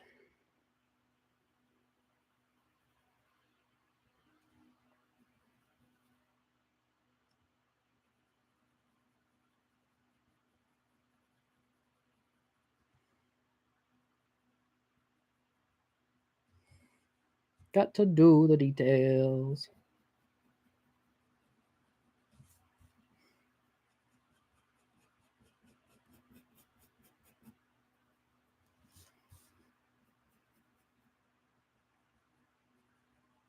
Can't believe I forgot.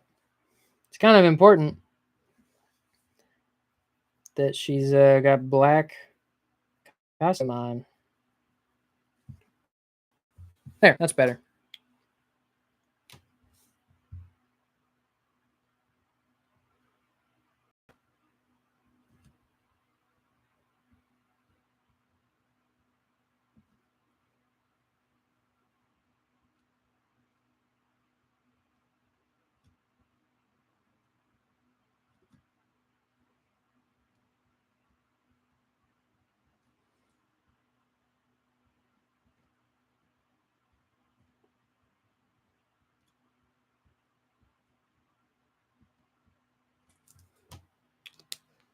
There we go. All right, so there's commission number 2. Magic.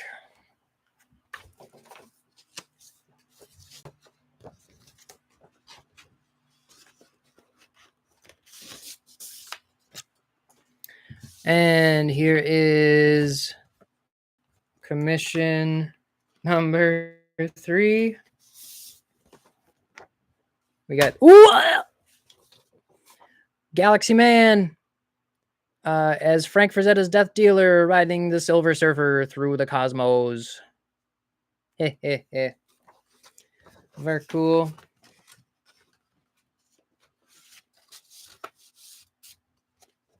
Get in there. And then number 4, I'll show you, even though I just finished it. You probably already saw Wolverine standing on a pile of bodies. And they're saying, has anybody seen my angry mob actors? Oops! I massacred the wrong people. Hate it when that happens.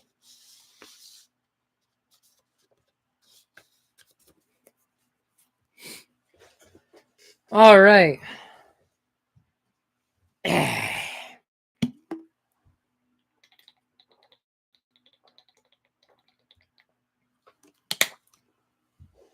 check my email. Now is a good time to send me questions.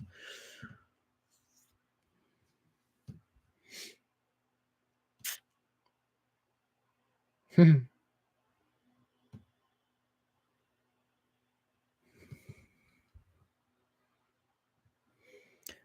I got to record this information somewhere. So that was called Bronchi.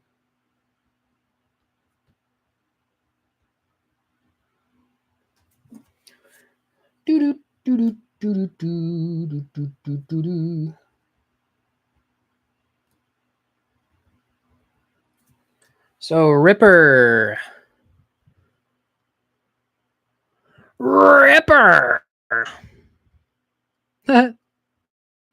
I like that idea.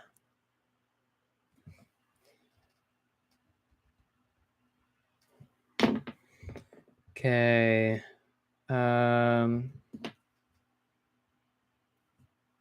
I see.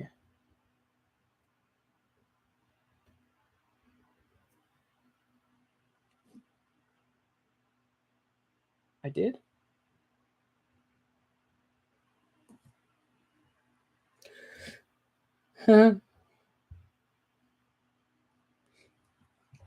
Okay, hold on. I'm just recording some things.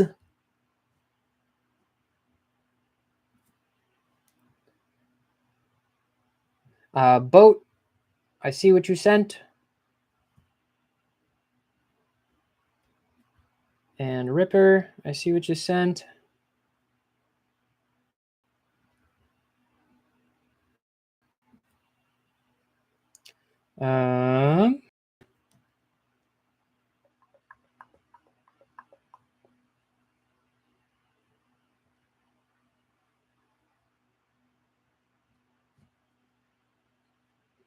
Nice.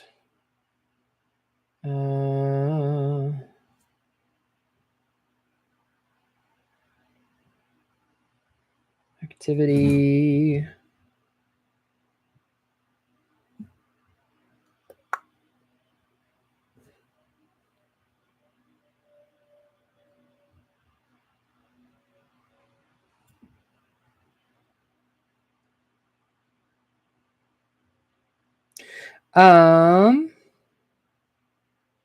Ripper.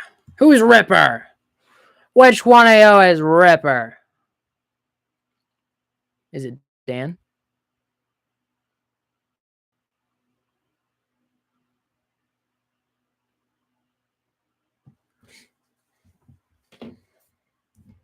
Because whoever you are, I see the request, but I don't see any money. Okay, who's next? Unless, I guess, maybe somebody texted me.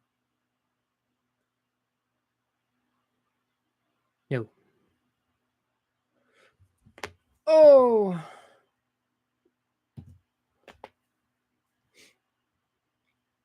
All right. All right, Bob. Here I come.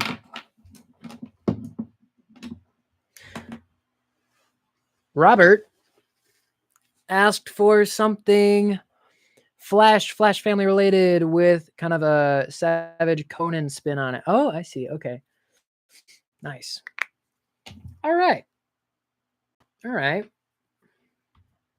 2, 3, 4, 10. Nice, nice, nice. Yeah, trip is getting funded. Love it. Okay, time to start commission number 5.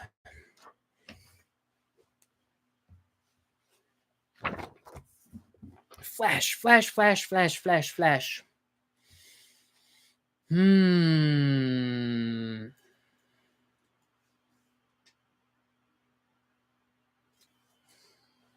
What to do with the flash?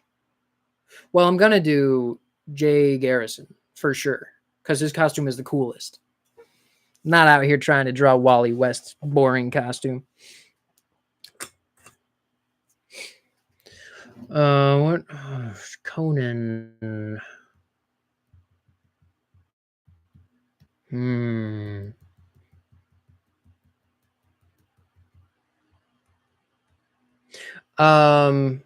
There is a very good chance that this will be the last one I draw on the video, but you may send requests. You may send requests for commissions. I'll do up to 20. But make sure that if I'm not still on video to confirm you have not sent me money if you are expecting a commission, because I'm only going to do 20. So I don't want you to send me money accidentally and then there's no commissions left. I mean, you're free to send donations to the trip. That's fantastic. But I want to make sure if you pay for a commission, you get a commission. So make sure you send me a request first so that you will get one. Because if you don't send a request, you just send money, they might all be done anyway. So, flash.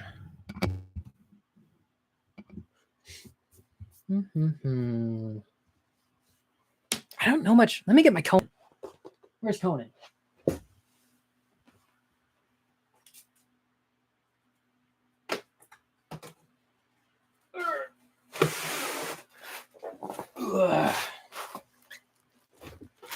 Look through my Conan books here. Oh, this is... Most of them are in the other box. Just get a vibe for Conan because... I haven't really read much Conan, but I've collected quite a bit. Let me get the other box.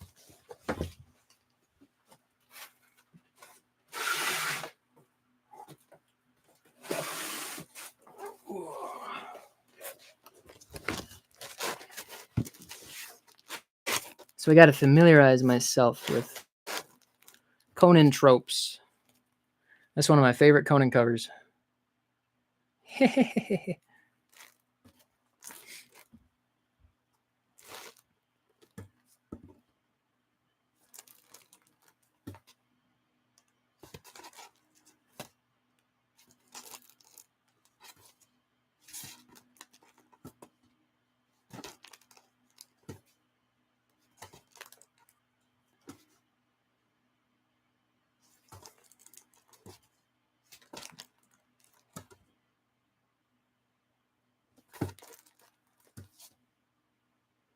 So, dungeons, monsters, critters. And this one is great. Love that cover. It's so stupid. Freaking slug thing.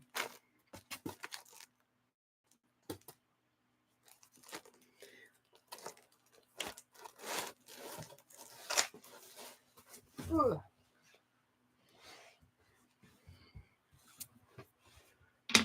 What if I just look up? Oh. That makes sense. Received, Ripper.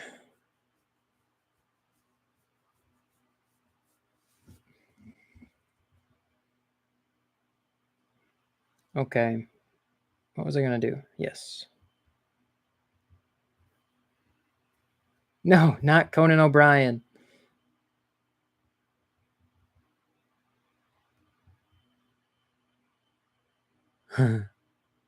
Thank you, Kyle. I assume that's Kyle who said that.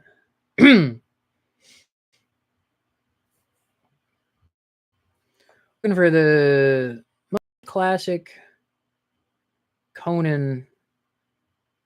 Yeah, well, the most classic Conan pictures are kind of boring. I'll have to do something better.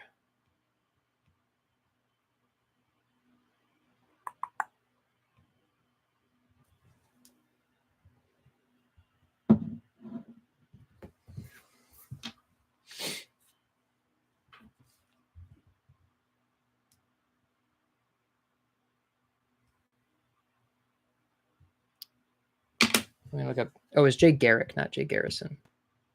Ah.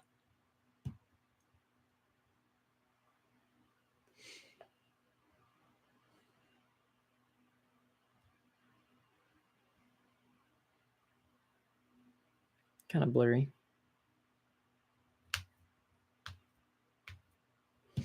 All right, what giant critter should I use?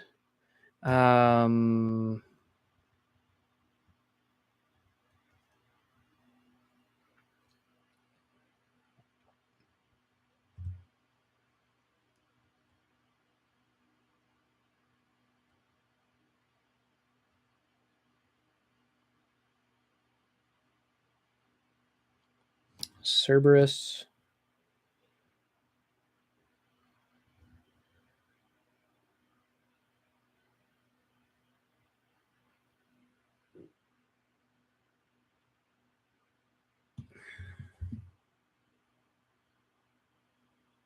Trying to think of what to draw for commission number 5.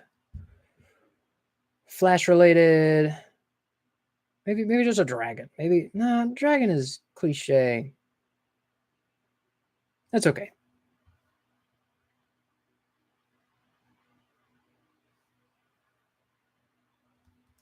What's my gimmick? I had a gimmick for all the other ones. I need a gimmick for this one.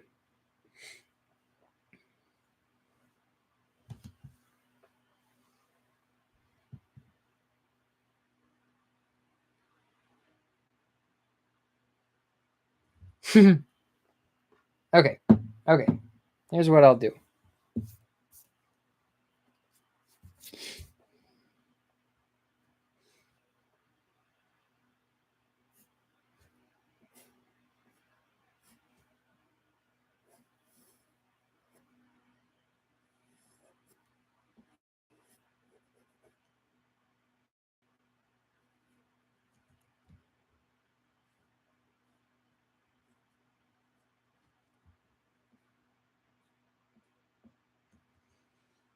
Mm-hmm.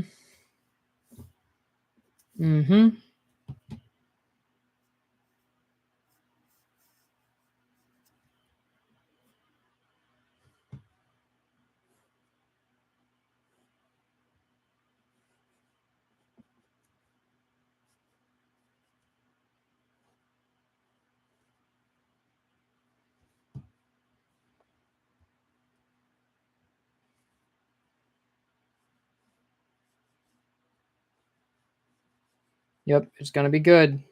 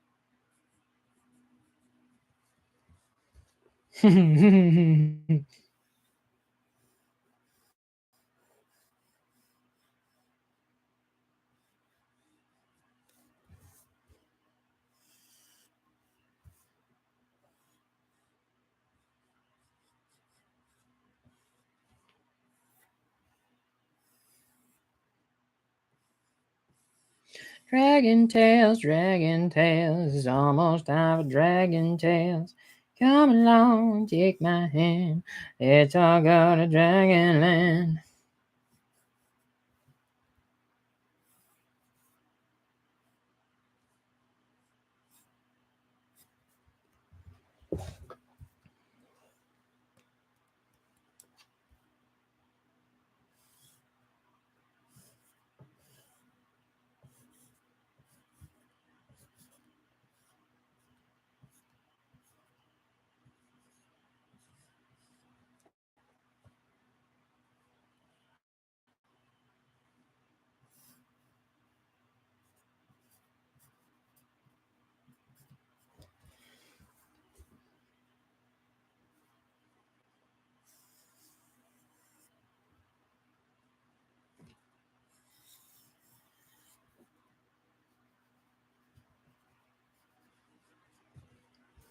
Oh yeah.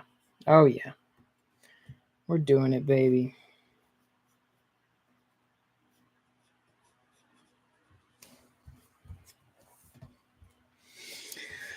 Um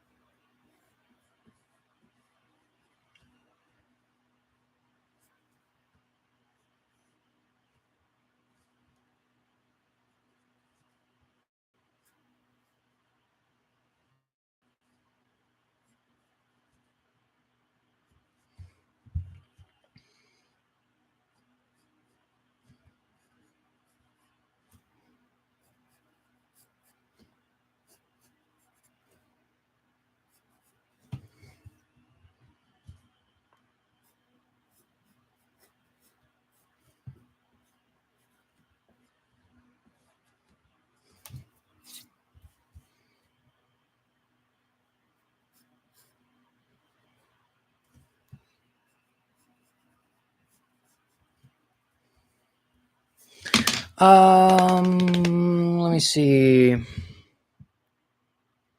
Sorry, I'm being pretty quiet. Y'all got to give me more things to talk about while I'm drawing.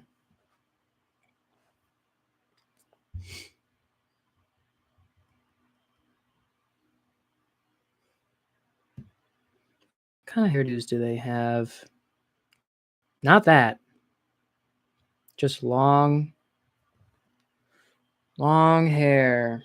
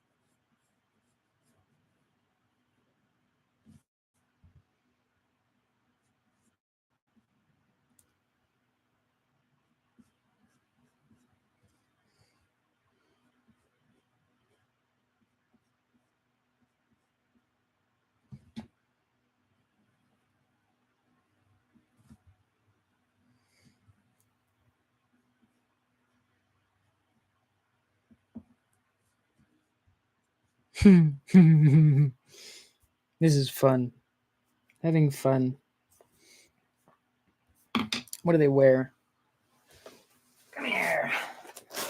Give me your secrets.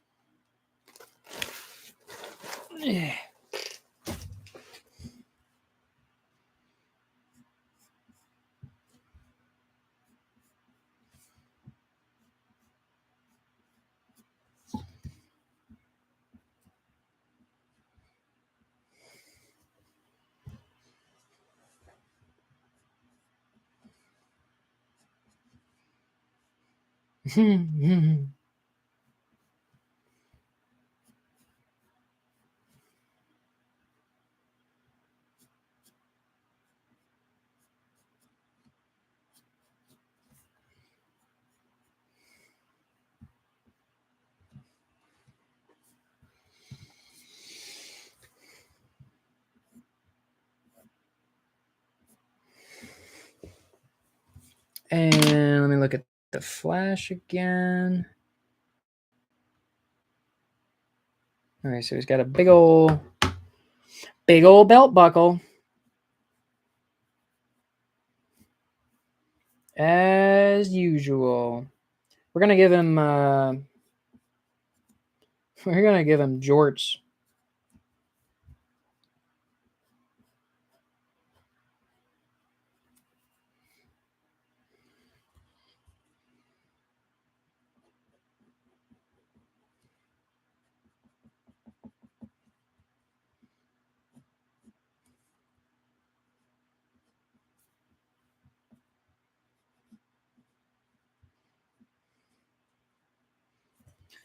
And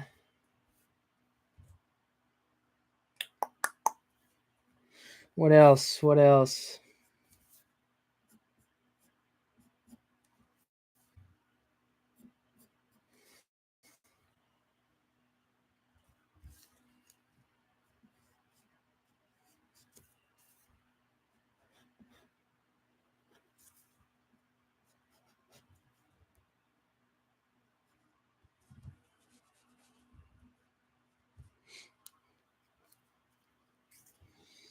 We need.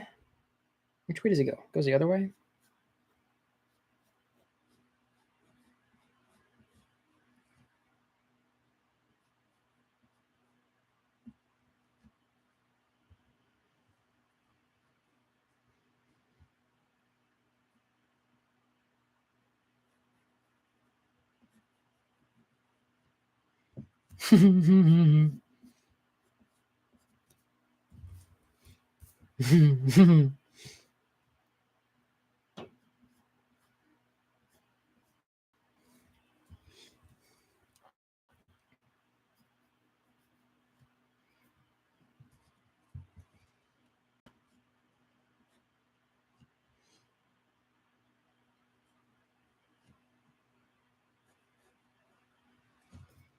Maybe his arm looks a little silly like that.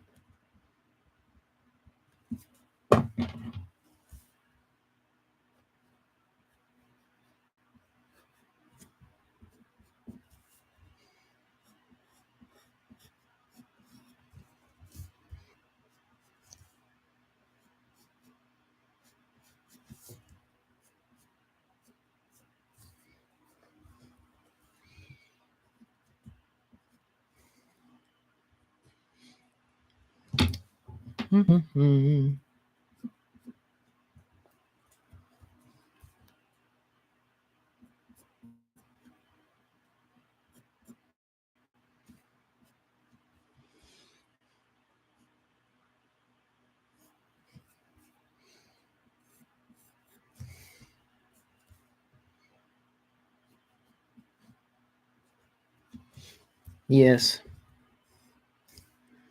Exactly as I intended.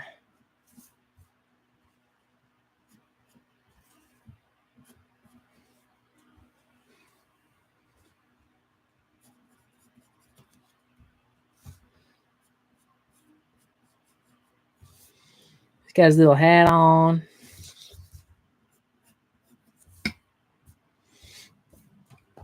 Okay, now how to draw. Well, first, how to draw a woman. Frick.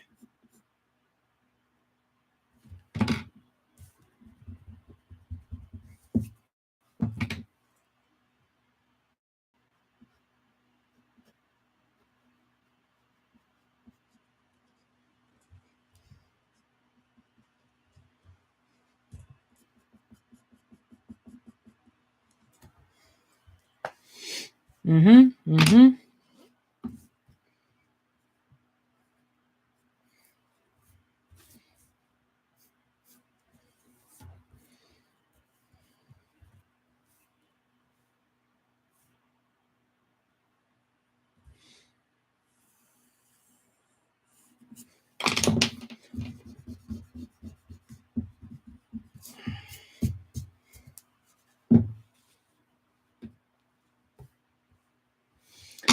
Gotta look up a dragon.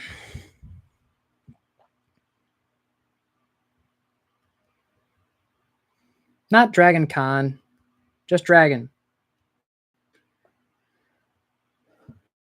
What do dragon wings look like? Ooh, yeah, that's what I want to draw. That's awesome. Hee hee. So stupid looking.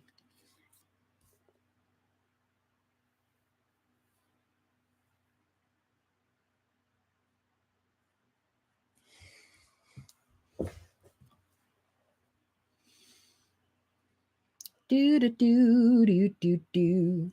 Let's all go to Dragonland.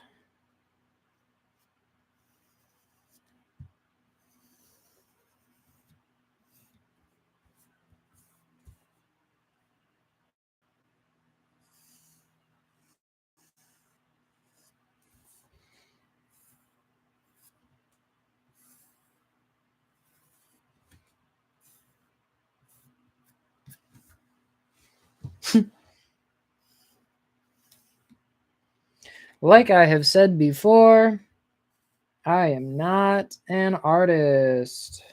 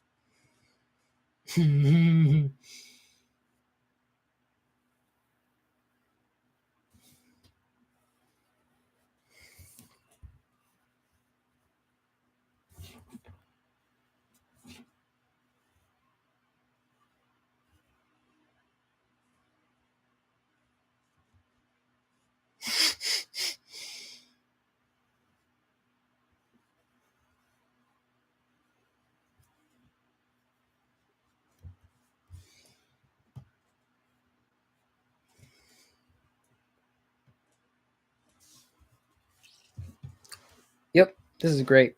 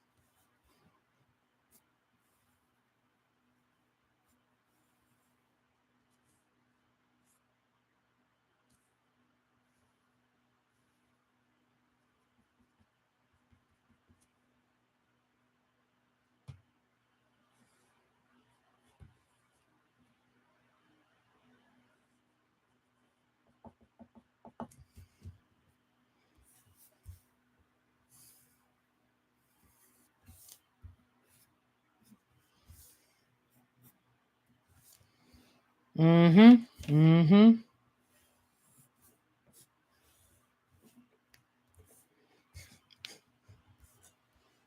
Okay.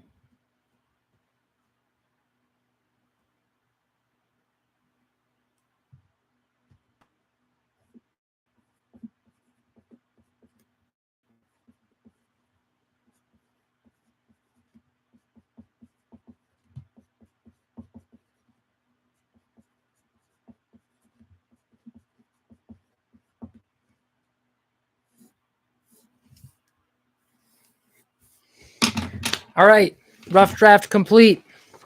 This is commission number 5. He asked for Flash or Flash family related with a Conan twist. So what I have created is Jay Garrick riding a dragon with a damsel in distress, and she says, "Can't you run faster than this?" Because the dragon is flying and is not very fast. So now I have to ink it.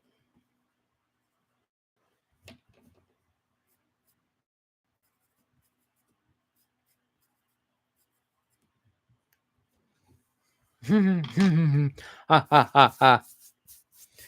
I'm evil.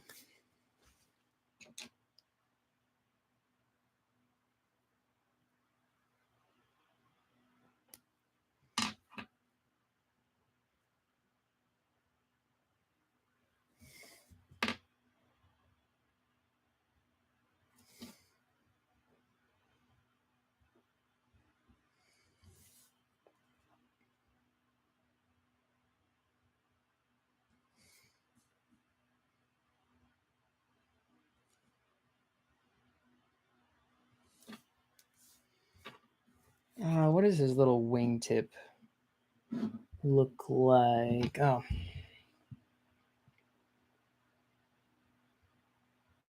Jay Garrick. Okay.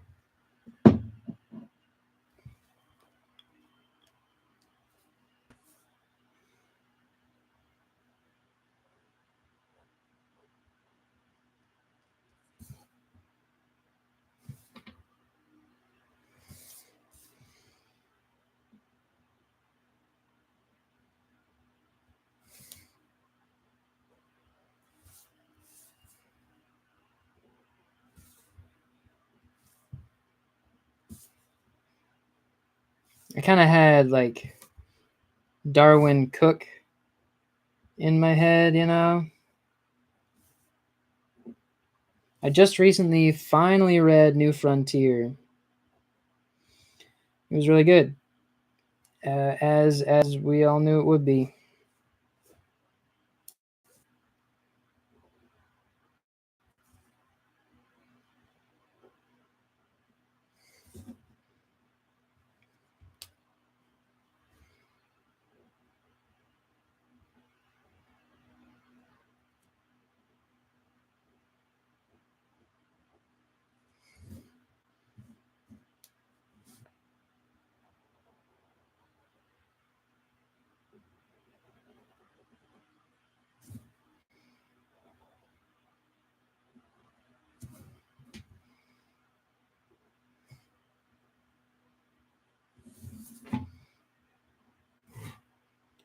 You gotta have bulging muscles, just ridiculously bulging muscles, because it's Conan.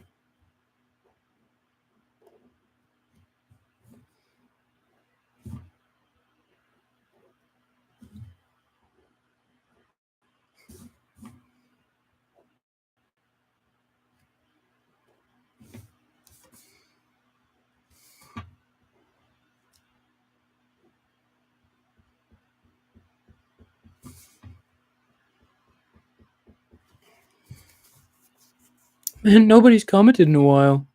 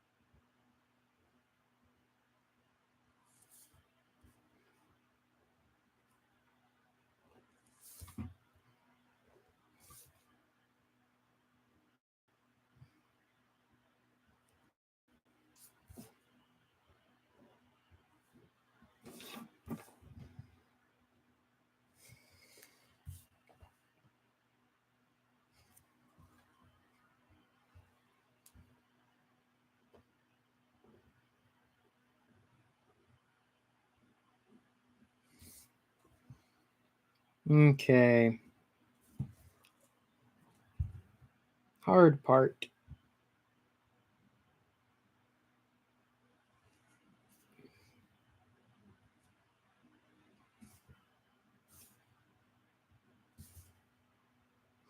You gotta have a scantily clad damsel if it's gonna be Conan.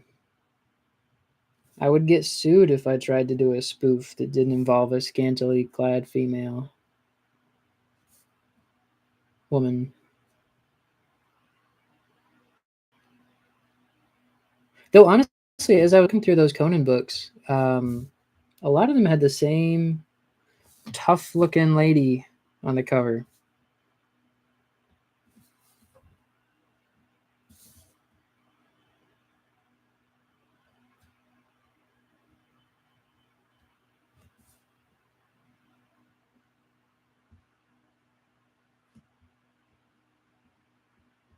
And having not read Conan, I don't know who she is.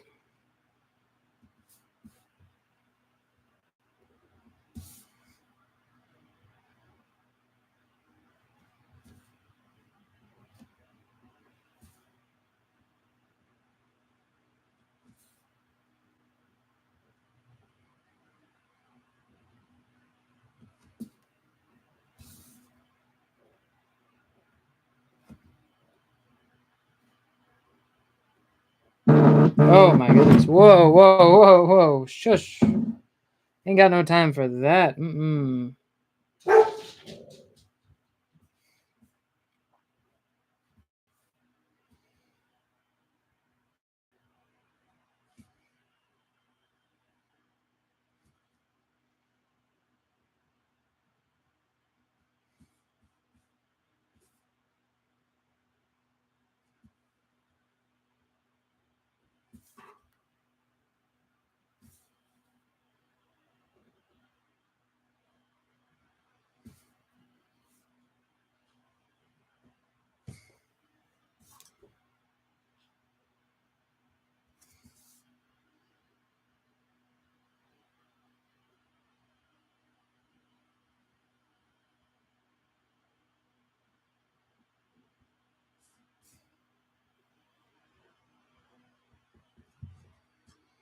Mm-hmm.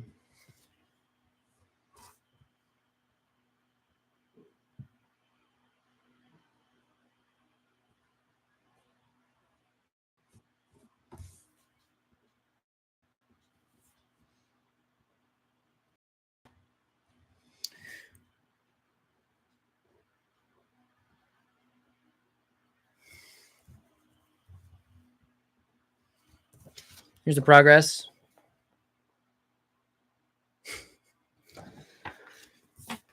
Loving it.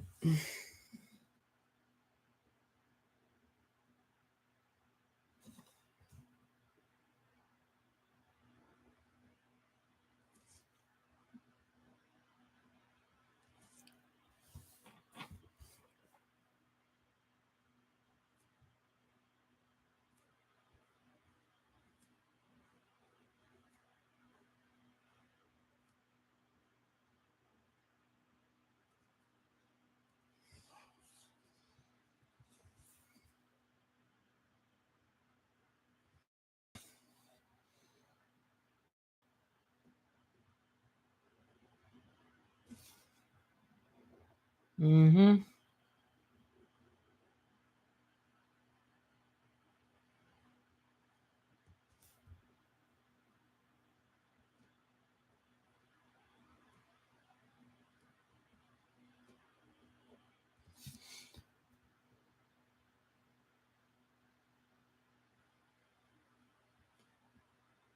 This poor guy has absolutely terrible gums, man. Because I gave them to him. Ha ha. I did that.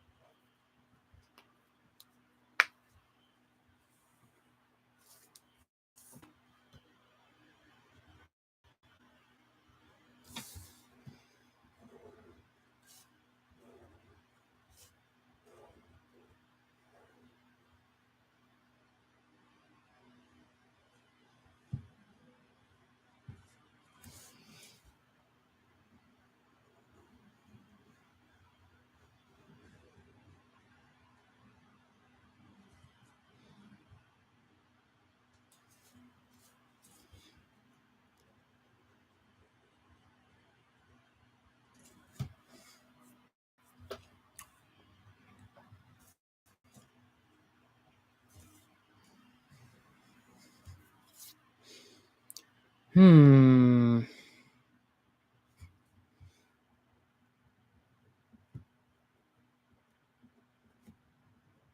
Sorry I'm so quiet. I know it's not very exciting.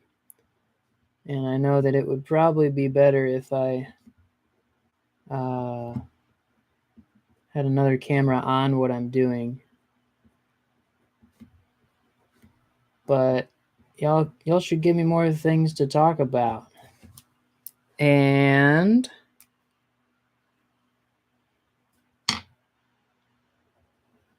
I don't know how to do two cameras at once.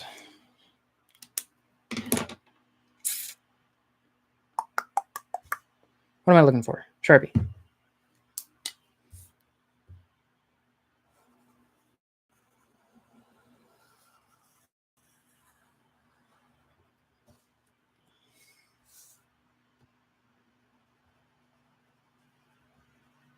This Sharpie is old.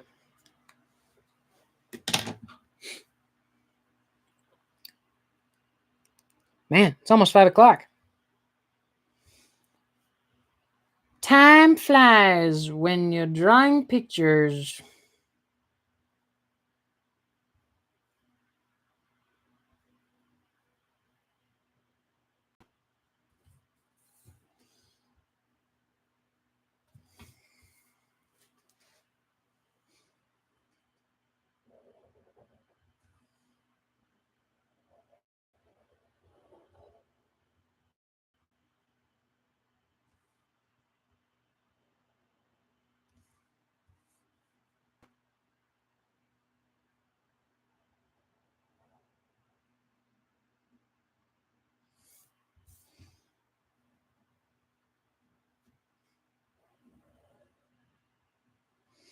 I would encourage anybody who buys one of these to color it themselves, just for fun, because it's not meant to be a big deal, you know.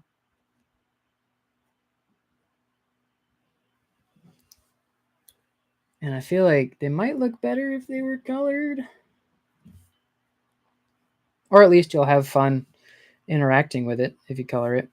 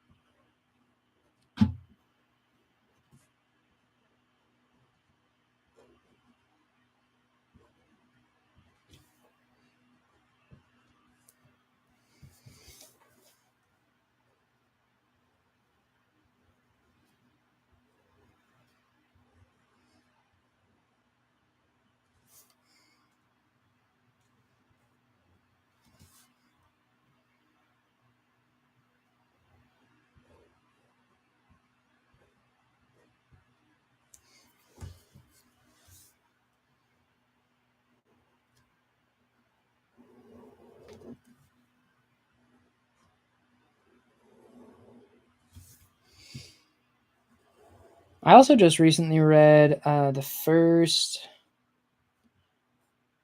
4 volumes of Manifest Destiny, which was really good. I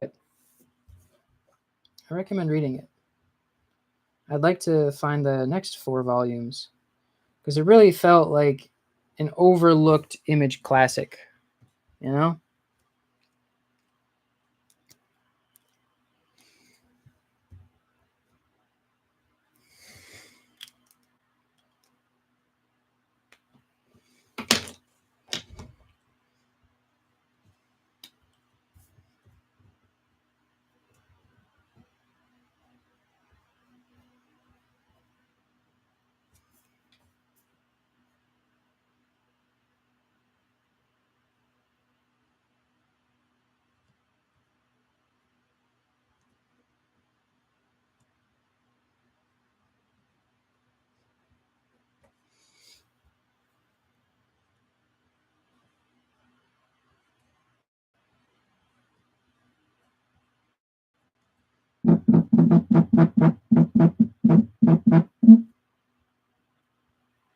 Yay! That was from Doug. Thank you, Doug.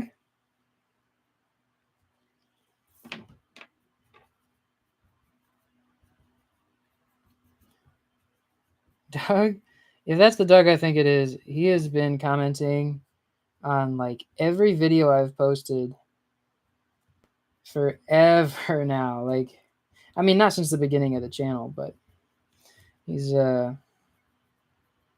every individual shop video that I do, he's there. He's commenting. It's awesome.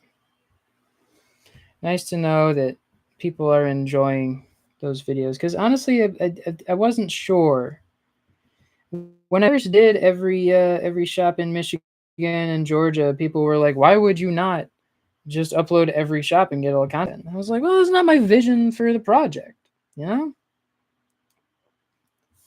I think what I'll do is up here, do one of these.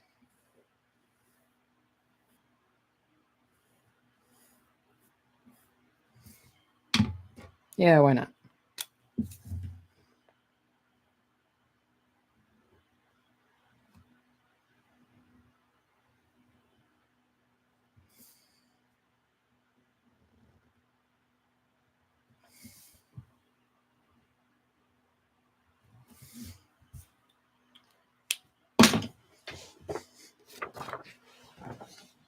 Number 5. Oh, I missed a line. There we go. Number 5. Woo! Gotta erase some lines now.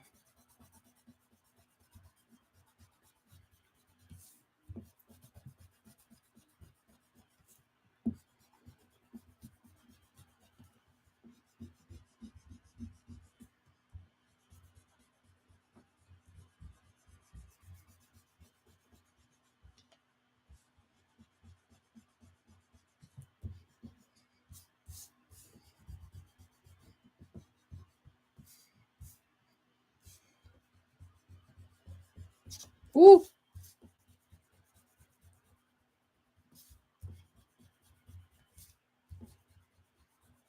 Oops. I missed those lines too.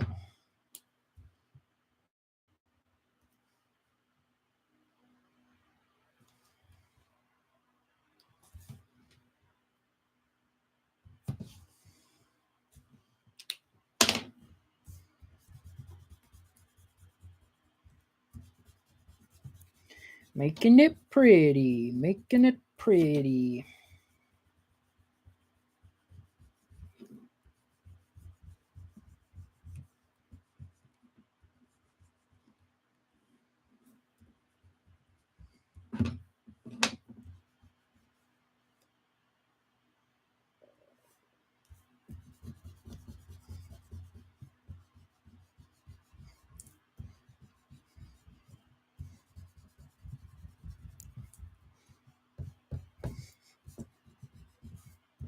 Ah!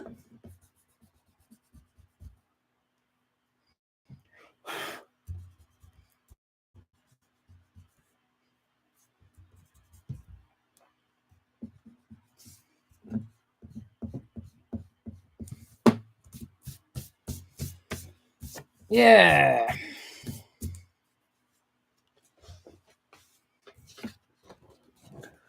I've erased some pencil lines.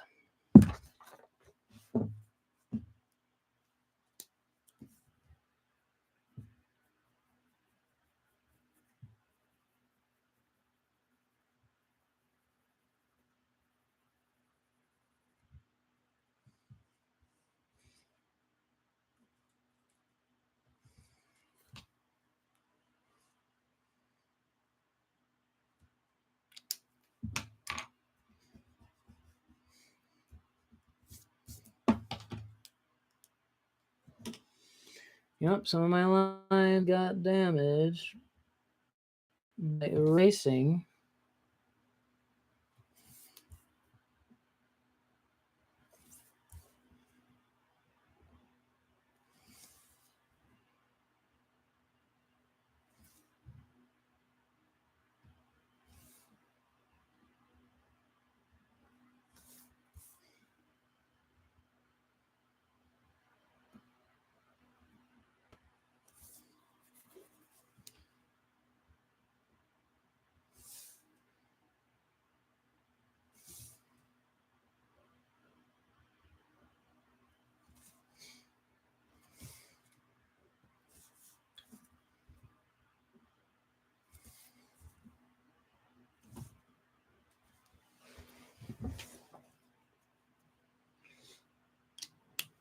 All right. I might go back later and just do a little bit of touch up.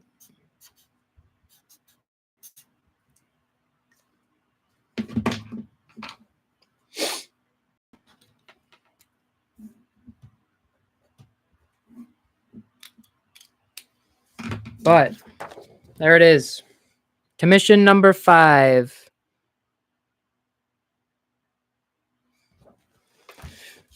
Getting the envelope for it. Oh man. It's like exactly 5 hours. Whew. All right. Okay.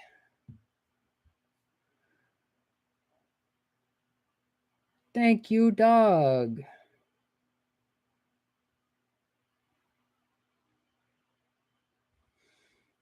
Let me write that down.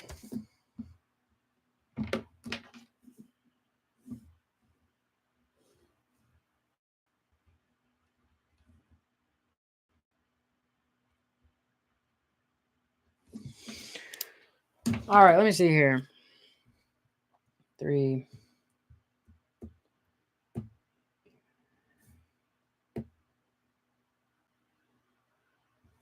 Wow. I think I've met what I need to make. Thank you, Daniel. I do have one. I have one more request that I have not fulfilled yet. But I might have to do it off screen because I gotta go grocery shopping before 7. So